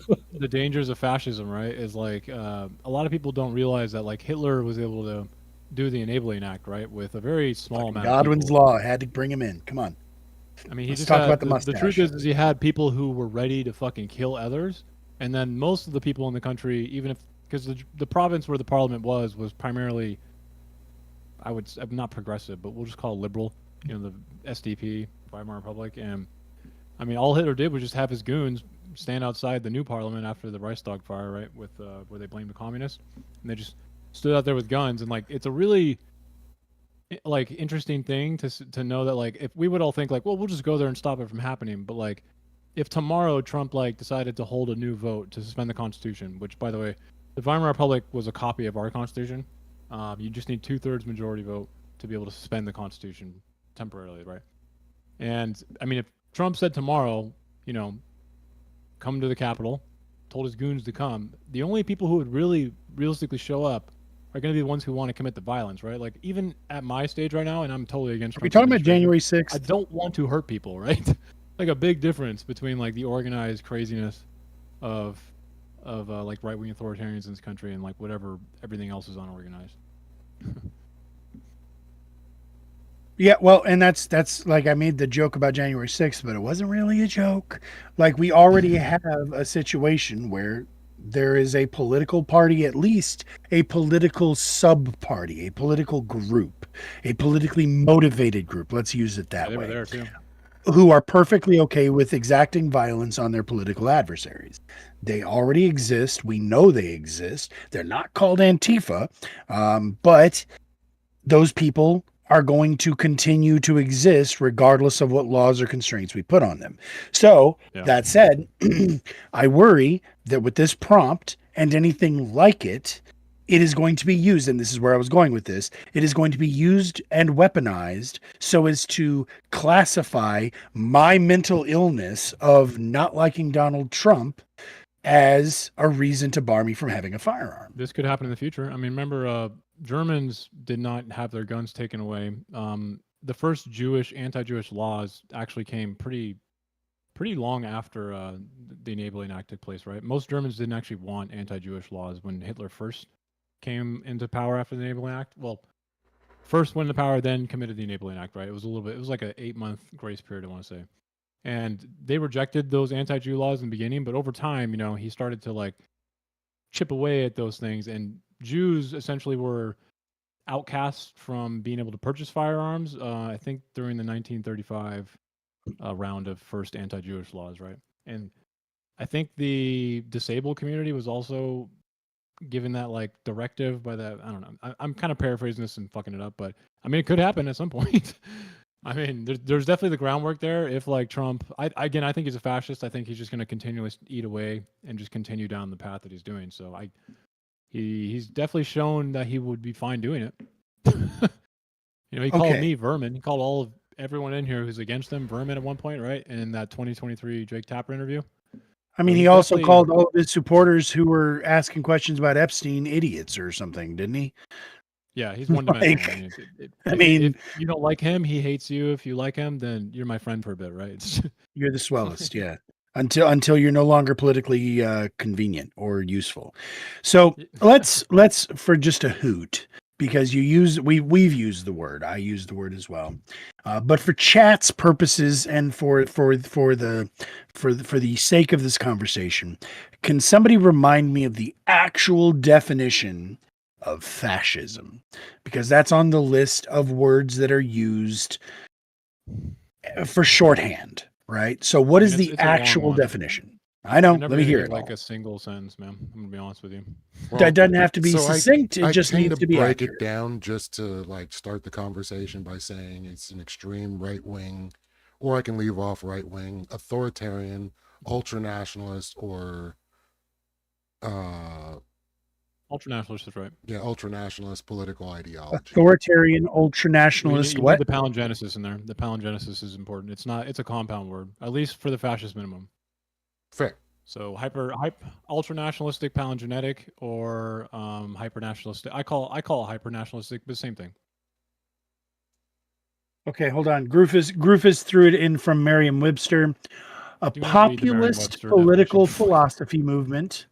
I mean, it's the word. It's the book that we use as the default for definitions. A populist political philosophy movement or regime, such as that of the fascisti, that exalts nation over often race. Oh, and often race. I'm sorry, it keeps fucking moving, so I'll move this. Where were we? And often race above the individual, that is associated with centralized autocratic government headed by a dictatorial leader, and that is characterized by severe economic and social regimentation and by forcible suppression of opposition. You disagree with Miriam here, Circa? I don't think it also do. really helps someone understand what it is. I mean, Like, there's one of the most important parts of fascism is the palingenetic hypernationalism or ultranationalism. Okay, so how about you? Somebody Google paleo. Yeah, that. Rebirth. Tell me what that is. It means rebirth. Like a phoenix. A phoenix is a palingenetic thing. So a phoenix will die, so it can be reborn again, right? So it's okay. It's like so in other words, it has to be a reborn nation. So it has to come from a previous nation to be considered fascism. Correct. So the thing about ultranationalism and palingenesis is they're a compound word. You cannot separate them. So a fascist will look to a. I think that's how a compound word works. Yeah. Sorry. A fascist will look to a mythical past and play on the nostalgia of that, and it also does something really important for someone who's like a patriot in a way, or someone who's still considers himself a nationalist to their country. Exalting a mythical past or a nation allows them to destroy the state that they're in right now. If you don't have this mythical past that they can tie themselves to emotionally, that way they So can. once we were great, we need to get back to being great again. Yeah, and that I'm not like unpatriotic still, right? I'm not unpatriotic because I'm actually. I still love my the country. I nation just still love my country exists, was right? what it was supposed to be. The reason Blood and Soil is very funny to me, and why I always find it instantly this person's a fascist, is because Blood and Soil represents that very idea in material. It's like peel that apart for me. I hear Blood and Soil all the time, and I hear you talk about my patriotism to. Yeah. What do you mean by blood and soil? Explain what that Again, means. it's like my ancestor, like not identity, right? So it could be about race, but it doesn't have to be. It's mainly about some form of like identity or. So the First Nations people of America are fascists? No. Because I guarantee you every First Nation person that you talk to would like to get to a place before white folks showed up. And more importantly, they are tied to the land on a basic, preternatural scale. Like they believe that they came from the just earth. Want to destroy this country though, right? Someone who's like wants the Native American nation back is not trying to say they're patriotic. They're it's kind of like I see what you're saying, but I also want to point out that like fascism is not a scorecard. So it's about like if one of these things is not in it, it doesn't mean that all of a sudden the definition is not there. So it's more like an architecture or like a bunch of gears. And the way it all runs together as a whole is what you can usually diagnose fascism with. So the most important thing, though, is this sense of ultranationalistic palingenesis, because it allows essentially what Italy did, which was say that you're loyal to the state, but then you destroy the state and you give it something new. But it also allows people to emotionally tie themselves to something that you can agree with, right? Like I'm still a patriot. I still love my country. I'm trying to, and I'm not, like I said, I'm not just being contrarian here, but within your definition, I'm trying to understand how is it that a First Nations person, a Cherokee person who wants to get back to a nation that existed before America and who believes that they are tied to this land from Epicurious, what was epigenetic? Are they looking to destroy, or are they trying to do? They would like to palingenetic. Thank you. Well, they would like to overthrow the United States government right? to return to what existed before it. Yes. Okay, so a fascist wants the United States still, though. They just want a rebirth of it from a mythical version of it that's not real, by the way. The mythical past is not real in fascism. It's essentially a lie. They want a rebirth of the First Nation, though, so it's still the same. It's still balanced. Well, that's different than the United States. When you look at the way the natives look at like their claim to being here, they're not looking. They just want to destroy this country. Yeah, they're not looking to like take over the country or reform it to be what it was before colonizers showed up. Like they don't identify with the United States whatsoever. Yeah. What did they want then, Lethe? They identify with a different state and nation completely. They just want to destroy the United States. At least if we're talking hypothetically, right? Yes, of course, in Minecraft. Yeah, sure. But I'm asking, like, only one part of the it, First right? Nations people I've talked to generally want to get to a state before to the way things were before the U.S. was created. I mean, so that means no United States, no rebirth. Yeah, I don't. Well, the rebirth would be of what it was before the United States existed, but like I don't hear them calling to that so often as calling to have their tribes be recognized, not be under the laws of the United States, and to be able to reclaim the state. Reclaim would be more like it. Rebirth is different here. So like again, the Nazis felt like Germany was their country, and the identity was theirs too. So they just felt like it was degrading. They didn't want to actually like. Go back to whatever the what are they called again? The Franks or whatever, in Roman times. It's not like they want to go back to the Franks. They want to go back to when Germany was, the First Reich. So they want a rebirth of the nation that they have already. They don't want to destroy it, I guess you could say. It is a lie. What were you say, Vijay? Controversial take, but here, a modern example would be Zionism. Zionism is a modern example of fascism. It was born. It definitely had Say early more. fascist movement in it. Yeah, I mean, fascism was really popular in the 20s and 10s. So yeah, Zionism definitely has a branch of it for sure. Explain to me how Zionism qualifies. Well, so Zionism specifically, the paleogenic mythical nation thing definitely qualifies there because hold on, because Israel wanted to get rid of what existed, aka Palestine, right? It wasn't Israel. They wanted to get rid of the new thing, much like we were describing the Native Americans were. There was no country there. And to them, it's always been Israel. Yeah. What was it called whenever it was suddenly called Israel? It was kind of unnamed. I mean, it's been called Judea. There was just a plot of land that nobody was calling anything. I find that difficult to believe. Yeah, it was effectively just a territory. It was just a British territory. Yeah. That is true. Okay. Yeah. It's weird, but they did not care about it. They literally were just like this. They didn't really care about Palestine at the moment at all. Jerusalem, the city that is tied to every major religion on this country, was just they don't care about it place. That seems crazy to me. I believe you, but I didn't realize that. No, there were specific they areas really they cared about, but for the most part, the entire most of the area minus they cared about a couple where of the spots. West Bank and Israel mix. Okay. Well, the Dome of the Rock. And they didn't have a nation. It wasn't referred to as a nation of any so sort. there's certain areas that they felt that the temple should be built on, and those were contested between Islamic and I want to Judaism. And so to continue on. Okay, so go back to it. I'm sorry, Vigi. Thank you. The whole point of Zionism is to rebuild the mythical nation of Israel. Right. So yes, it's not mythical. Historical. There's some other parts that are really, there was a man. So fascism, that was only the first part of it. But Vigilante here probably knows that there's a man in early Zionism who became the venerated leader of the populist movement for Zionism. Netanyahu. And that's also another part, huh? No. The inventor of Zionism was a German Jew who Ron Hubbard. I don't remember his name off the top of my head, but basically, the Bush was the stock. Late Leave me alone. 1900s, right? Or not late 1900s. I mean late 1800s, early 1900s, right? No, I thought it was 1940s. Like he was literally part of. No, it's definitely before that. The father of political Zionism is way earlier than that for sure. Oh, Why did you put the clarification of political Zionism? What other kind of Zionism is there? It's just religious the phrase. It's like a phrase. Okay, I can't remember. I didn't know if there was you put the distinction. we might be, Pinksker, and then there's Hersey, right? Hersey is his name. So it's Pinksker, and then there's Hersey. I think I'm thinking of Pinkster because I'm thinking of the guy who actively tried with the Nazis to form the state of Israel.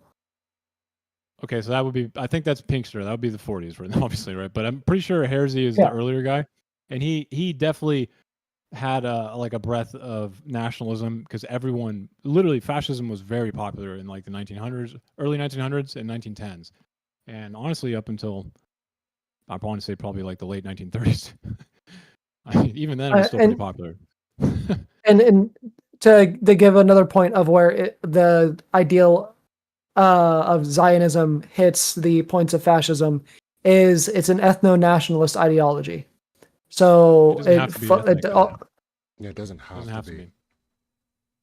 Well, I mean, there's the racial aspect. Well, there's the racial aspect. It's more of an in-group, out-group thing than a ethnic thing. So that's the Italians, what was the racial enemy of the Italians? Well, yeah, I mean, so the in-group, out-group thing. The original meaning of fascist came from the fasci, which was a bundle of sticks that they would use to beat people that didn't agree with them. In Rome, yeah. I thought it was the end of an axe or something like that, or the axe was made with the sticks. Yeah, with Thank the you, sticks. Chief. Yeah. But I mean, it doesn't have to be racial. So the Italians who pretty much the father. Good night, well, Chief. yeah, the whole in-group, out-group thing, but. But there was no race laws or any racial reality for them until the anti-Slavic laws way into the 1930s. It took a very long time for any of that to take effect. Yeah, but I mean the ethno-nationalism is a form of ethno-nationalism thing is definitely important though. Or no, that's stick phallic. See, and then that's just a form of Ethno-nationalism is just a form of the in-group out-group thing. Yeah, I mean, I think Stanley is the guy who kind of expands on the ethno side of it more, and Umberto Eco, right? So there's definitely elements of fascism that can include, I mean, ethnicity and ethnic. Y'all used a bunch of names and legitimately lost my ADD brain. So let's start from scratch and do it in a more succinct manner. Somebody explain to me how Zionism, whether religious or political Zionism, I'll just run through the definition really fast. Fascism. Like my entire definition, just really fast. Okay. Yeah. And just let me pull up my writing on it just so I can make sure I get it. But don't you bring up fucking Merriam-Webster, buddy. I swear to God, you'll get kicked right out of this chat. I am bringing up Merriam-Webster. Okay. So we already heard the first two though. Okay. The first two were that's your new name. The hyper-nationalistic palingenesis, and then we have the venerated leader. So it's a populist movement that has a leader at the head of it. It's really important. For Venerated leader. Okay. This identity who becomes. I thought that was dictators, but okay, go on. I mean, authoritarianism does have a little bit of crossover, but it's not the same. Okay. And then I see. So what you're doing is you're connecting authoritarianism into fascism, and then fascism into Zionism. No. Okay, start over. I'm too dumb. Okay, so the next thing would be something like epistemic capture, which is how you insulate, like how the myth of that mythical nation becomes insulated from like evidence. So this is like the reclassification of loyalty within the government.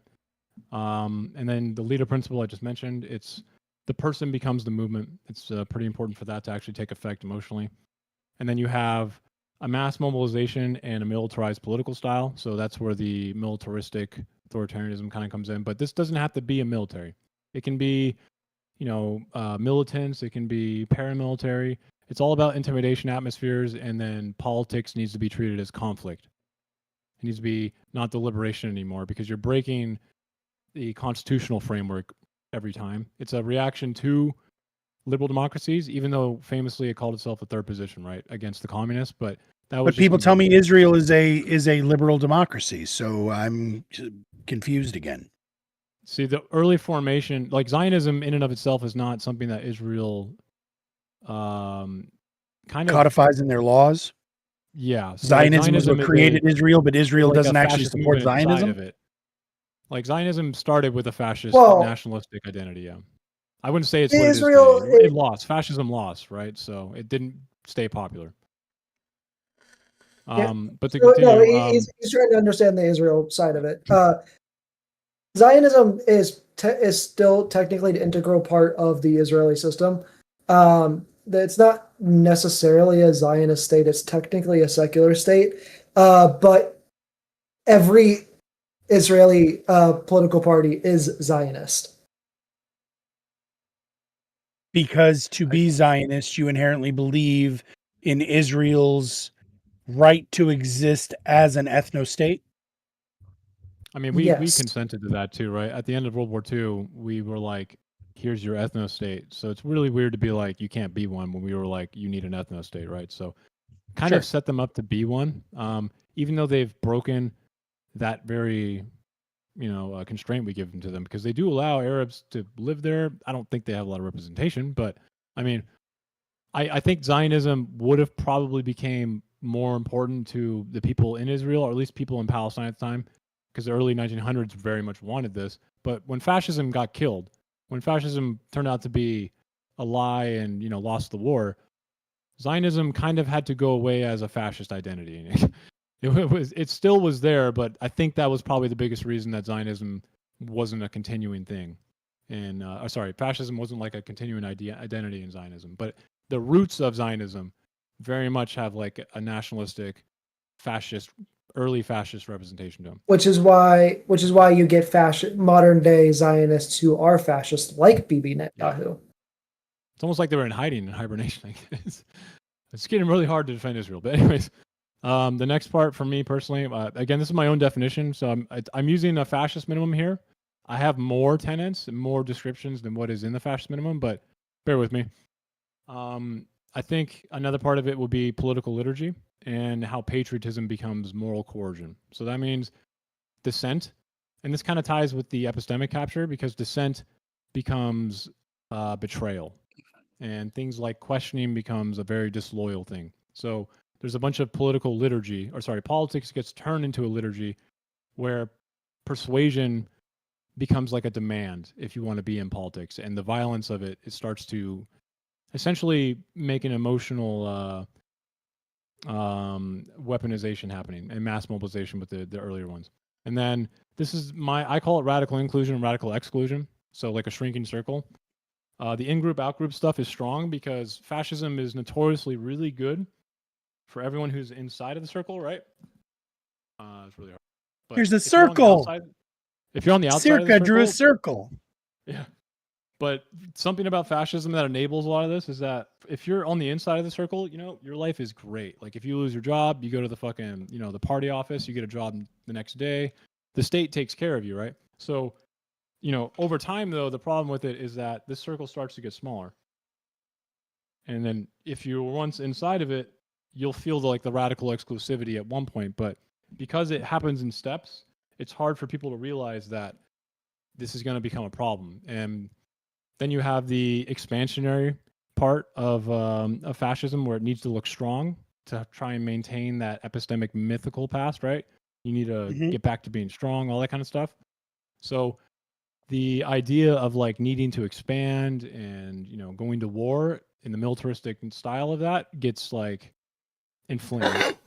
And then we have constraint breaking. So fascism, again, was a response to liberal democracies. And that meant that fascism had to govern itself in its early movement with the democracy it was in. So the Italians, for instance, Mussolini did not hold to his values. Mussolini. So we're talking would about Mussolini capitulate- and it's Italy instead of Israel. You've already lost my ADD brain again, and so Lethe, do me a favor, call it in the air, heads or tails, buddy. 3, Tails. 2, 1, call it. Tails. Tails, it's heads. So I'm going to go ahead and rate out to Circa. I appreciate everybody who showed up. I'm going to stay on. I'm going to keep bullshitting with y'all. I'm not done with the conversation, but it is time for me to go ahead and close up shop and send it home for the day. I appreciate every goddamn one of y'all. Everybody out there in my chat, please click the names of the people that you see talking out there. Click everybody, follow everybody. Fucking, you guys are the greatest, and I appreciate all y'all. Tune in Wednesday when we're going to schedule next week's debates, and let's rate out to Circa. So everybody make sure especially to follow this dude right here. He will bore you into submission every chance he gets, especially if you ask him a question about economics. Oh, bro. Yeah. You were about to get me into an economics debate with Circa as a consolation for not being able to find a third person. I'm like, Radish, not cool. Not cool, bro. I was going to punish you that way. That's right. That's exactly what the fuck I was going to do, Lethe. Anyways. All right. Sorry, I can continue, right? Yeah. Go on. I'm sorry. It's your stream now, bro. Oh, thank you. Oh, you've rated me. Thank you very much, guys. Sorry, it's a long one, but I feel like to understand it, it's got to be a little bit more long. So the constraint breaking thing. This happens through mainly an emergency approach. So permanent emergencies kind of become governance, and if that's ringing a bell with you, I hope it is, because when you start seeing a lot of the governing done in a liberal democracy done through everything's an emergency and a crisis, it becomes routine, and then you never know when something like the Enabling Act can happen. It's setting the permission structure for it, right? And then the last one is really important. A lot of people misunderstand this one. This is probably the third largest thing outside of the hypernationalism and palingenetic leader thing with the in-group, out-group enemy. And that's the hyper-consolidation of private and state enterprise through a corporatist steering. So early fascism had a fascist corporatism, which essentially is kind of like a stabilized political steering for state leverage that essentially turns private actors into instruments of the regime inadvertently, maybe unintentionally, but it happens nonetheless because of the permission structure being allowed here. So something that I can point to for Italy and how it differs from other fascist countries is really important, though. So certain people like Andrew will just say that it's corporatist only and just assume that that's integral to the definition. But corporatism looks very different in different fascist countries. So in Italy, they had trade syndicates, and syndical or syndicate means union. So whenever you hear the word syndicate, just think of the word union. So when I say that Italy had these free working men syndicates, and then they had these trade syndicates, Mussolini promised that private companies were going to have this place that they could function in like a syndicate and still be private. But little did these companies know that at the end of the day, and Mussolini knew this very well, ultimately that meant that they would be doing whatever the state wanted in finality, right?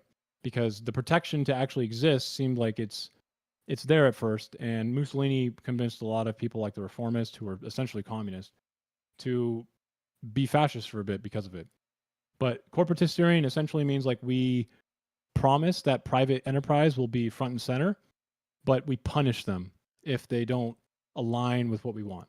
So if a private company doesn't want to, let's say an AI company doesn't want to let the federal government use them to do military operations with carte blanche, the government might say they're like a national security risk. That would be a perfect example of how Trump is doing this in action, or how he has dinners with like all the tech bros, the tech CEOs, and points to them and goes, "What are you investing in the country?" And then Mark Zuckerberg, the fucking alien-looking dude, goes, "We're investing 200 billion." And he goes, "Good, good." And then he like points them out publicly, right? That's what Hold this on. looks like in action. Hold on, Circa. I think we can all agree that all of the tech bros look like aliens. Because Peter Thiel don't look like a normal human being. Elon Musk sure as fuck ain't of this earth. Like, you name one tech bro who looks like a normal dude you'd see on the street. I defy you. Peter Thiel knows about the Antichrist. He is the fucking Antichrist. He is the Antichrist. That's pretty much all of the framework of fascism now. And I feel like the main thing to say after this would be that it doesn't matter if people can break these apart one by one, or say that, you're missing one, or that, you don't have a certain brand of political liturgy happening, or the corporatism we're seeing is not exactly what it looked like in Italy. The main point here is that if you want to diagnose what fascism looks like, then you have to look at the whole machine in action. And I think that's where I'll close it, because I just want people to use that and then look at what Trump is doing in the United States. So if any of what I love the fact that this dude is talking about closing like we're still debating. If any of this feels like it kind of maps on to what Trump is doing, that's because he is doing exactly what the architecture of fascism. But it's not because of him or because of some like super wrinkled brain fucking thought in his head. It's because literally Steve Bannon and what's his name Miller said this is what you got to do. Stephen Miller. And also, Vance. Fascism is kind of the natural reaction to liberalism. Vance is just a right? sycophant. It's appealing. It's appealing, Like it sounds. We'll weak. just call them a Nosferatu, and then Epstein's second best buddy.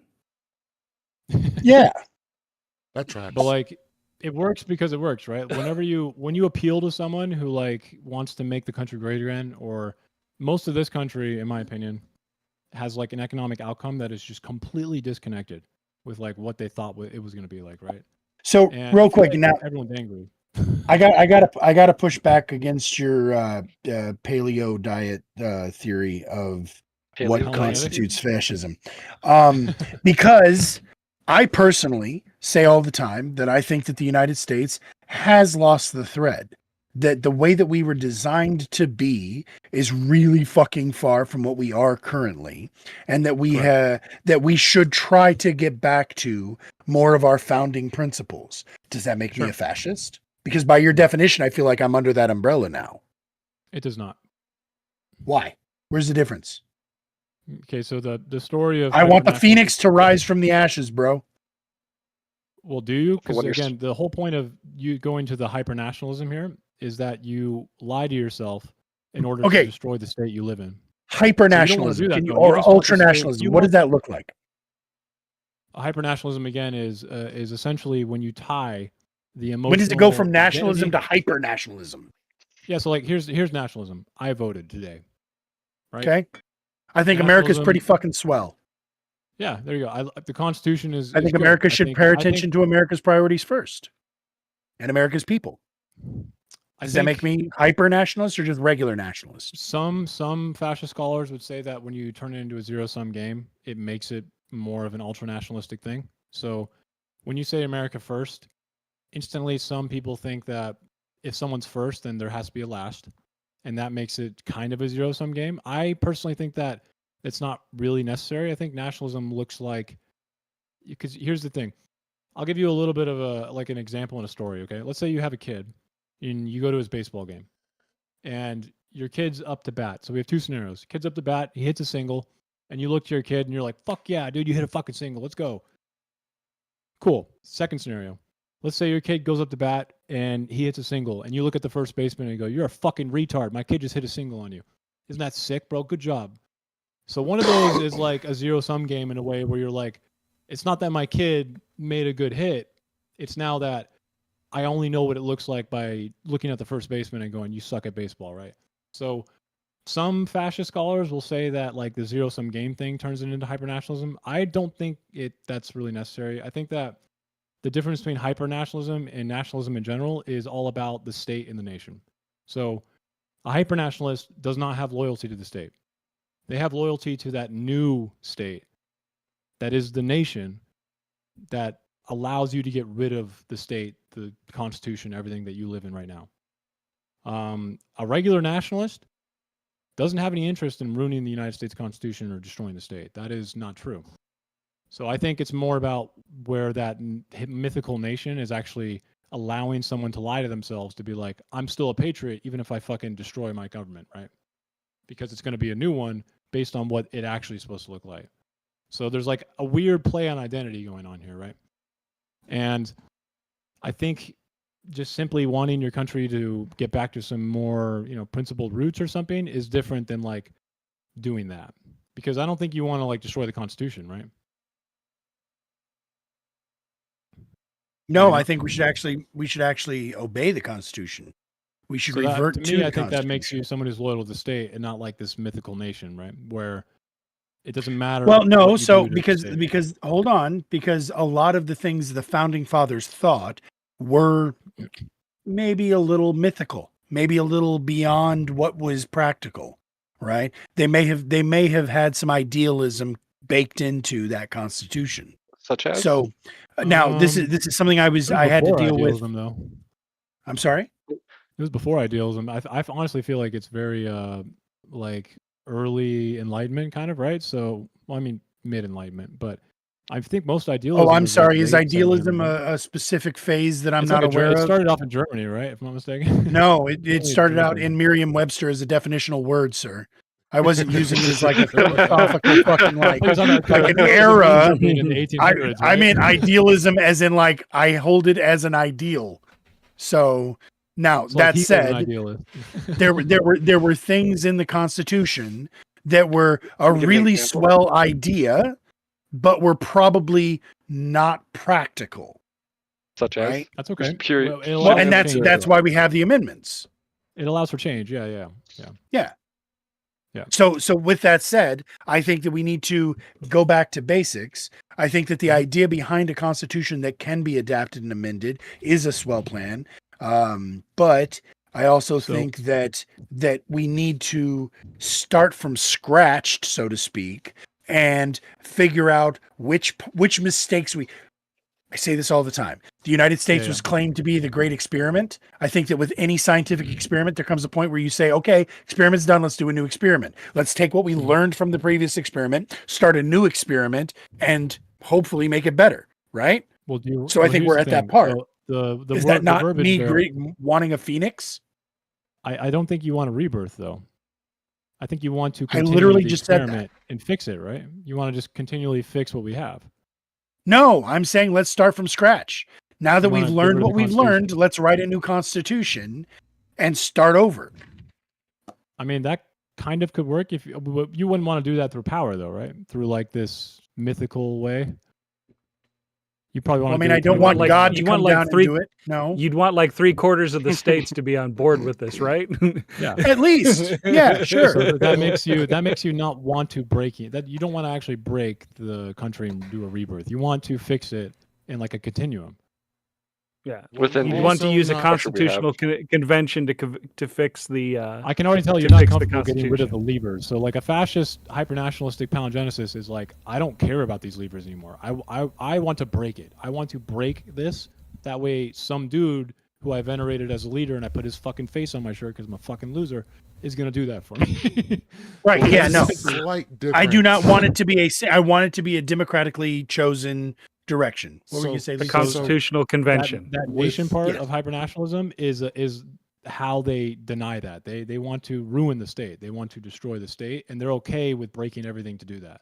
So God, usually a what leader's the only in way you can partiality, authoritatively if we're do it, looking too. to, the whole Godwin's law thing, you look at what Germany wanted, they were told that they came from these people, the Aryan people, and those people were the greatest, and it was I because feel like aliens.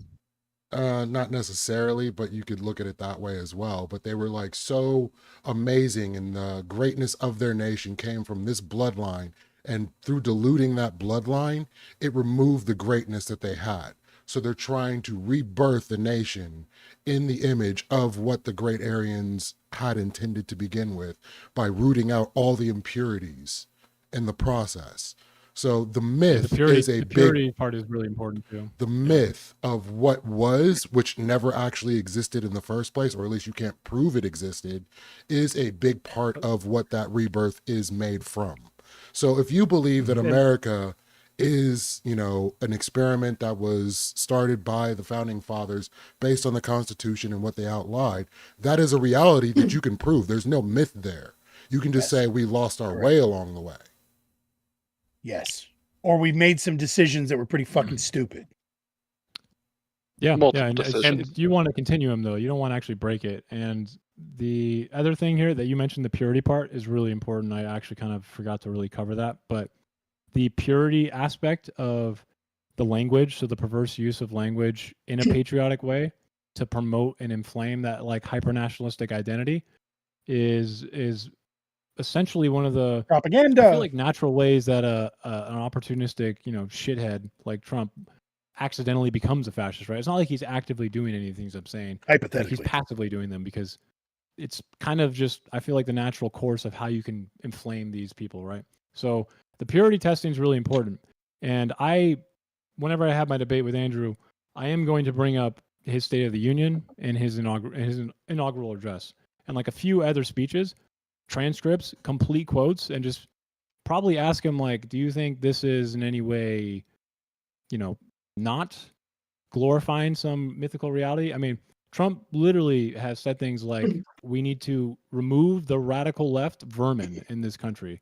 And like what Lethe just mentioned there about the purity thing, the purity element of that is something that a lot of people in this country are sadly identifying with in a big way. So it like reinforces and emboldens that like idea that we need to take back that mythical thing that never existed because this country's always been pretty So speaking of mythical, you keep speaking of this mythical Andrew character. I'm going to say, Circa, I pretty please Rent beg free. you, sir. I pretty please beg you, sir. Before you, if and or when that does get scheduled, you come to the rest of us for debate prep. Because no offense, but the showing that took place on Rob Noor, I feel like could have been prevented had you had a few of us to spar with in advance, and we could have shown you where the holes in your life. I know you probably feel like you dominated that. And again, most debaters have a tendency to feel that they were missed or passed over. I didn't feel good at first, but after rewatching, I felt. I can look. Yeah. I can already tell you exactly what Andrew's going to say to that point, And that's exactly what I'm saying. is This mythical Andrew in the sky is going to have a very, very. I know exactly what he's going to say. I promise. Yeah, and he's gonna. Go ahead. He's gonna say, prove that is mythical. Mm-hmm. Yeah, I know. So once again, all I'm saying is just because I do consider you part of the DMZ group, right? Not that we have created a bit of a coalition here. I feel, maybe I'm wrong, but I feel like we have kind of become a team, right? So holla at your team before you go out to the fucking I actually field have next time. debate Please. practice for Andrew's Good. debate already made, so I can easily send any. Fantastic. That's all I wanted to hear. Now, I do know we're what gonna- he's going to say. It's more about how I interact with it for sure. So debate prep would probably be important. Yes, exactly. Kind of like I was literally doing this with Groofus last night on stream before his FEC or whatever it is, the Citizens United, blah, Citizens blah, blah, United. blah. So again, it's a really useful thing to have somebody sit there and kind of Yeah, throw go rebox arguments that. and just try to derail you and get you used to it, et cetera, et cetera. So whatever. That's just my request to you, sir. It Because should be pretty soon, by the way. I hope so. Speakeasy again said that he's trying to book it, but I mean that's the one So- I'm most interested in, not because it's Andrew, but because again this topic to me is really important. But yeah. Sure. Yeah, no, of course. And the thing is, it's such it becomes a niche topic, right? Once you start getting into the definitional, like historical, versed on like the early fascism, fascisti and like that's, I'm just saying that he's going to try to hold your head underwater and it's going to be really difficult for you to struggle for breath. So, completely unrelated. Like I can already imagine the moment where I know his ideas on the state and the nation, and he likes to dismiss the nation. It will not work, and if I'm in a debate, and I mean you guys can see my mock debate things for it, but I have Chip, like I said, that's what I want. I want you to have an off-stream night with us, where it's 3 or 4 of us are against you. Yes, cool. That's what every single and Lethe, like again, that's although from what I was seeing, you kind of were owning Steelborn in that first couple. I've only made it through the opening. I'm looking forward to the and Do you want for to what know it's worth, how he Chief, crawled out of that? I can tell you right I now. don't know spoilers, no spoilers.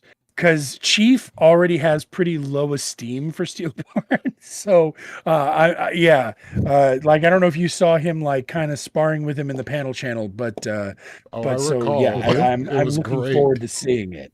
The only advice that I would give you is that when he tries to weasel out of something, you have to call him a little bitch every single time he does it. And the thing is you need to hammer that over and over again. Okay, so this little bitch doesn't want to answer the question. I would say that you need to find a better way to call him a little bitch than to use the words little bitch. That's the key. No, use a little bitch. My entire debate approach, guys, is actually like Rob's debate. I didn't really care too much about because the topic to me is I feel like it really isn't something to debate that much. But I'm actually my entire opening and closing is not even directed at Andrew. I don't even give a fuck about debating him on this. I know he's not. He is essentially a fascist. He doesn't want to admit that though. I'm pretty sure he's cognizant of how it actually functions with his own worldview, but he's not gonna see light if I try and debate him forever, right? I'm just gonna have to kind of make sure I have, my arguments set. I know all of his definitions. I know how he abuses them. I know how he likes to dismiss the nation for state. I know how he relies on early fascists to use all of his definitions. His definition of fascism, right, is Mussolini's quote, which doesn't make sense because why would you use the people living it, writing the propaganda to try and, figure out what it is, right? They're going to be telling you the lie. But anyways, my point is I know all that, but my entire approach to this is not going to be debating him. That's even though the debate will happen. Like I said, don't make fun of him. Reaching people. Just make fun of him. Just do it over and over again. Tone match. Yeah. You kind of have to with him because the way that he's going to approach it is going to be insanely bad faith. Because what he's going to do you'll effectively have to do to Andrew what I did to Marte, and just dog walk him down like a line of logic. But the problem with Andrew is it's a lot harder to do that because he will just dodge engagement. Yeah, Andrew dodge and obfuscate, and then appeal to the moderator so that they can move on. That's his MO. Real quick on a different note but related, I also want to say I have never actually said this to any of y'all. If any of you guys ever wants to debate me, please, by all means, just say the word. We will find a neutral territory. We will find someplace else, and I will happily debate y'all on any prompt, anytime, any day. It has been brought to my attention that because of the way that I have set up the DMZ, I seem like I'm not really in the ring as well, right? The only reason that I don't get into the ring is because the conflict of interests of my judges, my et cetera, et cetera. Like I said, we're a fucking team, and I don't want you guys to, but that said, I want to debate as well. Like, that's why I put my hat in the ring for that WWD thing, et cetera, et cetera. So if any of you guys have a prompt that you guys want to debate me on, just say the word. We won't do it here in the DMZ. We'll do it someplace else. But I've already got one debate scheduled with Kay that we're going to take over to Speakeasy for veganism or vegetarianism or whatever nonsense. Yeah. So I think it's vegetarianism. Is a vegetarianism. Okay. So Because so I again, asked him. I'm just putting that out there. If you guys ever want a piece, just let me know. Now, on that, I just want to change direction because this is a question I've been wanting to ask all fucking night, and it's completely off topic. Vigilante, you have to choose one of the Pokemon on your shirt. Which one is it? Big boy level shit. Mm-hmm. Eevee. Eevee? Okay. All right. That's the only answer I wouldn't boo. Yeah, really, like, cause that's the versatile one. Good job. Oh, I didn't see. Yeah, fuck him. No, that's you could have stayed seated. That was fine. We didn't need to see that dumbass on the bottom there. There's a reason he is on the bottom of that circle. So, I don't know if everybody here is a Pokemon fan. Circa seems to have checked out immediately as soon as I asked this question. So I'm guessing Circa was not a. Okay, I assumed that you were not a Poke fan. I was reading my mock debate thing, but I listened to the same. Got you. I can for what it's worth, Shiny Charizard was one of my favorite Pokemon I've ever had. And in fact, for those of you who've never heard the story, my beautiful, lovely wife killed all of my Pokemon unintentionally because she assumed that they were still being saved on the actual cartridge instead of on the actual Switch. And so when she reset the Switch, she didn't know that she was getting rid of my full collection of shiny starters with hidden. Oh, bro, it's worse. They were all perfect starters. They all had the hidden abilities, perfect EVs, like perfect IVs. They were fully fucking trained, level 100 shinies, and she killed them all. She also, in that, killed 3 shiny Mews and 2 regular Mews that were also perfect. And that's just the beginning of the list of legendaries. I haven't played Pokemon since. I legitimately cried. This is why I use a memory card.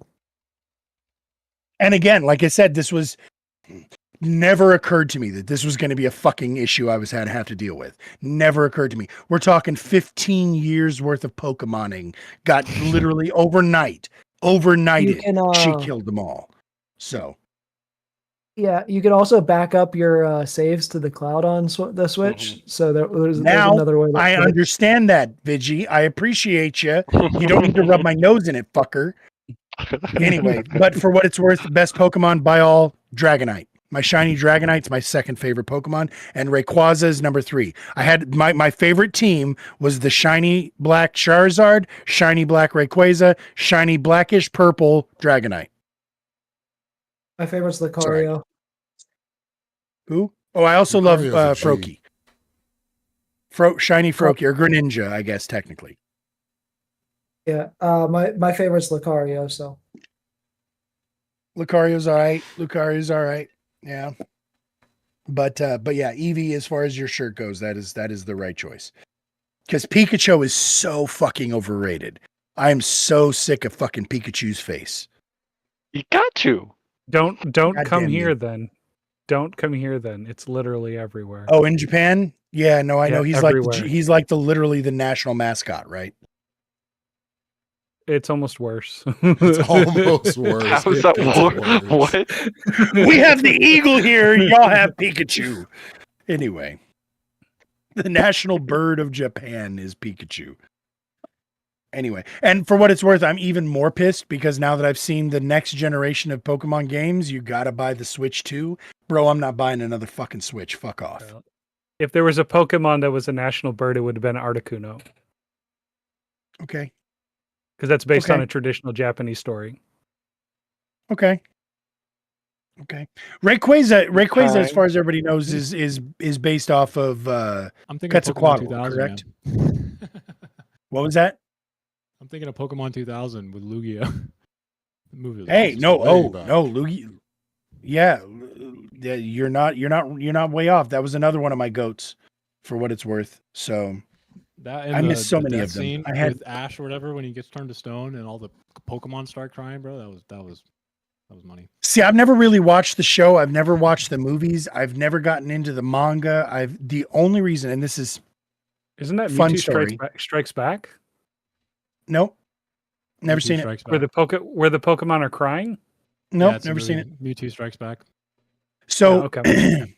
I have a herd of nephews. I'm gonna give you all a fun little anecdote, but it'll be quick. I have a herd of nephews, and they were growing up in the Pokemon generation. And Uncle Horseradish was the cool uncle who plays video games and plays Magic and plays D&D and stuff. So they were all like, Uncle so and so, Uncle so. Well, fuck it, y'all know my name is really Lee, so whatever. So Uncle Lee, look at this, and they all wanted to show me their fucking Pokemons, right? And I was like, yeah, cool, bro, that's awesome. And I never got into it. I avoided it like the plague until I had my own offspring. My own offspring got to about the age of 5. By this time, those aforementioned nephews are in their late 20s. So they show up and they're like, hey, kid, check this out. And they put a DS in my kid's hand with Pokemon Heart Gold and said, you're going to love this. For what it's worth, those of you who don't know, I do voice acting. My kid just literally fell right off the fucking tree. And so my kid, since they were young, has been able to mimic any sound they heard. So my kid would just walk around making all of the fucking Pokemon sounds.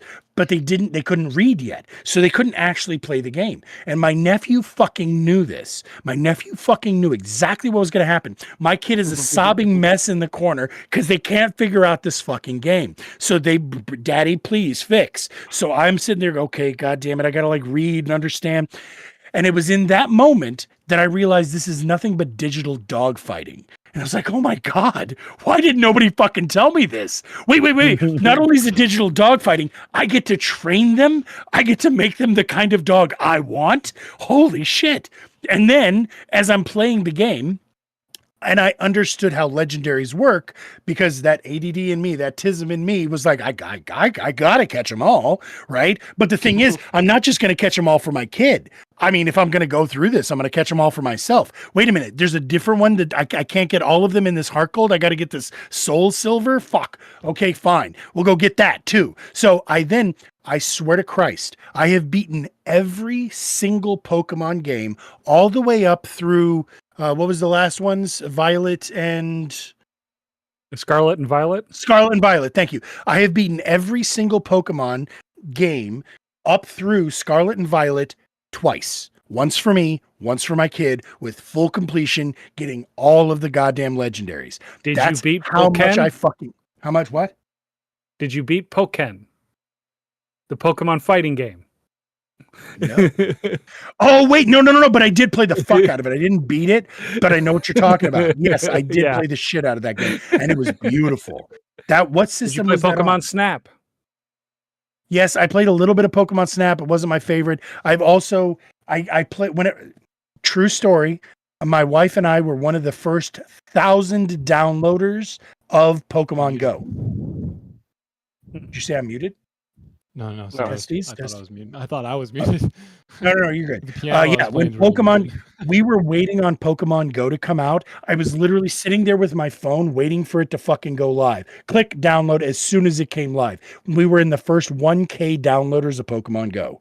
That's how obsessed with Pokemon I became. Because of my fucking nephew. I've never let him live this down. I still have all of those games for what it's worth. So one of these days, if I ever become ill and I'm bedbound, I'm going to go back through and catch all of them motherfuckers again. That sounds like it would take They a lot got longer off than just light. one 6 session.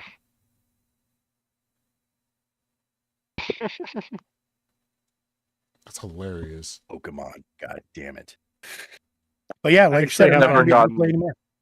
Am I the only one in this chat who not has deep never enough. played any Pokemon games? Probably. Possibly. I'm going to go ahead and kick you out of the room now. Yeah, I have about 30 decks, 30 decks of Pokemon cards, and I actually use them as teaching tools for language learning. Yeah, that's cool. My kid kind of sort of got into the cards a little bit. I did play the game a little bit once I got into once I became obsessed. I was like, well, fuck, I guess I'll look at these stupid cards too, because I'm a Magic player. But yeah, no, I never fell into the card game as much as I did the actual video game. Video game took a while. I was about to say, are you waving your hand at us, Circa, or at your computer? No, I'm trying to give you guys Like, background wow, music. fuck you, Dick. I'm trying to give you guys background music. Appreciate it. Is it going to be Pokemon music? Like Has anybody soft played piano. this Poke MMO? Because Kay actually turned me on to this, and I'm about to install Well, it. Pokio, it's basically like Stardew Valley, except for with instead of being a human, you're a Ditto that's pretending to be a human. No. Poke MMO. So basically, somebody cracked the early Pokemon games up through Black and White, and they made it into an MMO RPG. So everybody can all pile into the same, like you go to different regions. It's regional based, right? But so if you want to go to the Sinnoh region, you and all your pals can go play in the Sinnoh region together, and you guys can get into like multi battles, and you can again, there's it's an MMO. So what you're saying is they basically created Pal World, except for with Pokemon. Yes, and not 3D. It's still like it uses the ISO of the original games, and then just builds off of the ISO. So it's still the top down, shitty fucking, 8-bit graphics. But has anybody else played this at all? Nobody know? No. Okay. Nope. I I play I'm Space about to start, Simulators, so. Monster Hunter, and Helldivers. That's basically the only thing I have time for right now. For managed. The Radish, the fan made Pokemon games get a little cursed sometimes. Oh, what do you mean? I mean, Explain. all fan made games get cursed. Pokemon Fusion. Okay, I'm writing this down. Pokemon Fusion. I think Tell I me more. heard What it. is Good it? lord. Yeah, the curse. So You heard the static when he said the word. He like he Exactly. invoked the demon. I heard that too. Yeah, no, swear to God. So, So Pokemon, what did you call it again? Pokemon Fusion. Pokemon Fusion. Yeah. So basically, what it is you can catch Pokemon and then fuse them together. Oh, good lord. Get the fuck out of here. It gets very cursed, especially like when you look at the online content around it. I imagine what the things that people did with Jinx were completely inappropriate. Oh no! Really? No. It was mostly Thank like you, Leafy, for understanding what I'm talking about. I have had some inappropriate thoughts about Jinx. That's all I'm saying. No, it gets worse than that because it was like a lot of the more inappropriate ones in that nature were like Vaporeon and Low Bunny.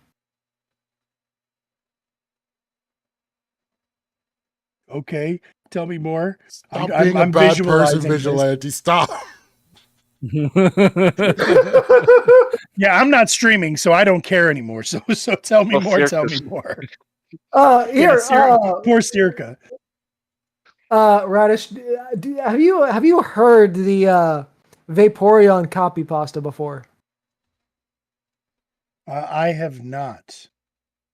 By the way, Circa, send me that link or send me a copy paste of that if you would. He's deafened. Oh, is he deafened as well? He's Okay, deafened. Smart play. We bored him with the Pokemans. Go on. All right. I'm drunk and it's late, so I don't give a fuck. We're gonna give Leafy's chat some trauma and Circa's because Circa just unmuted. Welcome back, Circa. I would love to see those notes if you want to send me a copy, just like copy paste.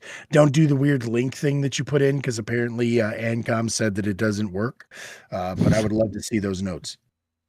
So, bro, it does. It just hacks your computer. All of them, okay? Yeah, exactly. Poems in It here. just gives you a backdoor to my backdoor, if you know what I'm saying. I'm using a poem by fucking So- Vincent Millet. Okay, I'm gonna try really hard to reach the audience. Okay. I think it's important. I found the Vaporeon copy pasta for you, Radish.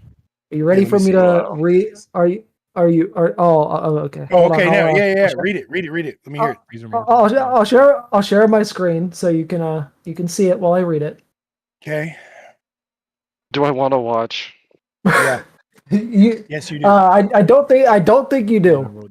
I'm not going to. It's Wait. Can I give you my most sultry voice? Hey Oh, guys. good lord. Did Sure. you know that in Go terms of for it. male, human, and female Pokemon breeding, Vaporeon is the most compatible Pokemon for humans? Not only are they in the field egg group, which is mostly comprised of mammals, Vaporeon are an average of 3.3 feet tall and 63.9 pounds. This means they're large enough to be able to handle human dicks, and with their impressive base stats for HP and access to acid armor, you can be rough with one. Due to their mostly water-based biology, there's no doubt in my mind that an aroused Vaporeon would be incredibly wet. So wet that you could easily have sex with one for hours without getting sore. They can also learn the moves Attract, Baby Doll Eyes, Captivate, Charm, and Tail Whip, along with not having fur to hide nipples, so it's incredibly easy for one to get you in the mood. With their abilities water absorb and hydration, they can easily recover from fatigue with enough water.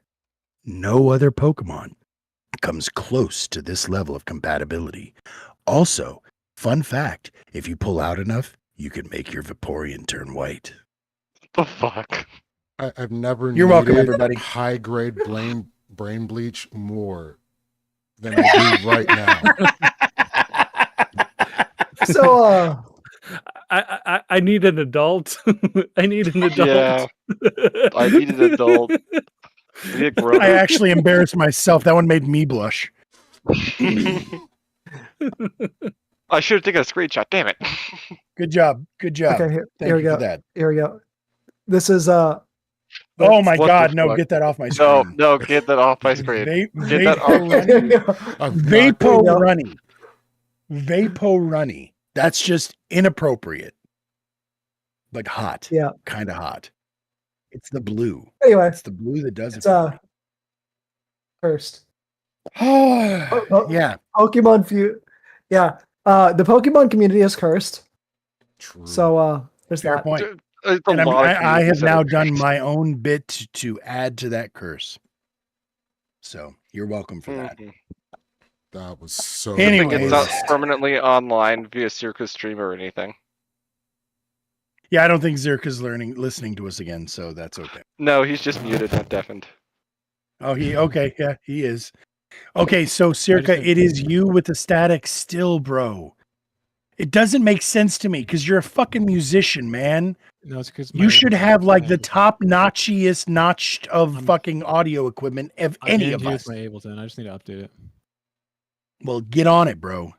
Even Doomer was able to fix his shit, and he's just Doomer. Sorry, Doomer. I'm just being. What's nice. wrong with Doomer? Nothing. I love Doomer to death. He's again. So just so you guys know, in case I didn't tell you this, Letha, you're on the short list as well. I didn't want to tell you this, Groofus. I wasn't trying to be mean to you whenever you were trying to volunteer to judge, but I have decided that there are 6 people that are going to be judging moving forward. Bless you. Those 6 are going to be Let's Chief, Doomer, Tyler, K, Ancom, and Lethe. Those are the people who have demonstrated an ability to judge without bias and judge beyond their personal beliefs. They are people who have demonstrated to me enough skill in debate that I feel like they're going to be able to give critique and feedback that will actually help a person improve. And they are the people who have been consistently the most reliable for me. Although you are on that list, Groofus, don't misunderstand. You have to have all of these criteria for me to put you on the short list of judges. That's fair. So that's fair. Those are going to be the 6 judges moving forward. So I joke way too much about trolling Hey, I Game Boy feel like Corp I heard anyway, some- so I Yes, get it. Exactly. I hope that's okay with you, Lethe, and Was I that hope throw that not you are willing beautiful to though? accept The throw today was amazing. I feel like I hit most, if not all, of those points. You do. And again, like I said, I needed a short list. There are a few other people that were close, that were in the running, that are also very good debaters, that are also like again, I want those 6 people are going to be my go-tos. And again, the rest of you, I just want you guys debating for me. I enjoy the fuck out of this, what I'm doing here. I cannot tell you guys. I just know that I'm not reliable. Exactly. I'm pretty sure I demonstrated tonight that I can take a position that I don't hold well enough that it gets the chat passionate. Oh, you've done that before. You've told me before that you've steel manned after the fact, and I appreciate that. So, that is definitely a thing. And once again, that's actually another thing that I would love to do one night is everybody else does the impromptu debates. I don't fuck with the impromptu debates. They're just they're not fun to me. I would rather have the structure and the prep, right? Yeah. That's what we're doing something different here. But that said, maybe one night on a Wednesday or something like that, we have an impromptu night where people just bring in whatever fucking nonsense prompt they want to debate and they throw it into a hat and we all draw names. You know what I mean? Like I would be into something fun like that if you guys would be interested. So I told you though, Friday night's going to be my debate night. Friday night's going to be the night that I'm debating. So like whether that's me going over onto speaking. All right. I'm going to do a little drama because there's just enough. There's just enough Bushmills in me to make me say shit that I'm going to regret in the morning. Anybody who tuned in last night, yeah, right. There goes Lethe's face. Anybody who tuned in last night, I literally went into last night to try to compare my experience on Speakeasy's panel the Friday before with Grid's panel last night. And I'm going to be real. There was no comparison. The fact of the matter is, what I experienced last night was borderline toxic, and it was specifically because of one individual in Grid's sphere. The rest of the people over there seemed like pretty reasonable people. I have nothing against Grid specifically, and in fact, one of his judges, I'm trying to remember the gentleman's name, I can't think of it, is a pretty cool cat. Like, I would actually love to have him over here at some point for a real debate. But there is just one piece of shit over there that is impossible. Is it who I think it is? Yeah, I'm sure it is. There's one piece of shit over there that I just cannot fucking. Yeah. Hey, how did you know, Circa? God damn, bro. I heard the communist, fucking socialist, Horseradish. also weird. That fucking name calling. You saw that? Okay, I gotta go. I gotta go here in a minute, and I have an idea for you. When you have the people put their names in a hat and they have to choose like which person they're debating, please call it spin the bottle. All right, we'll do. Okay. I will see if I can set up an actual bottle spin to decide who goes against who. I'm all about it. We'll play spin the bottle. Yes. I love it. Thank you. I gotta go. Talk to you later. Bye. Have a great night, buddy. Appreciate you as always.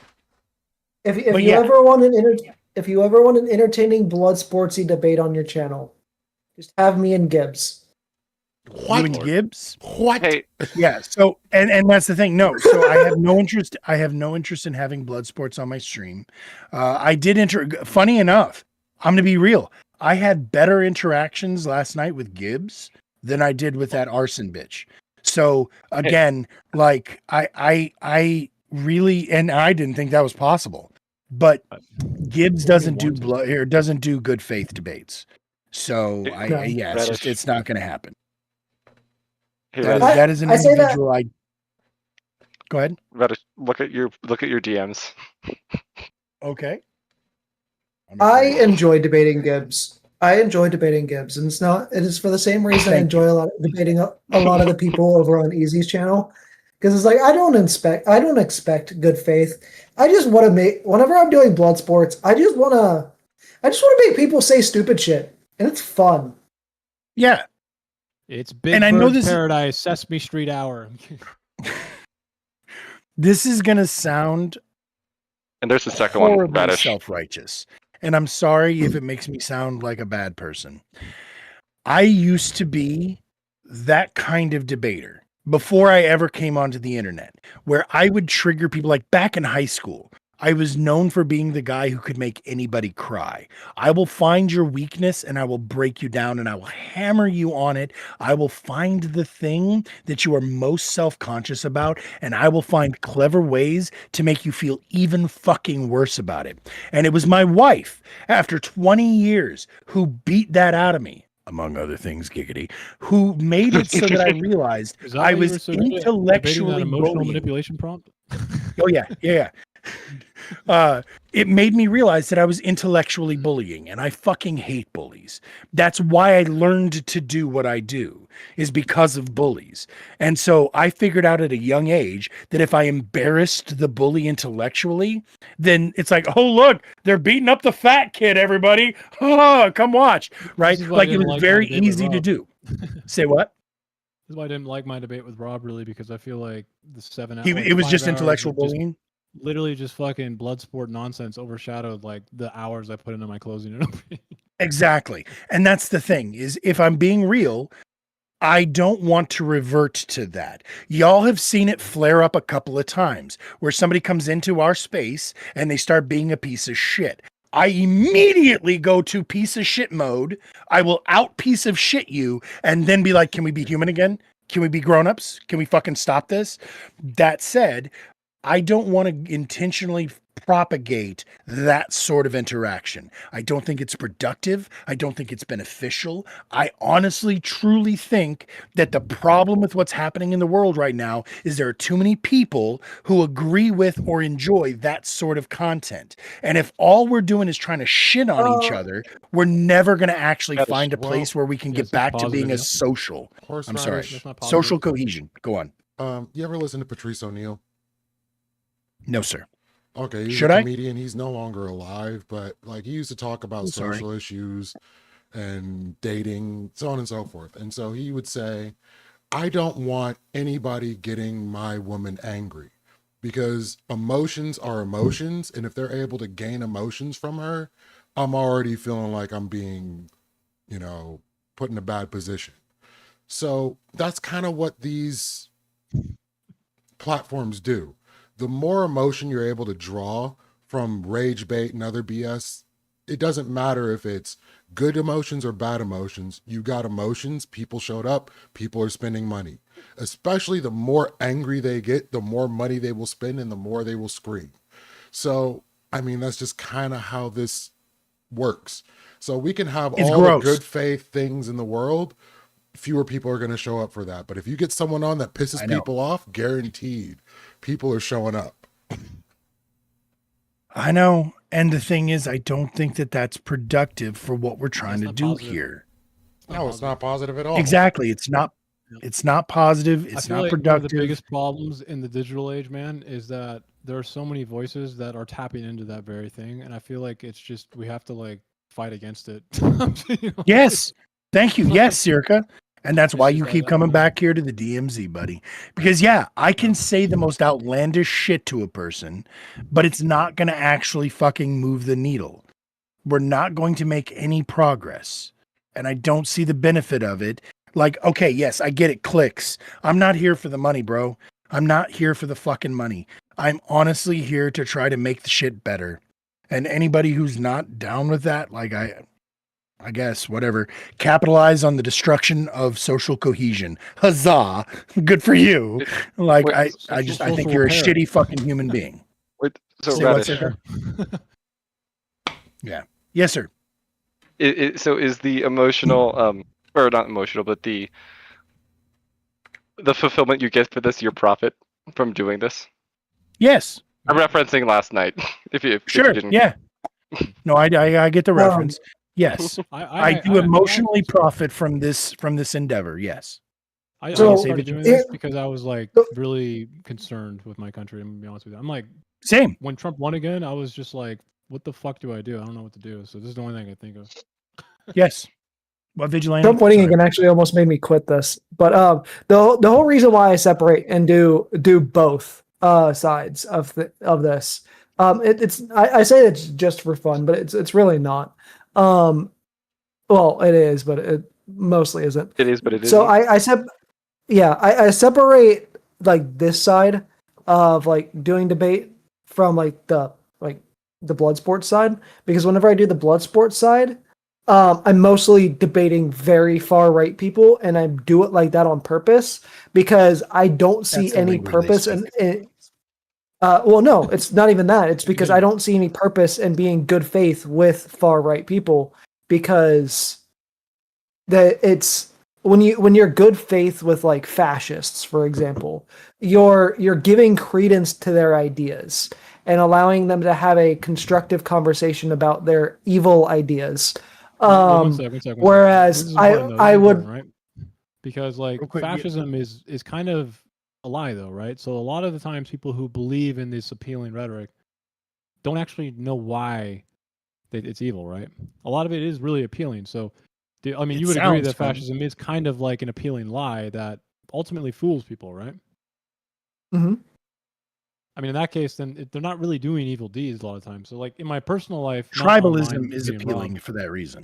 I have friends who work for the Trump administration even, and I mean, I think Sorry. he's one of the most genuine fucking dudes I've ever met in my entire life. He's an amazing guy, and that's what's scary about it, right? Is that it lets normal ass people just get to a point where they're, 10 years later, they They don't look at give a their shit. kid and they're wondering, why is my kid fucking saying Jewish swine? It's just, that's how it. Everyone who writes about this, at least when you look at it historically, that's what they all say. They go, I don't know how the fuck this happened, and then they're left with the moral bag, right? And I mean, I know what you mean. You shouldn't really like respect the debate with like someone who doesn't want to respect the dialogue, but I don't think it's good to do that with everyone. Especially, I mean, maybe you do it differently in your personal life, but I find that like I am I convincing a lot don't. of my personal friends, right, where I'm like, what do you think about this, right? I'm just constantly like trying to introduce them to new things, and they're like, I don't really think I agree with that. Like the overturning the amendment thing. My friend who I just talked about is a major constitutionalist, right? He would call himself an originalist, if you know what I mean. And when I bring that up to him, he's like, I don't really like that. He should be going through the actual, I'm a, the method you're supposed yeah. to do, right? So like I'm gonna be honest, in my personal life, I'm actually a lot worse than I am online. Like my no, I'm being blunt. No. So like my mom and stepdad and a lot of my family are Christian nationalists. I don't even talk to them. I talk to Christian nationalists more online than I talk to the ones in my family. I mean, So I had obviously, an if it's uncle. gotten to a I point, had you an would know uncle better who than us. texted me while we were streaming. So what parts do you agree with Trump? Me? Like, no, Wait, I tonight didn't. or Yes, tonight while we were streaming tonight, my uncle was like, "So where do you agree with?" He literally sent me the book written by Trump's son, and so it said Barron? I have I needed to or- read Oh it. yeah, them. I mean, I it's not like I Trump got isn't you. capable of Bringing like back doing public anything. mental asylums. Bringing back public mental asylums. I mean, it's mainly like murderers can hug their mothers, right? That's kind of it's like the thing is Yeah. Trump advocates for so much destruction. It's like, I mean, why do I have to look at some policy that might be good, man?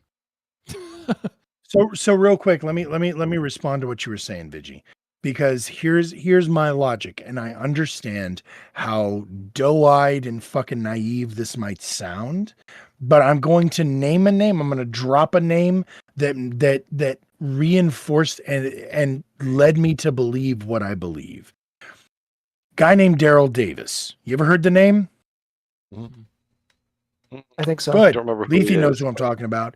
So I will not give up on the idea that there are some who can be saved. And I firmly believe that if I go into these dirty spaces, these blood sport spaces, these places of ill intellect, right? And I demonstrate a better way, even if I save one person out of 1,000, I have still made the world a better scenario. place. You've just I answered do my agree. closing, by the way. My closing is exactly that. I My closing is that, literally. I do There's agree that somebody some who you're going to save, yeah. I do agree that some of them can be saved, but you don't necessarily have to be good faith in order to do that. An example of this is: did you watch? Worse faith is not going to solve it. No. Okay. Did you watch the Leafy's debate over on Easy Stream about the what's her name? The chick in Minnesota that got shot. No, Renee Good. Renee Good. I honestly, dude, Okay. I didn't know that was rough. Lethe was going on other people's panels. I was very sad. Sorry, I didn't know we when weren't I saw exclusive. Are you cheating on him, Lethe? Dude, I no, it's not that it's exclusive. I just didn't know. I would have been out there supporting you, bro. Like I was So- like, I wish you would let us know so we could be in the fucking chat cheering you the fuck on. So no, I did not see that. I would love to. So if you have a link, hit me with it. It was rough. But you can paraphrase and I'll still watch it. Go ahead, Vigi. Tell them what happened by the end of that debate. Yeah. So when it got into the open panel, I hopped on to help Lethe, and then we eventually convinced Circa to hop on as well. Oh God. The whole fucking team was there and I didn't know. Fuck you all. You guys don't even like me. I quit. Never mind. I'm done. I'm out of here. Fuck off, you guys. Look, here's the thing. So, okay, obviously, like at the beginning of the debate, you'd probably expect that Easy was like, oh, the whole Renee Good situation was justified, right? Because he's a right winger, and he was. But we were debating. Yeah, that's that. Well, I'm talking about the point where he started questioning. So where there was a point in the debate where like Kieran, I think it was like out there yelling like, oh, she like had no right to be there, blah blah blah. And then I very bluntly and calmly stated, or not calmly, multiple times stated fairly loudly that she was down the street from her fucking house. Yeah, dropping her and kid then. off, Yeah, and I did not say that in a very good faith way at all. But what happened was it led to Easy going up and fact checking what I said, seeing that I was right, and going from attacking or like being on the right wing side and like kind of You like were able to trying change to his play. position. Yeah, So hold on. What you said was definitionally true. How is that not a good faith thing? How did you say it that was bad faith? I don't remember you being bad faith. I remember you actually just contributing to the conversation. Like if you were spitting facts that changed his mind, that's What definitionally happened was initially when I was in the debate, they were arguing for circumstances they didn't know the actuality of, and I said, I don't know what exactly was going on at the time, but I know these were the conditions. And so when the host started looking up the actual conditions of what happened, he saw like this person was dropping their kid off to school. They were like very close to their home. When he saw those things that I was saying were true, and everybody was context, and everybody else was arguing like basically lies and saying that this woman was here, to cause trouble. It still randomly. sounds to me. Well, and then it still sounds to me like you brought good faith into a bad faith discussion, and that was able to sway people, which is literally what I'm saying. Well, Vigi was it was the way that I. It was the way that I approached it. You can be antagonistic and be good faith. I did it in a very filibuster. I did it in a very, very filibustery way. In my closing, by the way, Horse, I chose to talk about like this really. I feel like it's like extremely surreal. Like it feels like it doesn't actually make sense. And then the weird thing about it is that it is actually like true though when you think about it, right? So commonly something I say on stream is that like you never really know when the Holocaust could have been avoided, right? As in, it technically, if one more person could have been reached, right, then the Holocaust could have maybe changed paths or been less severe or maybe not happened at all, right? And the funny thing about saying that is people immediately go like, I mean, one person's not enough, but the truth is that there literally is a point, I feel like, where one more person is like all it takes to actually change the chain of choices, right? So I write about that specifically. All it would have taken is getting one guy into art school, okay? Like I use an excerpt from or seminary school. Wasn't it seminary school as well? No, it was art school. It was art school. I thought that he had tried to be like in religion as well. He had tried to go like before the art school. Who, Hitler? He had gotten rejected from a couple of different things, if I'm not mistaken. I'm not like a huge Adolphus stan, so I don't know all that much about his history. He joined the Bavarian Guard, I think, right? And he's Austrian, so he had to join the Bavarian version of the Prussian army, right? And he's like a young Okay. soldier for the most part. So completely unrelated, Circa. I see something happening here. How the fuck are you making it so that you're like I can see through what you're writing? Like I can see your hand behind the letters. How are you doing that? Because it's magical. Blending mode. So you go to add. This is under OBS. Yeah. So if you right click whatever source you have, and then you go to blending mode, you can do subtract. You can do screen. Screen is another filtering one. You can do lighten. You can do, but normal is normal, and then add is one I use to really not like cover the screen so much.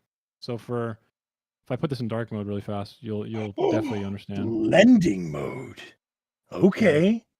It works better on dark mode for stuff. So if I change this to, I don't know, like my Okay, Daddy, tell me more. Shit.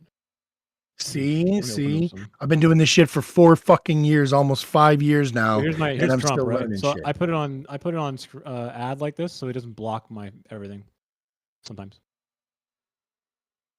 Okay. Well, those are like it on it.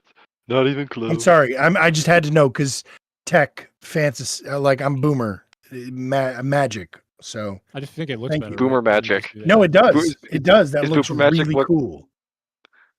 Is Boomer magic what caused the 2008 recession? No. No, boomer magic is what caused you, Rufus. Mortgage was that energy? Pretty sure he parented Energy, right? Gen X. Who is that? Oh no, McGruffus. Radish, I think me Yeah. and you have a very different definition of bad faith. That's fair. And I've actually streamed 3 different times where I've tried to do a deep dive into what good faith, bad faith means. And what I figured out is that it is the most nebulous of terms. Like it's So like,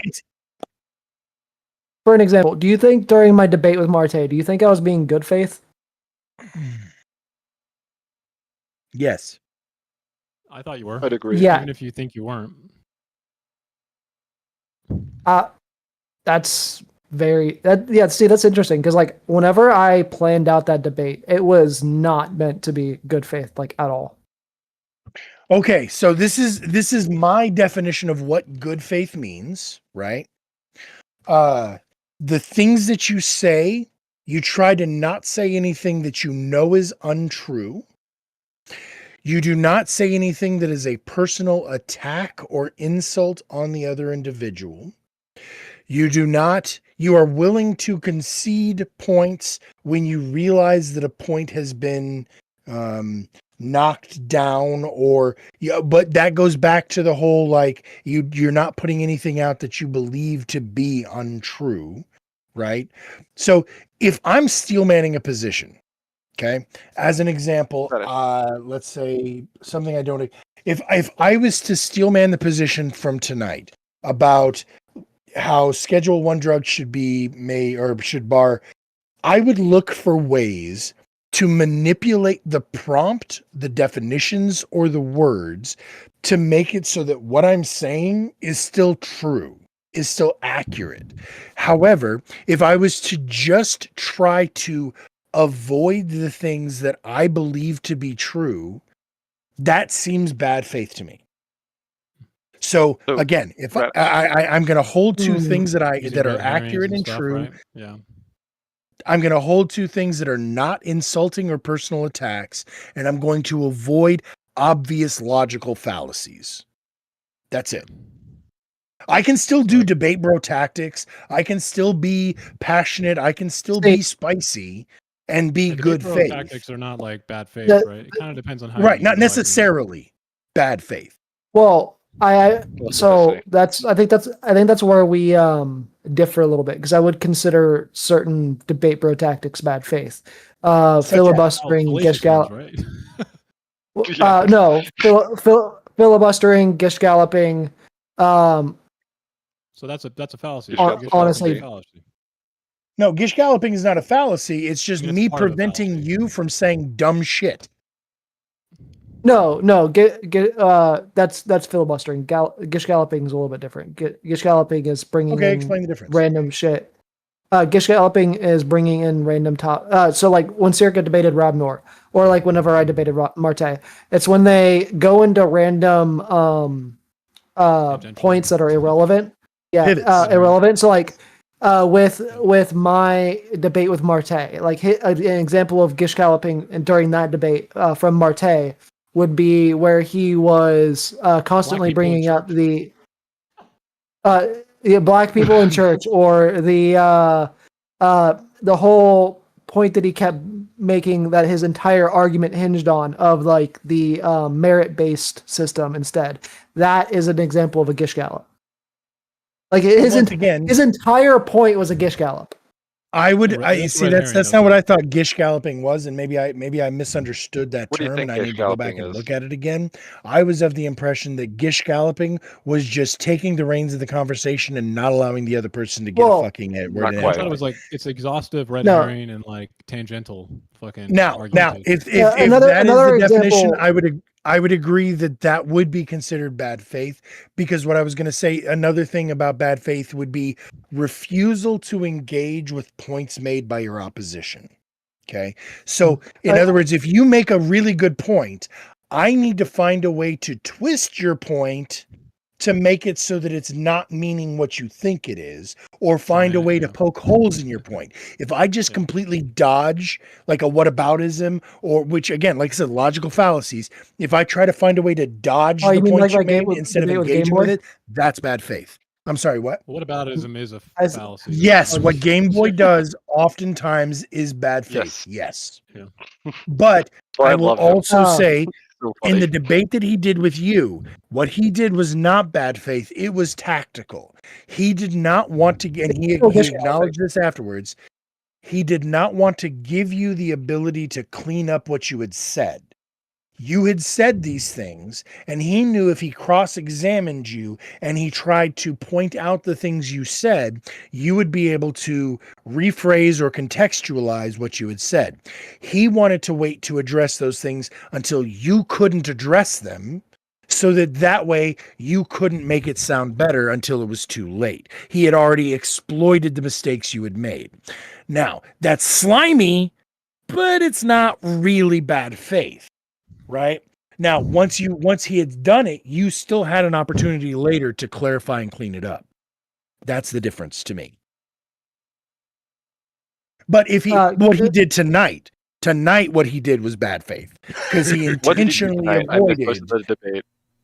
Yeah, like what Rob would do. I missed the debate. What did he do? Oh, he avoided. He pivoted, he dodged, he did all of the things. So like he Rob, was when literally Christian nationalism preference thing. I was like talking about exclusivity and how Lethe, normal Game Boy shenanigans.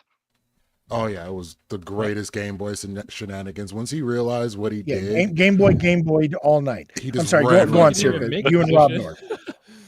But yeah, Rob, when I was saying the cross thing, right, where I was like, well, I mean, how would you feel if the government spent money on crosses in the classroom, right? And he was like, I mean, it'd be fine. I'm like, well, I mean, an Orthodox Christian who has a different cross might feel a little excluded, though, right? Because they might wonder why 90% of all the crosses in every government building is not really, showcasing or even referencing their cross. I mean, they have it for a reason, right? So let me. He was like, you think they'd be offended? And I'm like, I never said offended, man. Let me engage with that, automatic. Right? So yes, the way he handled it was bad faith, because he would not engage with the point you were trying to make. But as an audience member, I was fucking taking notes aggressively and was like, dude, why is this Rob Noor guy not saying this? Like, there were ways he could have addressed and debunked what you were saying. There were holes in the logic that he skipped or missed. And so I actually chalked his bad faith there up to a lack of I don't want to call it lack of skill because apparently the dude's like a collegiate champion or some fancy fucking accolades. But I know, but basically he didn't engage with it in a way such as to, oh, thank you, I appreciate that, and I'll read that in just a second. No way. It's He didn't engage with what you were saying. I don't remember off the top of my head what I wrote down, but there was a perfect way that he could have engaged with and dismissed your, well, but this special kind of cross is only important to this kind of person. And I don't remember but I said it on my stream and I was like, that's really good. So I'll have to go back and listen to it. But again, the war of attrition in that one, man, the debate was over. It was definitely a war of attrition. Right? Yes. And I was like, it was who can tolerate who for longer. Yeah, he started finding holes in my logic from the way I was saying it, but my definition still did not have any logical holes in it, right? Like, he wanted desperately that simply informing yourself with Christian morality to vote meant that you are now favoring Christian national identity because you're just voting on your preference. But I had to make a video where I kind of showcased how that's just not true because in a scenario of like the abortion thing where he was constantly trying to strawman or like formulate or modulate what I was saying with that, because he was like, well, what if I vote to have abortion, right?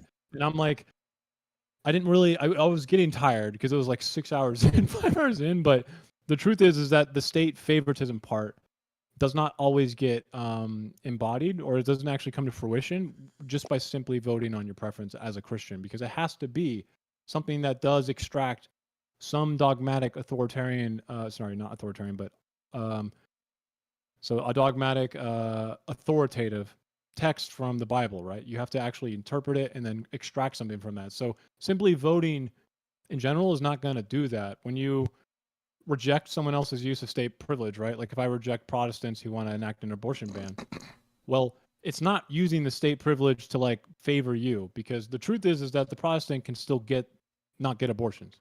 There's no state saying that you are forced to get an abortion, right?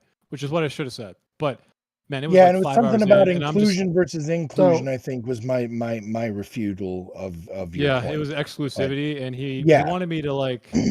He was like talking about the flag and stuff, right? And I'm like, oh my god, he keeps wanting to talk about trans people, and I'm like, I don't fucking care about trans people. So real quick, two things. First of all, I want to address what Game Boy or I'm sorry, Groofus, please fucking forgive me. What Groofus put there in his thing, that was my understanding of Gish Gallop. It's not that you're saying things that are untrue or unrelated. It's that you are hitting them with more points than they have the ability to respond to. Like you'll drop 6 different points in a row and then when they like not give them the ability to address all of them. Right. Now, the other thing I was going to say real quick was Circa. I think that the most bad faith thing that Rob Noor did, and shout out Odd Rook, who I doubt he's here because he doesn't like what we do here. But something that Rook told me once about if I ever did debate somebody who was big name like Mr. Willieson, that no matter what I do, even if I poke holes in every single thing they said, they're going to find a way to clip it out of context to make me look bad and make them look good. That is the literal definition of bad faith to me, is to make it seem like they had a more valid point than they actually did, or that if I make even the slightest misspeak, they're going to try to isolate that and venerate it as though it was like, see how fucking dumb, like triggered this fucking libtard. Sorry. I can give you an example the of me trans doing flag that. thing. You know, he's like, your definition of religion's awful. And I was like, bro, I just don't have, I mean, it's not that important, right? I was like, I mean, I just don't like what I was saying. And then when I told him the trans flag thing was religious, I was like, oh wait, Rob. I was furious with you, Circa, when he asked you to define religion and you didn't have one queued up. You should have had that on fucking lock. I mean, I did. The fact that you hesitated for a second made you look really bad in that moment. I can give you. I only say that just because I feel like it's not that big of a deal if like you can say to yourself like I don't really think my definition I just said. You feeling like it's not a big deal doesn't make it true. I mean, I make and the audience felt like it was a big deal. Oh. Even the audience who supported you. I mean, imagine like, for me personally, if I want to stay positive, right? I mean, the negative thing there to do would be like, it's always perfect, but like the truth is that the definition of religion there in like some debate, semantic sense is fucking not even worth. It's not even worth anything. Really, but the fact that you were asked for a definition that was core to the debate's prompt and you could not define it off the cuff made you look unprepared. I mean, he would have brought it up if it was, right? I'm sorry. What were you going to say, Vigilante? I'm sorry. I was say I can give you a better example of me being bad faith over in those spaces then.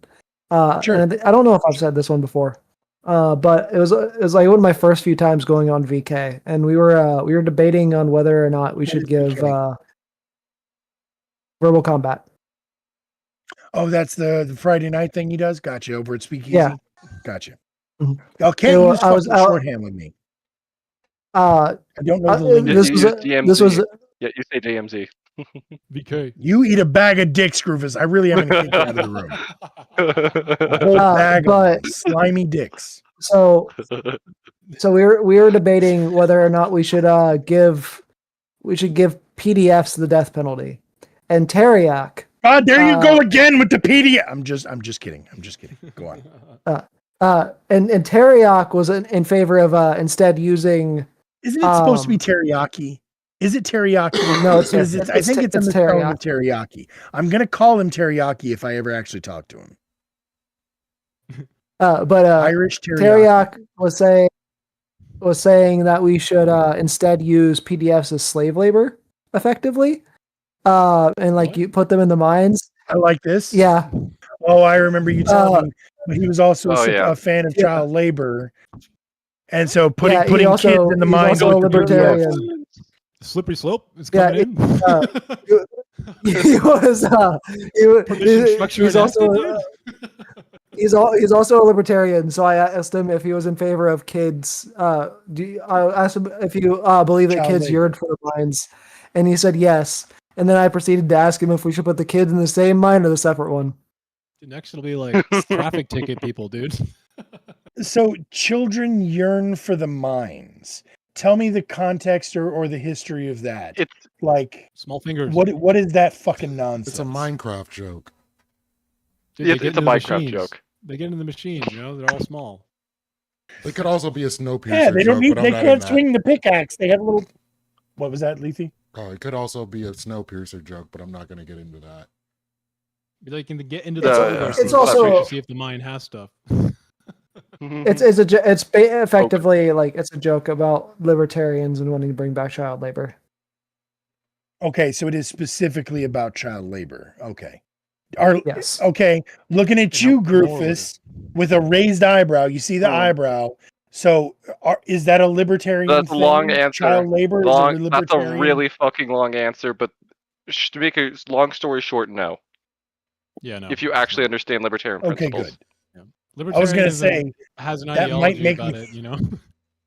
Say what, Circa? The full answer is really long, but the short answer is no. I think I'll take the short libertarianism answer. kind of gets a bad rap for being like an Ayn Rand, Atlas Shrugged novel, but I think libertarian ideology can be more complex than just, taxation is theft and like no regulation whatsoever. I'm brainless, fucking unicorn libertarian. I don't believe you, sir. Well, isn't that the libertarian case? Ideas can be really beneficial to like an individual in a society, 100%. This is one of the prompts that I keep trying to get to happen. Is the idea that like political gatekeeping and terminological like deep gatekeeping is a negative impact on our conversation, because I'm a socialist libertarian.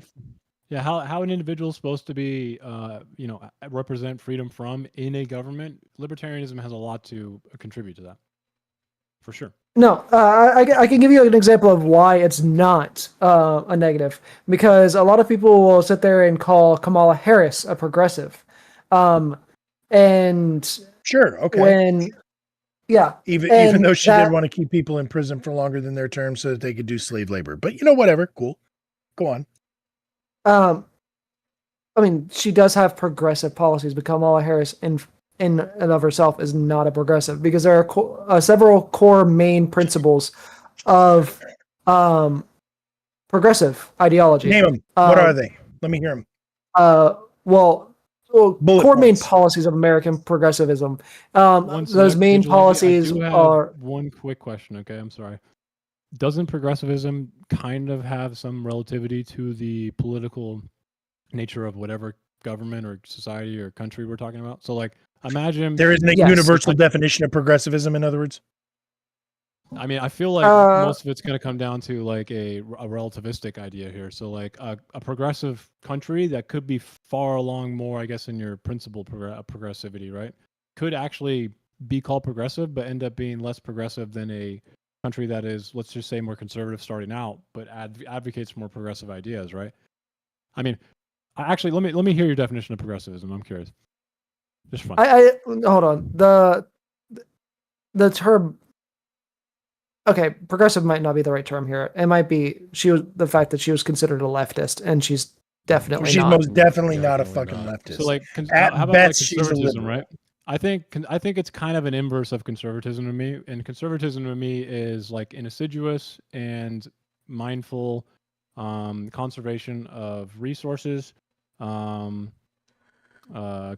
and then identity. And what that means is not we need to preserve everything. It just means some things a conservative will think about and realize that maybe they do have some place still in the world, or at least there's an argument to be made for it. So the assiduous part is really important. And then a progressive to me is someone who does that just in the inverse, assiduously looks at things that could be progressed in a mindful way, right? And that could be about religion or identity or culture and resources. And resources doesn't mean like minerals.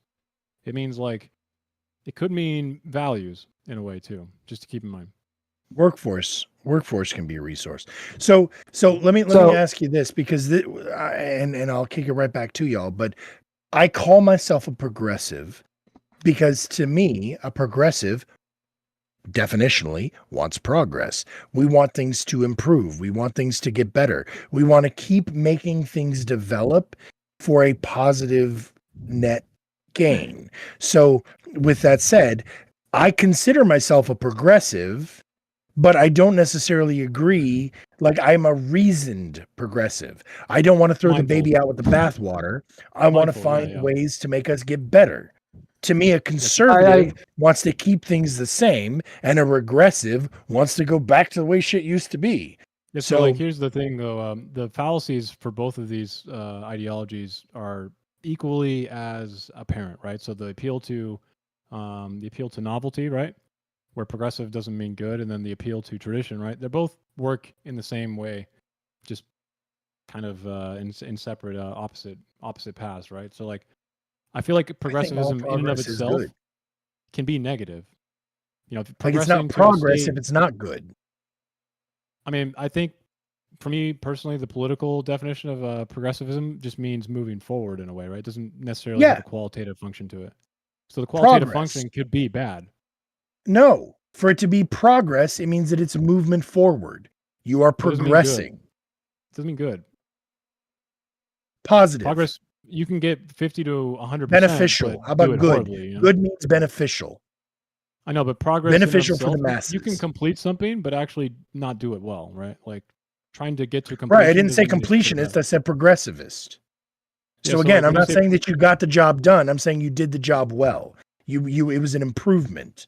That is what progress inherently I just think implies. that the appeal to novelty there is true, right? Because just because something is progressing doesn't mean that it's doing it well or good. Just because it's new does not mean that it's progress. No. Yeah. But progress does inherently mean, in my opinion, and somebody please by all means Google, hey, Groofus, will you change your picture to what progress means? Because to me, progress is moving forward. Progress is improvement. Again, my like, political ideology for that is that there's no qualitative like inherence to that. So like, it could be bad. You could progress to something worse. That would not be progress. A dictatorship. I mean, definitionally, for it to be progress, it would have to be beneficial. Aren't you? I mean, I see what you're saying. I feel like the definitions here, we actually probably agree on. I mean, I understand the definition of what you're using. I just it's feel pedantic. Like, I get it. Yeah, it does a disservice to like, I always the get those two identity confused. What's the difference between pedantic and semantic? Semantic is just, I mean, parsing of the words. What is pedantic then? In context, and pedantic is like actually acting in a condescending or patronizing way. Is that no? Pedantic means I'm gonna shallow. Google I that shit think. I myself. don't know. I can't remember. Acting Pedantic shallowly versus semantic. Pedantic versus I actually don't know. semantic. Tell me more, AI. Pedantic refers to being excessively concerned with minor details. Pedantic is a behavioral trait.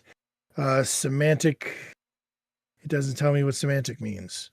Oh, semantic relates to the actual meaning, interpretation, or definition of words and language. Textual words, yeah. Okay, so they're the same fucking thing. Technical, analytical, or interpretive focus. So being semantic is pedantic. Okay.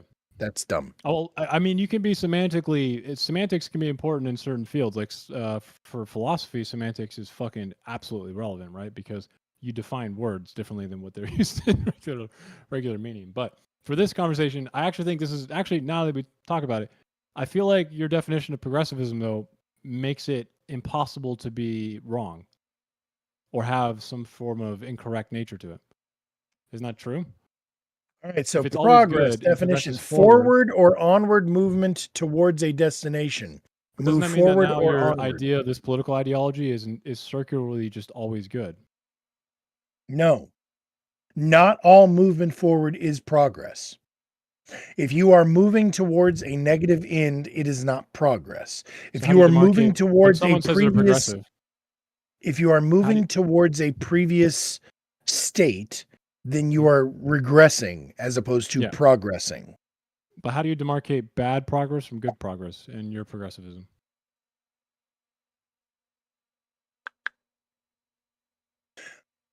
Benefited the most, like the greater good. So utilitarian? What benefits the most people? How do What's you define utilitarianism mean? benefit? Well, But utilitarianism has obvious drawbacks, right? Because that's not really how reality plans out when we have a utilitarian outcome, right? So I'm thinking of a how do you progressive say? right now. What do you mean?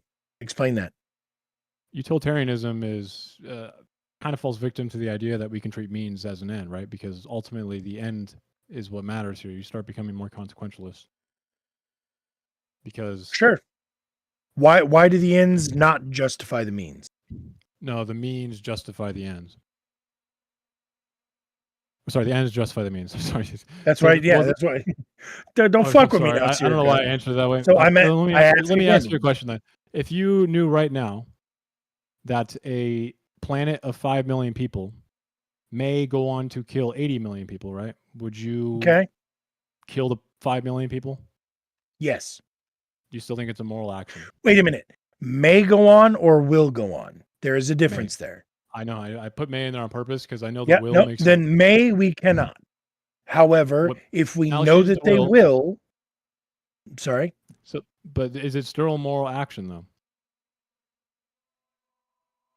You are It would killing not 5 be. million people. It would not be moral to go based on a hunch or an expectation or guess. However, if you can prove that this thing is going to lead to a negative net outcome, then yes, in that circumstance, it would be more moral for So you to killing is now prevent the reduced to a thing. number game, right? Morally. Yes, literally. The greater good is definitionally a numbers game. So life is equal to one life then, in your eyes. I beg your pardon? Life is equal to one life. I don't see how that's true. More lives are what if it equal was to 80 more million lives. people? What if it was 80 million people and Okay. 80 million people? So say 80 million people, a planet of 80 million, you knew was going to kill 80 million. Well, then it balances out and it's no longer beneficial for the greater good. So one life equals one life. Now, what if Yes. we had a scenario where the options were a little more complex? So you have a planet of 5 million people Okay. and a planet of, I don't know, 10 million people. Okay. And the 5 million people are only going to kill 5 million of the 10 million? no, Like we're I'm gonna getting say- into algebra here, man, and I don't understand why Well, that's these are the necessary. this is how utilitarianism starts to not really have answers for. I'm coming up with the thought experiment. as I'm Trolley going, problem but after I'm trolley thinking problem. something more like it's going to be a trolley Say what, problem Levy? essentially. It's gonna be a Yeah, the trolley problem. Yes, Yeah. I was actually going to make that reference myself. I assumed, I figured you were getting there, but yeah, the trolley problem. I'm absolutely going to switch to the one person on the tracks instead of the 3 people on the tracks. And I think that obviously I don't want to have to make that choice, but if someone has to make that choice, that is obviously the correct choice. So when you say obviously, though, this is consequentialism, right? So in my personal opinion, and I'm drawing on from Kant here, I think that if you corrupt the I can't believe you use the said that. means in a corrupt way. Sorry. I don't know. Like, are you talking about Khan like Kirk? Like No, Immanuel Kant. Immanuel Kant. K-A-N-T. He's a German That idealist. sounds way too much like cunt. He wrote like the Yeah, categorical that was a joke. That was the joke. And he Kant. writes Okay. in this kind of way, and I find it more appealing to You're doing an the objective E-Mark thing, just so you know. You're doing the energy thing. But go ahead and name drop your philosopher for me. Anyway, he argues that like when you corrupt the means to get to the end, then the entire moral action is now corrupt, as in they're All inseparable. right, let's start over again. When you corrupt the means, I mean, you are to killing get people. to the Is end? killing wrong or okay? Depends on the circumstances.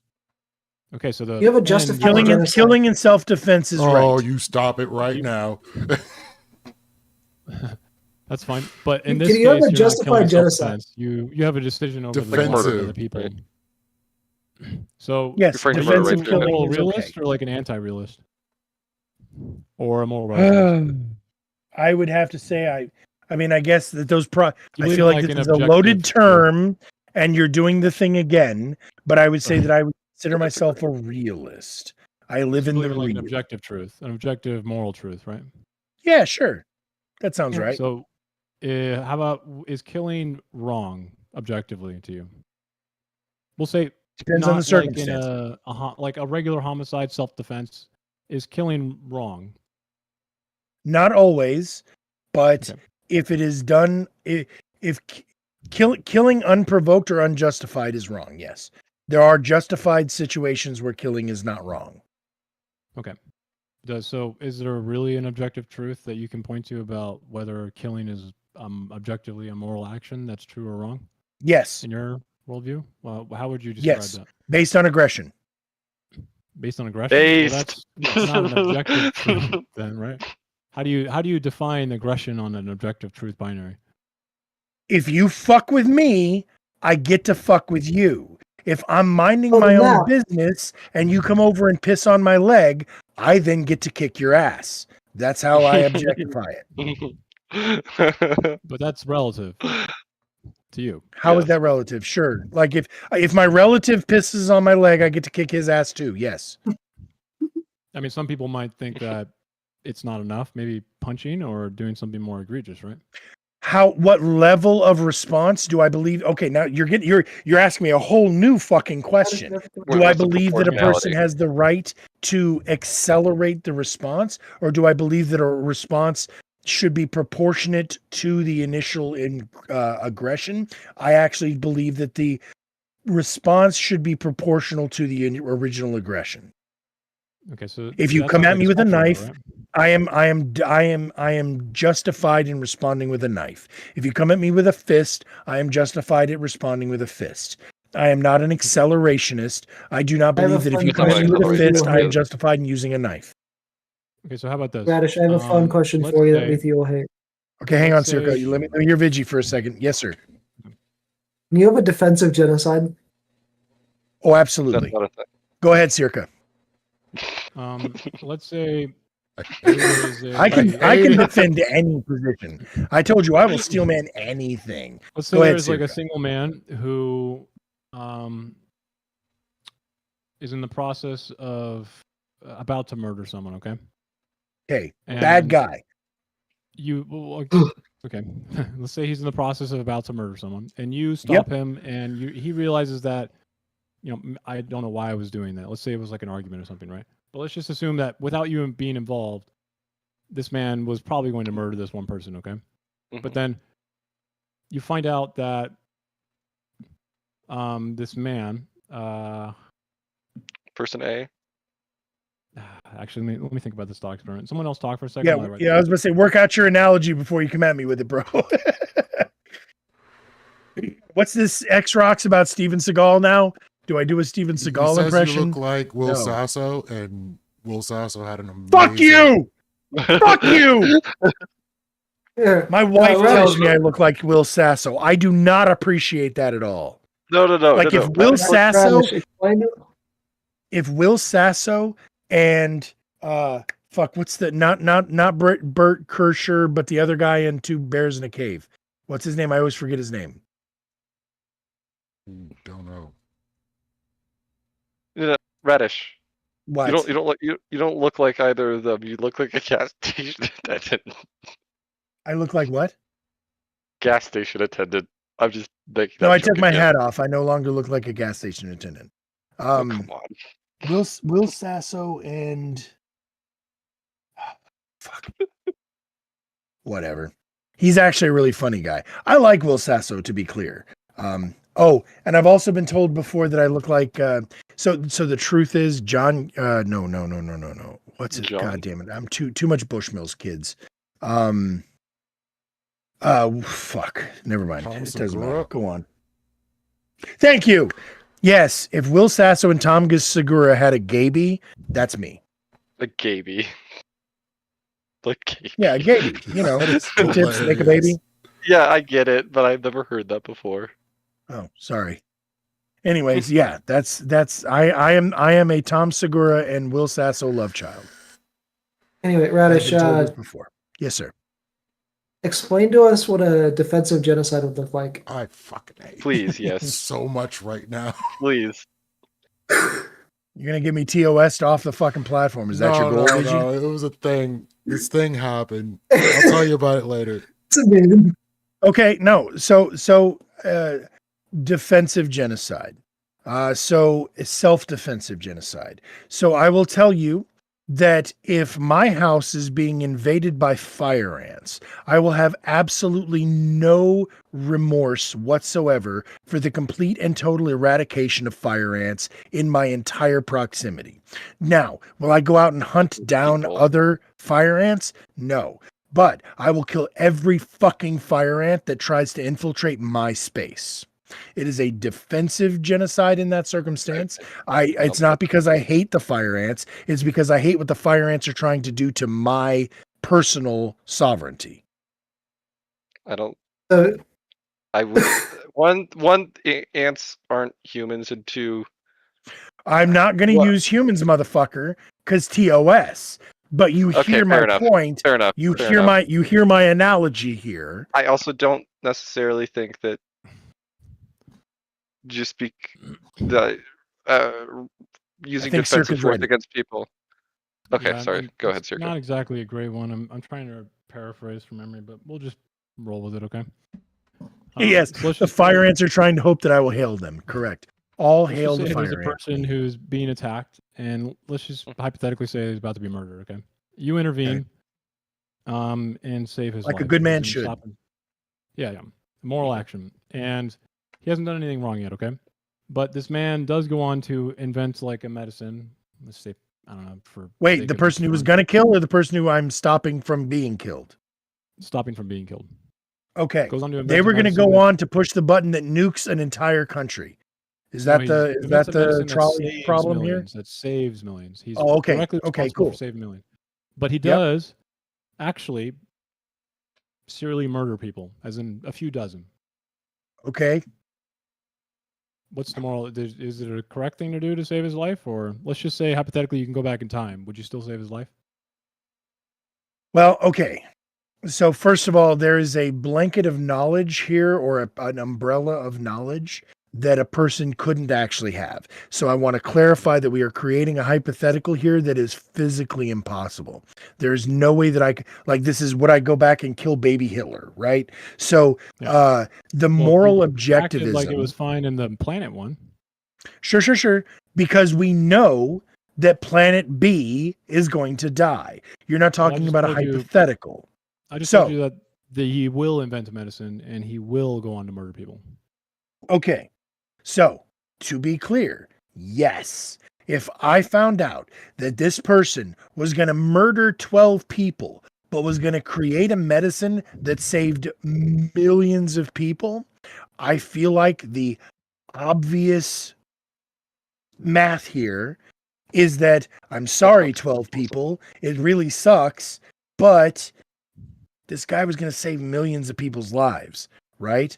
Now, does that mean that I agree with or approve of this person's choices or the decisions they're going to make, or that I support them murdering those 12 people? No, fuck no, of course not.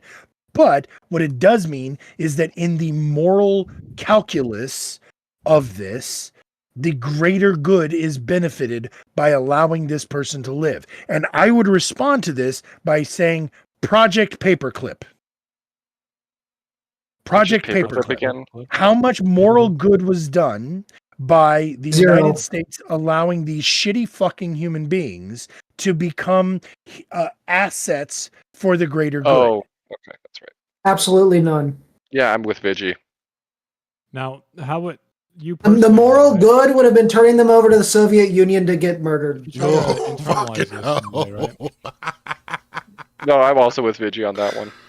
Ooh. I would It's a say good after night. they've served their purpose and they've created the thing that benefits other people, then we can turn them over to the USSR. They didn't pay for create their Justice time. delayed is They justice didn't never create a served. single So, thing. I guess we can. I'm sorry, call Justice. these- Wait. That sounded really catchy. Justice delayed is what? Never served. That's Okay. I'm not the one who came up with that. But I didn't figure. It sounded way too smart for you. Go on. What were you saying? fuck you. Sicko? Eat it back. Not- I love you. I love you, definitely have, like, Griffiths. I a- had to say that. I'm sorry, buddy. You definitely have like Go a ahead, Circa. classical What were you gonna say? utilitarian position right now. I do think it doesn't really. I don't find it satisfying when it comes to what if we want to believe in objective truth. I think it fails at really satisfying what that means, right? Because ultimately, what's happening here is you are basing what is correct on the consequences. So it's essentially like a consequentialism. Duh. And that Why kind of wouldn't reduces we? people down to nothing that is Units. human in Utilities. a way. Is numbers. I think that good is definitionally consequence based. Okay. Like, how is it not? What good did the Operation Paperclip do?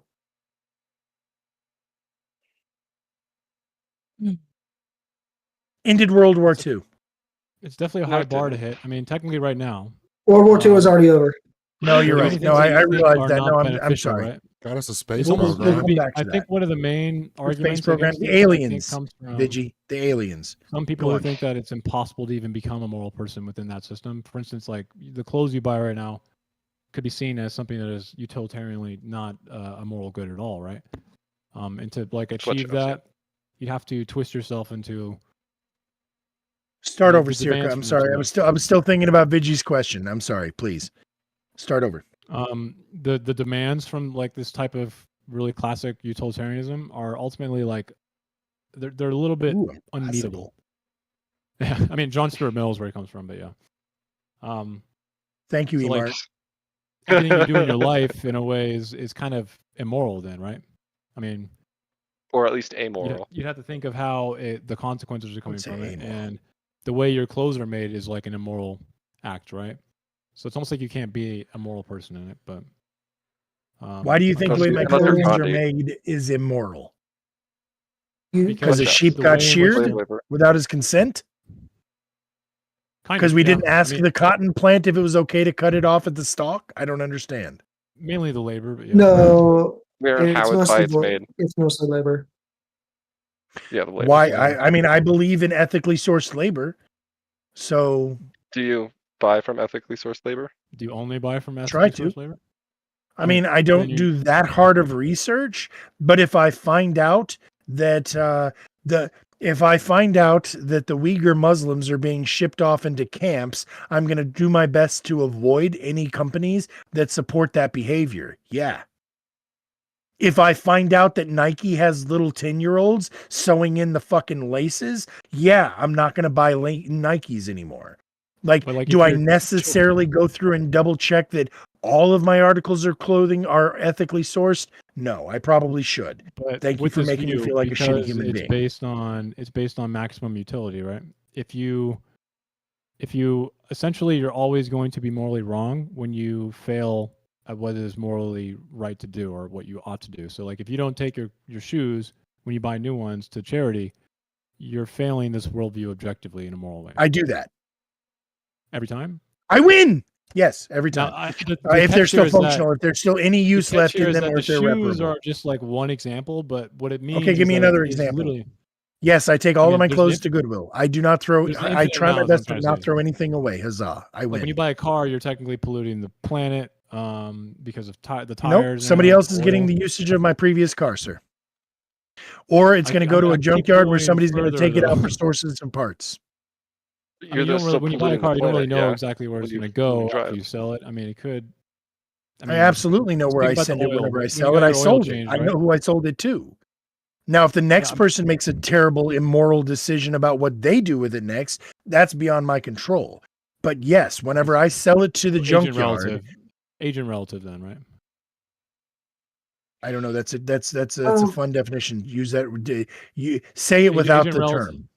Sorry, agent relative just means like the agent itself. Like you sold the car already. That means relatively, you don't have to maximize the utility from it in your decision making anymore. So, the next agent who has I'm absolved of the next person's behavior with it. Yes. Yeah. Okay. I can only control my actions. So it's a little bit further than you, John Stuart Mill now, which is good. I'm glad I beat Mills. No, Mill, he's not fun Mills. to read. I mean, I Oh, hate he's his just book one on mill? utilitarianism, My but bad. I believe so. I'm Yeah. trying to think of other arguments. So, Sure. I'll just look them up. Radish. And for what it's worth, Circa, and God, I hope Emart is out there listening to this. What you are doing without the name dropping part is exactly what I wish people would do with me when it comes to philosophy. Don't say, well, what about so-and-so, or so-and-so says such and such. Ask me the questions. Ask me the questions and let's talk about it. And if you maybe you already have that person's answers memorized, I want to play a game of chess with you, Circa. Now, if you're going to play that game of chess by simply repeating Magnus's responses to moves that mirror mine, that's not you playing the fucking chess game, bro. That's you memorizing somebody else's chess game ability. That's what I chess want is. you and I to be able to go at this game mano y mano. I want us to Are you solve this telling me problem you together. don't want to have fun Chess is seeing how mostly far memorization. talking points you've gone into the rabbit hole, bro? Yeah, I mean, maybe it's fun for other people to know, but yeah, I don't want to know what rabbit hole I'm in. This is just my thoughts on this. All the rabbit I would holes. rather solve the problems with you guys. What, Groofus? I said all the The rabbit thing with- holes. The thing with I do like utilitarianism is rabbit that it is a very modern utilitarianism is actually, in my opinion, much more satisfactory than like utilitarianism from the trolley problem in John Stuart Mill. So, And to be clear, utilitarianism is one of those things where it's a big blanket term that people will apply, that like, this is why I think that these sorts of terms, I keep using the whole like political labels is a problem. I understand that it makes it easier to classify, but when you have somebody who doesn't fit neatly into these boxes, and I need 16 fucking labels, I think it was Kay who made this joke or somebody else, where it's like, we're getting into neo pronouns now, bro. Like, you're just making shit up to make it try to make sense. Yes, I'm a bleeding heart, neoliberal, progressive libertarian. Fuck off, dude. Just ask me what I think about a specific subject and I'll answer you. one of the nice things about utilitarianism is that it has this intuitive sense of like a moral right and wrong in some. Yeah. Okay, good. I like that one. Way, yeah. Use that one for me. What were you saying, Groofus? No, just Kay said that after I brought up NRXers. Oh yeah, that's right. That's right. You were making up new fun labels. I did not invent that phrase or that. What is it called again? NRX. Yes, NRX. I have to get off, my friends. Radish. Thank you for the debate. It was Hey, fun. no worries. Yeah, I've only got 7 minutes left on the clock myself. Yes, sir. I appreciate you, send, Circa. The mock debates to you guys too. 'Cause I would be interested in that night where if you guys want to like practice, so I can get. I would with love to people do just, it. like, It'll be a hammering. Wednesday night. It'll be a Wednesday night. Let me know. All right. Have I'll a great catch night, you brother. Raid out to Vigi or raid out to Lethe. Raid out to Lethe. Almost like Anyway. do that. Yes, sir, Vigilante. What was it a good thing in your opinion that the leaders of the Confederate Army suffered no consequences? No. Okay. Was it a good thing that the January 6th rioters didn't get charged with treason?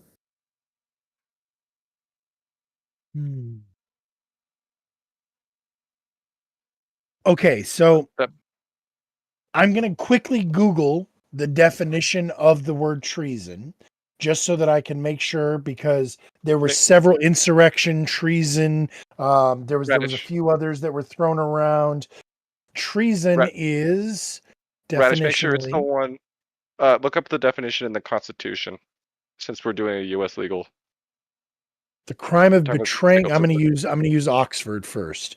The Okay. crime of betraying one's country, especially by attempting to kill the sovereign or overthrow the government.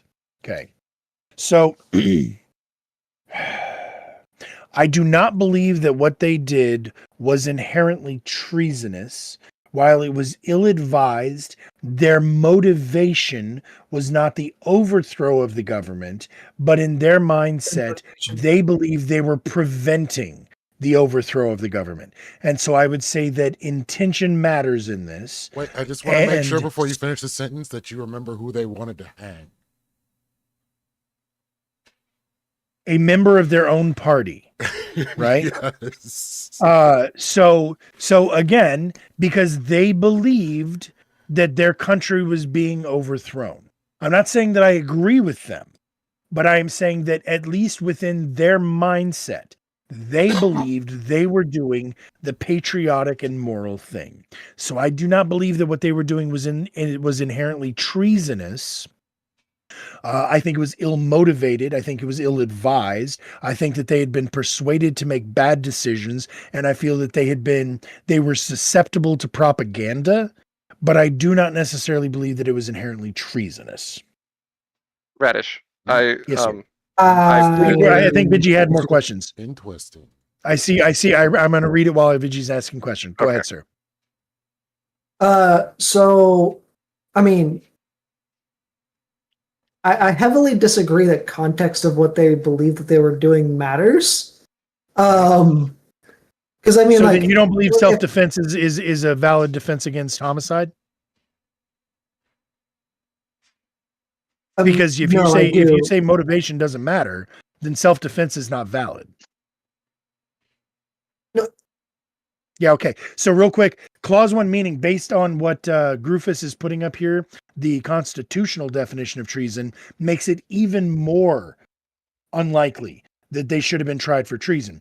Treason against the United States shall consist only in levying war against them or in adhering to their enemies, giving them aid and comfort. No person shall be convicted of treason unless on the testimony of 2 witnesses to the same overt act or on confession in an open court. I don't feel like that part matters, but they were not adhering to their enemies nor giving aid and comfort to the enemies of the United States. And they were not trying to start a war against the United States. They were trying to protect what they believe to be the sanctity of the elections in their minds. Committing a coup is a type of levying war. You believe that they were trying to execute a coup d'etat? Yes. Okay, give me that Absolutely. definition now, please. Maybe you're right. I'm willing to concede if I'm wrong. Show me the definition of a coup, please. Looking at you, Grufus. Come on, buddy. I am pulling it up. I am pulling it up. If you're going to be the guy in the chair, bro, you got to be quicker than this. I'm not ANCOM, okay?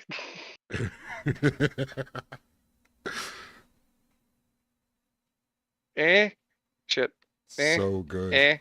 Treason against... No, it's still the fucking same, dude. You're fired. There you go. That's it, Grufus. All right. There you go. A sudden decisive exercise of force in politics, especially the violent overthrow or alteration of an existing government by a small group. Fuck yeah, it sounds like a coup. Mm-hmm. Yep, do. And a coup d'etat is an act of By that treason. definition, definitely sounds like a coup. And a I'm just coup happy to is see our an case. act of treason. I just It was would- considered I a just like soft to say, coup or Seamus- an auto coup, and yeah. Hold I'm on good. now. Hold on now. If it is a coup, why is a coup necessarily going to be if you are part of the state or the nation that you are trying to change the leadership of, right? You're not okay, yeah. Oh, this is almost indefensible. A coup No, you is just an assume act in of any war. position.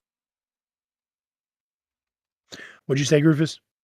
I said you said you'd steal in any position. Yeah, no, I will. I'm sitting. And I'm he having to is. Do you not see me literally fucking recalibrating, bro? It's amazing. He's trying. He's trying. I'm looking for the loophole right now. I will find one. It'll probably be once I'm dozing off trying to fall asleep tonight. I'll be like, God damn it! Why didn't I say? Yes. Wait, no, I have a possible one. I'm gonna shoot. Nope. Here it is. 1 second. That. This is the definition of war. A state of usually open and declared armed hostile conflict between states or nations. Okay, there you go. So it is definitely not a war state because it's not between states and nations. It is between the people and the state.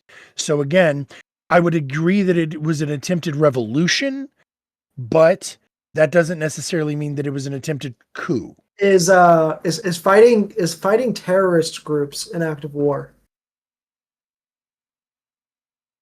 No, it's a special military operation.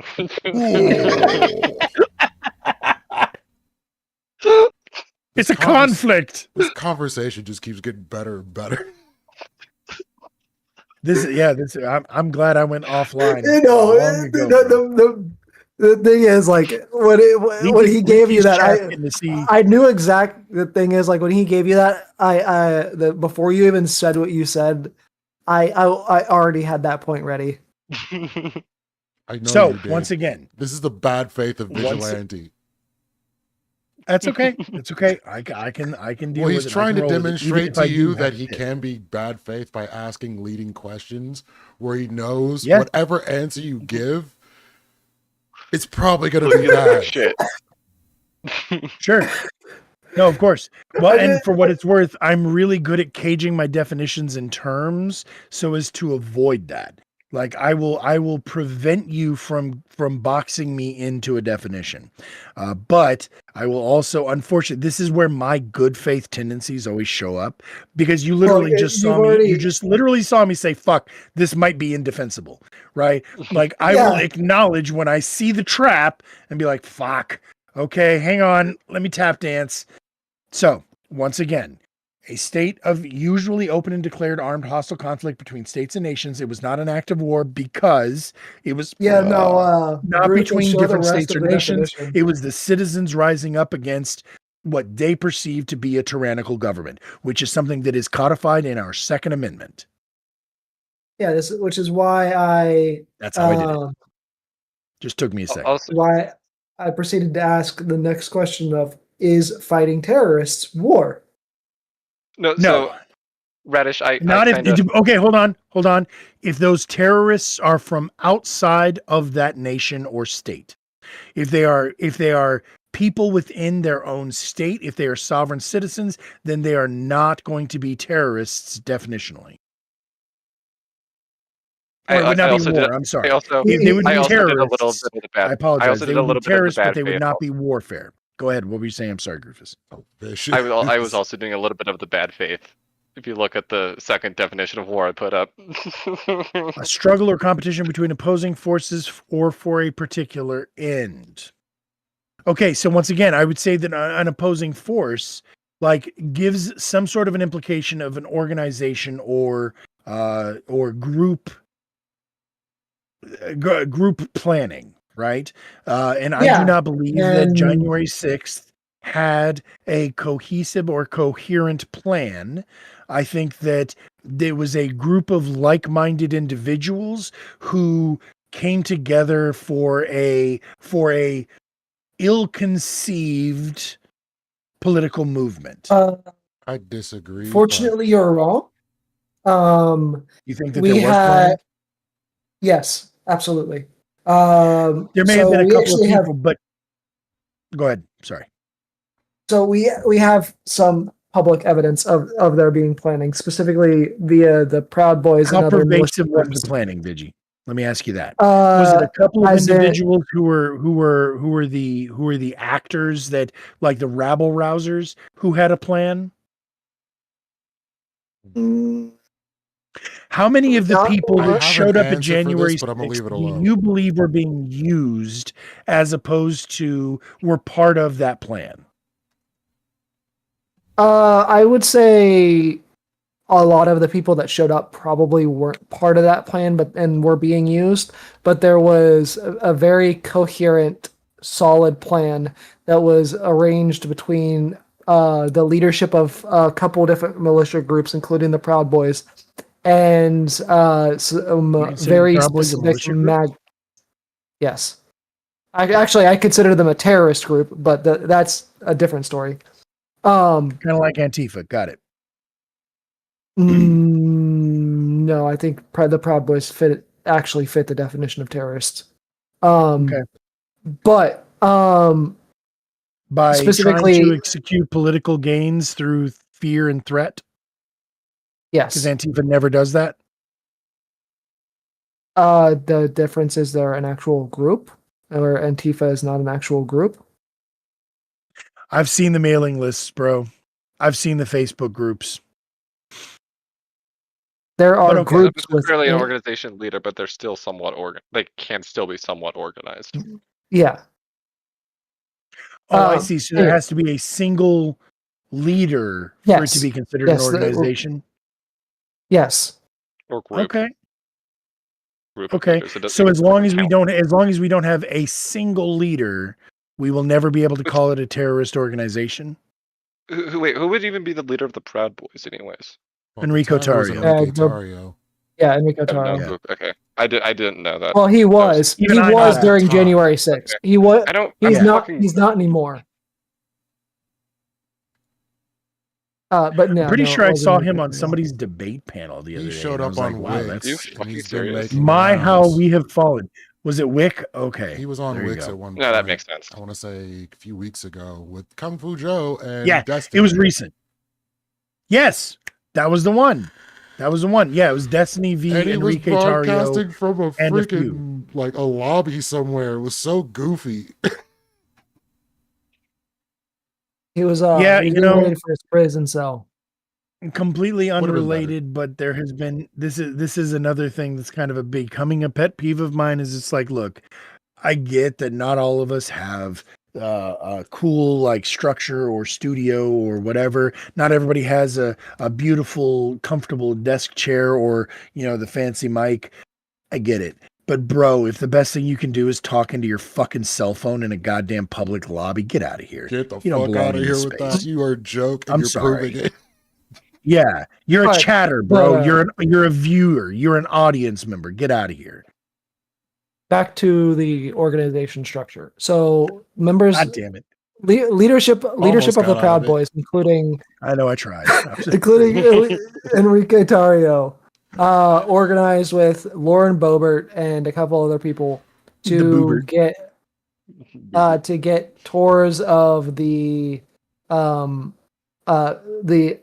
areas that are not accessible to the public of Congress ahead of time, so they would know exactly where they were going, because the greater mass of the crowd was mostly meant to be in a distraction. The people who were actually supposed to execute the plan were the Proud Boys and the other militia groups.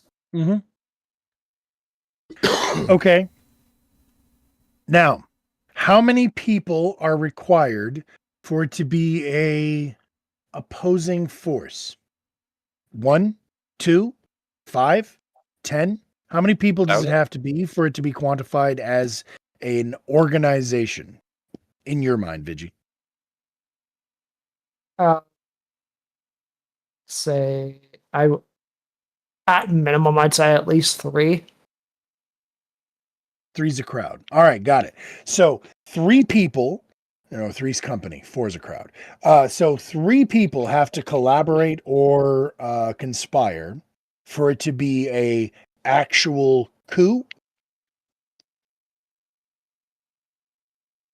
I mean, that's the absolute bare minimum you could probably pull one off with, yes. Okay. So if 3 people are able to manipulate an entire group of citizens into doing a distraction for them to be able to execute their goal. Yeah? You're with me so far? It seems to me, because the original question you asked me was whether or not I felt that the January 6th rioters should have been prosecuted for treason, or I believe that was the primary question. In order for it to be treason, you feel like it has to be an act of war. In order for it to be an act of war, it has to be a coup d'etat. In order for it to be a coup d'etat, it needs to be a terrorist group with at least 3 people who planned it. Those 3 people absolutely should have been prosecuted for all of those myriad of fun terms, but the average January 6th rioter who was just being used and manipulated by those 3 people, no, I do not believe that those people should have been prosecuted for treason. Those 3, abso-fucking-lutely. Let's do something to them in the public square in Minecraft. But the average person who was manipulated and persuaded to show up to this event because they thought they were doing their patriotic duty, no, I do not believe that person should have been prosecuted for treason. Got there. That was basic. Pretty damn good, Horseradish. Pretty damn good. Thank you, sir. Thank you. I appreciate it. Told you, it just sometimes it takes me a second. I'm just glad that I don't have to fucking come up with it halfway through the night. Be so mad at myself. So now I want to clarify, because it is kind of my bedtime. It's past my bedtime, really. But I do want to clarify that I do not believe that terrorism is an appropriate method of execution of political change. But I also cannot be a hypocrite. Oh, goodbye, Groofus. Welcome back, Rufus. I cannot be a hypocrite and overlook the fact that the United States literally created that strategy, that we would not have a nation were it not for terrorism and guerrilla warfare tactics. I can't overlook the fact that the United States and the Sons of Liberty are kind of the original coup d'etats, and that you have to look at that group and realize that they were able to persuade all of the people who. I know it's a French term, but they're the best. There's a difference between a coup. There's a difference between a coup and a revolution. Okay, what's the definition? What's the difference? The difference would be to a coup is the purpose is outside nation or a group. Yeah. Yeah, as opposed to the citizenry themselves rising up against a tyrannical government. Yeah, so like with so January 6th wasn't a coup then. Got it. No. Got him. No. So a revolution in particular, in the majority of the cases, is a country or the people of a country rising up to overthrow an outside force that is controlling their country.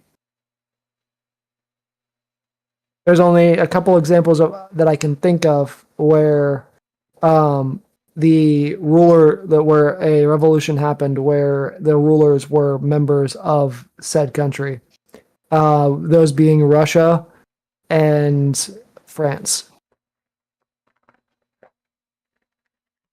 So for it to be a coup, an outside entity. No, for a coup, it has to be for it to be a coup, it would need to be an internal force overthrowing the government. For it to be a revolution, what? No, for a coup, it would need to be an internal force overthrowing the government, the current government of the country. Okay. A revolution, at least in most cases, It is an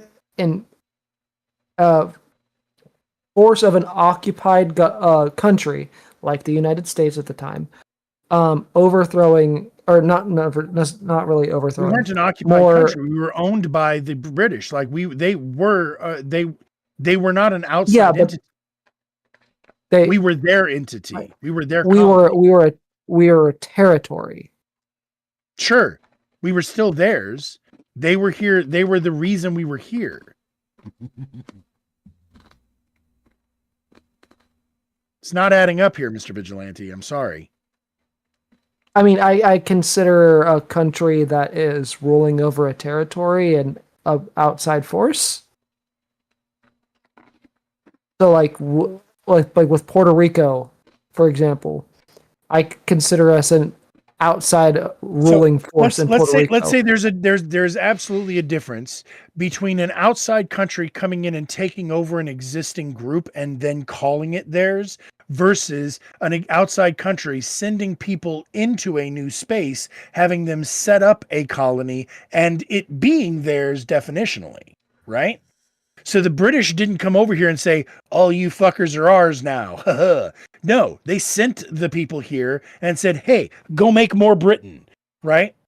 So the difference being, if we went to Puerto Rico and we dominated their government and their people, then yes, they would be an outside force who was trying to control them. However, if it was and I understand there was the Native Americans who were already here, but they didn't try to take over the Native Americans. They established their own whole new government here on this continent for the perpetuation of the British regime. I put both definitions on my virtual cam. Yes, you did. Often, revolution, a fundamental change in political organization, especially the usually violent overthrow of a renunciation of one government or ruler and the substitution of another by the governed, versus, and I assume this is a coup d'etat, a sudden decisive exercise of force in politics, especially the violent overthrow or alteration of an existing. They're the same fucking thing. They basically are, yeah. So, again, I would say, how did we get into this? Oh, January 6th. That's right. Going back to January 6th, they are trying to, they're by a small group. The violent overthrow or alteration of an existing government by a small group. The usually violent overthrow or renunciation of one government or ruler and the substitution of another. So yeah, I guess that the January 6th rioters were manipulated into participating in a revolution coup d'etat. But as far as it being treasonous, the treason would have been those people, the organizers, who manipulated those people into participating. Especially under the U.S. Constitution's definition. Sure, especially under the U.S. Constitution's definition. And again, I want to be clear and cage my fucking language here in saying that I do not support the January 6th rioters. I do not think that they should have done what they did, but I do believe that a significant majority of them were manipulated into thinking things were something they weren't, or they were used by malicious actors to accomplish the goals of those malicious actors. The vast majority, this is just like the pro-lifers. I say this all the time. I am personally pro-choice, right? But I have difficulties insulting a pro-lifer when I put it in context of the idea that the average pro-lifer truly believes they are protecting the life of an unborn child. And I think to myself, if I saw a little baby in a fucking stroller on the street, what would I do to protect that little baby? Right? And so again, it's just a difference of what I perceive as being a life versus what they perceive as being a life. So whenever people frame a pro-lifer as just some old white dude who wants to control a woman's body, it's like, nah, I don't know about that. The vast majority of them honestly, truly believe they are protecting the sanctity of life of a child. And so from that perspective, I can't hate them. I disagree for some reasons, but I can't hate them. Similarly with January 6ers, the average January 6er, the vast majority of the January 6ers had been convinced that their government had been corrupted and that their government was being overthrown by a group and they were convinced to stand against that group in protection of their nation. They believed in their heart of hearts they were executing their patriotic duty. They did not believe they were experiencing coup d'etat. They were not behaving in a treasonous manner. They were trying to be patriots. They just fucked up. They just did it wrong. They were just gullible. So, question: do you Yes, think sir. Agent Orange? It's got to be the should have last one been, because I got to go to bed. Do you think Agent Orange should have been prosecuted for treason? No, they were a With great these band. definitions. I assume you mean the creators of Agent Orange, or do you mean the users of Agent Orange? You're going to have to rephrase that question. No, I'm not really- referring to a very specific retard as Agent Orange. Okay, then I do not know who Agent Orange is. You're going to have to give me more context. All that I know of Agent Orange was its use as a defoliant that caused a lot of really bad things to the GIs in the Vietnam conflict. Who is this individual? The Orange in Chief. Ah, gotcha. Cheeto Grump. Bandito. Now that I understand what you're talking about, the Cheeto, yeah, ask your question again. Do I believe that the Cheeto what? Do you think that Agent Orange should have been prosecuted for treason? Under the definitions that we just went over.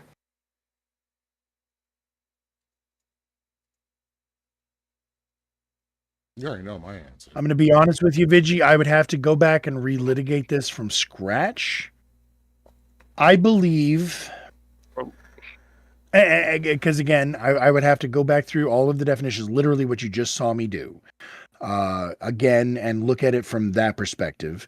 I'm going to instead just say that I do not believe that Donald Trump was... I do not believe that he was the 4D chess that everybody wanted to frame him as.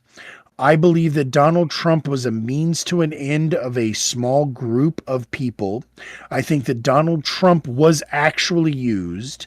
I think that he has now gotten high on his own supply, and he has become a threat that he wasn't at that time.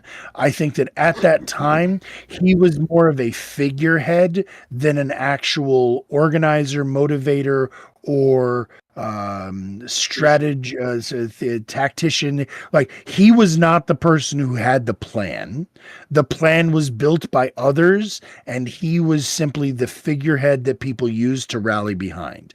I think, now ask me if I think Steve Bannon should be fucking prosecuted for treason, because you can see from my nodding, the answer to this question is yes. Steve Bannon should just be shot. On that note, so basically, you'd say he was just like the propagandist, the one manipulating people into doing things on behest Steve of Bannon? people manipulating You him, mean? right? No, Donald Trump. No. He's the Again, one- I actually he's the believe one- that no. Donald Trump is the perfect example of a useful idiot.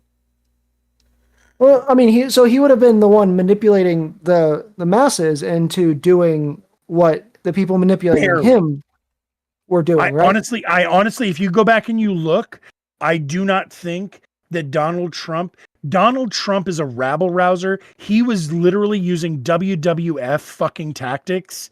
He was just using the same shtick he uses on the fucking TV. Yeah, but he was still. I honestly do not believe he was like a dog chasing a car. He didn't know what the fuck to do with it once he caught it. He didn't actually think he was going to catch it. He literally was just, hey, everybody, we should go chase this car. I honestly believe that Donald Trump was a useful idiot in the January 6th endeavor. Everybody else was the ones who made him, or that executed that plan. He was still committing propaganda on the behest of the people manipulating him, correct? Maybe. I don't know that that's necessarily true. I think that they were exploiting the dumbass shit that he was saying, but I do not believe that he either A, had a plan, B, believed any plan was going to work, or C, was told what he should be saying. I honestly believe he was just up there fucking riffing like he always does. He was just playing by the seat of his fucking his diaper, and it just happened to unfold the way it did. And I think that there were other people who were trying their best to exploit and or use what he was doing and saying for their goals. But no, I honestly do not give. This has been a thing that I've had a problem with since 2016, where people equally say that he is this Machiavellian genius and he's a mouth-breathing fucktard. You can't be both. He's one or the other. This is and I lean towards the fucktard. So again, I think that he has a bunch of Machiavellian people behind him who are pulling strings and making moves. He is a useful idiot. Hey, Radish. Yes, sir. I'm not entirely convinced he's a useful idiot. Do you know that Machiavellians are political scientists, not philosophers? They don't make value judgments, right? Machiavelli is a person, bro. Yeah, I'm referring to people. I'm not talking about a Machiavellians. classification. I'm not talking about a philosophical group. Fuck you and your goddamn name dropping, Emart. I'm saying Machiavelli and the political fuckery that he got into. That's what I'm saying when I say Machiavellian. This is so good. I'm sorry, Griffiths. I love you. I wasn't being mean. Anyways. So so Vigilante, that is a conversation I would love to have with you. Because again, ultimately, this is one that I don't think that we'll ever be able to definitely know. I think that we have to make our best educated guesses based on accumulation of behaviors and statements. Based on what I've seen, Trump was literally just throwing darts into a fucking dark. He did not. I truly do not give him enough credit to believe that he was the one who was orchestrating any of what has happened. I think that now he is making shit up as he goes along.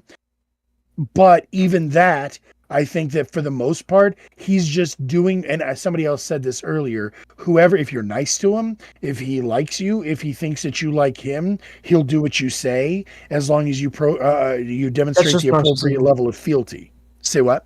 That's just narcissism. That's narcissism. He's our narcissist in chief. Yes. Yeah. 100%. Narcissism does not equal stupidity. A great example of like how he's smarter than he seems. And why I think he's mostly playing possum outside of like the actual cognitive decline he's going through is the leaked audio clip of him basically threatening to take down the entire government if the e-files got leaked or got released. Wait, I have not even heard of that. Yep. I had not heard of that either. So I will ask you if you have a link to that, please shoot me that link, like in a DM. Find it. I believe it's true. Yeah. I don't doubt you for a second, but I have not heard this, and I was not aware of this. So, and honestly, on that note, I've been on for 6.5 hours, and I got to go piss like a racehorse. So what he said, I'll quote part of what he said because it's relevant. Yeah. But he basically said he doesn't care. He wants them to distract from the e-files. Start a fucking war if you have to. And then a couple weeks later, we started the war with Iran. Yeah, no, that doesn't surprise me because that is him in his own self-interests, right? Trying to protect because he knows. But I also, even in that circumstance, I would put a tremendous amount of money that somebody else explained to him how dangerous all of this is to him. Somebody else explained to him, these are the things you could do to prevent this or to distract from this. And I believe that somebody else, I wonder if is there anybody else who is like, a political tactician who is also Jeffrey Epstein's bestie, Steve Bannon. I feel like probably the same fucking dude is the same guy who's like, hey, Donnie, we can't let this happen. Go fucking shoot bombs at Iran. That'll distract them. Talk about aliens. That'll distract them. Like, I'm going to be a little bit more blunt. I hard disagree because I firmly believe that Donald Trump is one of the unnamed co-conspirators. Oh, I don't doubt that for a second. Yeah. I don't see why those are. Why is that mutually exclusive? you can't get away with high profile sex trafficking like that for as long as they did. As You like can him if you're being one of the rich. He was a can, co-conspirator. but it's He was it's not the still conspirator. Epstein himself was the one who was doing all of the shit in behind the order. scenes to keep people quiet through all of the fucking blackmail. Trump was along for the ride. I truly believe that. He was happy to be along for the ride, but Trump was along for the ride. Yeah, but Once if he he was as understood stupid the at game, he was like, "Oh wait, I can buy this teen pageant and I can keep this game going." Ooh, I'll buy that for a sec, absolutely. But I do not believe that it was some brilliance on Trump's part the only thing that Trump did, I think, that was even remotely intelligent in that whole thing was when he saw that Epstein was about to go down. That was when he decided to extricate himself from the group. Threw homie under the That was the bus only- as hard as humanly possible. Yes, that was the only moment of fucking intelligence in his, or I say intelligence. That's not the right word, but tactical, like, relevance. Like, that was the only thing he did in all of that shit that he was responsible for, that somebody could point to and say, see, he was cognizant. He was just cognizant because he could tell the fucking boat was sinking.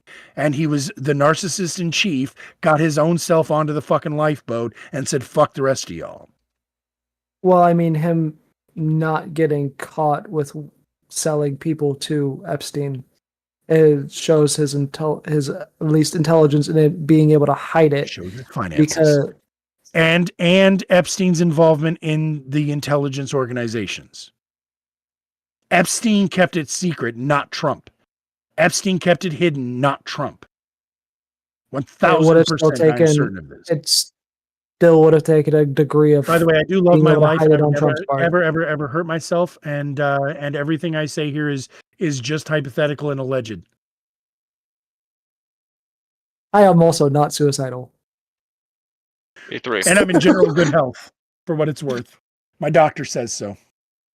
All right, I got to go to bed. It's 12:30. I appreciate the fuck out of y'all. And actually, this exercise has been a blast. Thank you guys for letting me do my little mental cartwheels here and challenging me and giving me the opportunity. Because I sit here and I watch you guys fucking debate, and my notes show that I'm like, why the fuck aren't you saying this? And so giving me the chance to say things and stretch my legs a little is nice, and I appreciate it. So I'm admittedly bad at it. Yes, Nair, I am a strong swimmer. Apparently, World War Debate thinks that I'm bad at it too. So huzzah! Well, I hope they hit you up. Well, you have a good night, Horseradish. It's been a blast. Good night. Appreciate y'all as always, and I will see you guys again this coming week. Wednesday night. Show up Wednesday night because I want you guys to help me decide on the debates. So that's my good stream night, night. Toot. I know it sucks that you sucks. So, okay, I'm going to fucking say one more thing before I leave because, God damn it, I just have to because I guess I'm a narcissist too. Yeah, I actively avoid streaming on nights when people that I like streaming with, such as you, Lethe, or Vigi, or even Circa, like, he gets an even Circa. What a fucking dick am I? Anyway, I intentionally try to avoid streaming at the same time as you guys because I don't want us to fight. We all have the same goddamn audience.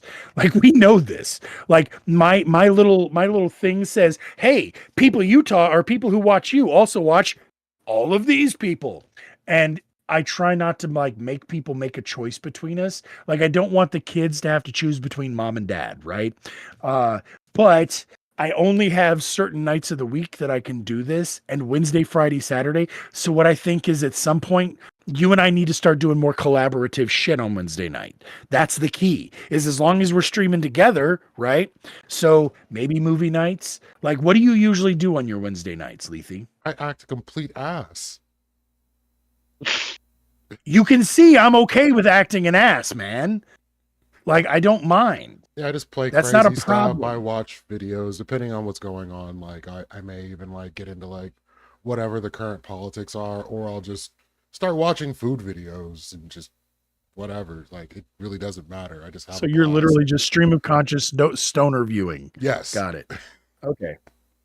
So then, if I was to occasionally host a movie night, that's something that Lethe would be down for. Yeah, it works for me. I have no hard, lock thing that I do. No hard plans. Cool. Because that's the thing, is I really do want y'all to be involved in me helping me decide who's going to debate. And as I mentioned, you're on the short list of 6. Like, I'm also thinking that I'm going to start sending out the debate prompts to the 6 of y'all before. What did you? We should review debates while playing Among Us with chat. I don't Why think we do you can do hate both me, at the same Vigilante? time. No, I do want to do another Among Us night. I am absolutely down for an Among Us night. And I've actually had my chatters have multiple times been like, when you guys going to do Among Us again? I think they just like making fun of me, but I'm okay with that. Really, that's what we're here for, I think. So Hey, yeah, Reddish. I'm down for that. Absolutely. Always know that or your some chat is other out to games get like you. that. Yes, absolutely. I've seen my clips. If I remember correctly, Lethe hates playing Among Us with me. I just suck at the game. Why is that? It's even worse when you're there. Hey, So we used to play it with an old person from the Twitch community called Queen Alexa, and me and her are experts at gaslighting. Well, so for what it's worth, everybody got mad at me last time because I'm apparently the third imposter, and everybody kept telling me that I'm dangerously persuasive. That once I get a thought in my head, I'm going to get everybody on board, regardless of whether it's true or not. And so, again, apparently my instincts are wrong, but my rhetoric is good. Really strong. So that's a bad combination. Like I think I just described myself as Donald Trump, didn't I? Fuck. Ever so slightly, I but we did. won't judge you on that. But I'm reddish instead of orangish, right? That's Hey. a good. I also want to just say thank you guys for not judging me for taking my hat off. It was getting a little moist in here, and the shine that's coming from my lights. I can't do this usually on stream. I won't do this to people because the glare. But I also want to say that the bald teaming tonight, like there was one point where Lethe and I were sandwiching Circa and his fine fucking locks, and I was just like, haha, fuck you, silly man without enough testosterone. you should see my locks whenever I decide to show my face. Yeah, someday you'll grow up big and strong. You'll actually show us what you look like, coward. All right, good night, gentlemen. No, I love you all. Oh, I said I would. Rufus. I said I would do it whenever we do the Citizens United debate. That's when I'm going to show my face. Really? I've said that before. Yeah. I missed that. Why you can't put a carrot on a stick like that and not let me know there's a carrot on the stick like that? Who did you say this to? You during stream at one point. Was I high? Probably. Ever so I slightly, think it was possibly. I think it was one of your Sunday streams. Oh yeah, probably. Yeah, that means that I was busy trying to sword fight with Rook, and yeah, I'm not gonna. Yeah, I have never been so misunderstood or felt so gaslit as my Sunday morning streams. Where like I'll say a thing and somebody like responds back to me with something that I totally didn't say, and it's like, what the fuck are you fighting me for? I didn't say that, but they'll make it seem like I'm like, fuck, did I say that? Anyway, so yeah, back to what you were saying, Lethe. Our chats hate us. They're here for our public fucking ridicule. So, anyways, Hey boy. good night, gentlemen. Appreciate y'all. Talk to y'all later. Toot toot. All right, I guess I'm All ready. right, before Lethe raids out. Before Lethe raids out, right? Agent Orange's minions. If you're watching, I was trying to demonstrate his intelligence, not insult him. I mean, yeah, fair enough. I mean, you know the reality. Like he knows what he wants, and he wanted to remain in office and for what by any means necessary. So with him wanting a specific thing, he aligned himself with the people that promised him that particular outcome, and he did not care how he got that outcome. So whether he's intelligent enough to do it on his own, that's what he wanted. Yeah, there's a reason I was trying to trap him into admitting that what he was doing was propaganda. Because my next question was going to be, okay, did Joseph Goebbels deserve punishment. Oh, you mother! Oh my god. Oh, You should ask him that next Wednesday. Just ask him that. that is good stuff right there. I did not see that being the next line of questioning. Lethe, you gotta realize you never know where I'm going to go, and it's like whenever I'm taking somebody down a trap line of questioning there, it always gets progressively worse. It was You know getting this. so bad. But fair enough on that. Well, of course, I'm not going to know where you're going to go because I'm not going to fall into the trap. But at the same time, holy shit, if you're trying to defend something horrible and you're not willing to pump the brakes on your shit, that's where you end up defending Joseph Goebbels.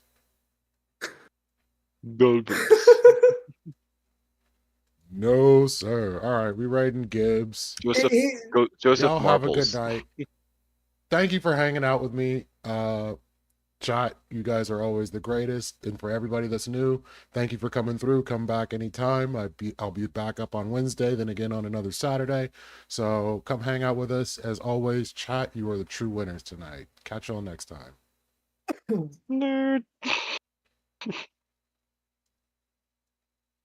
All right. We are no longer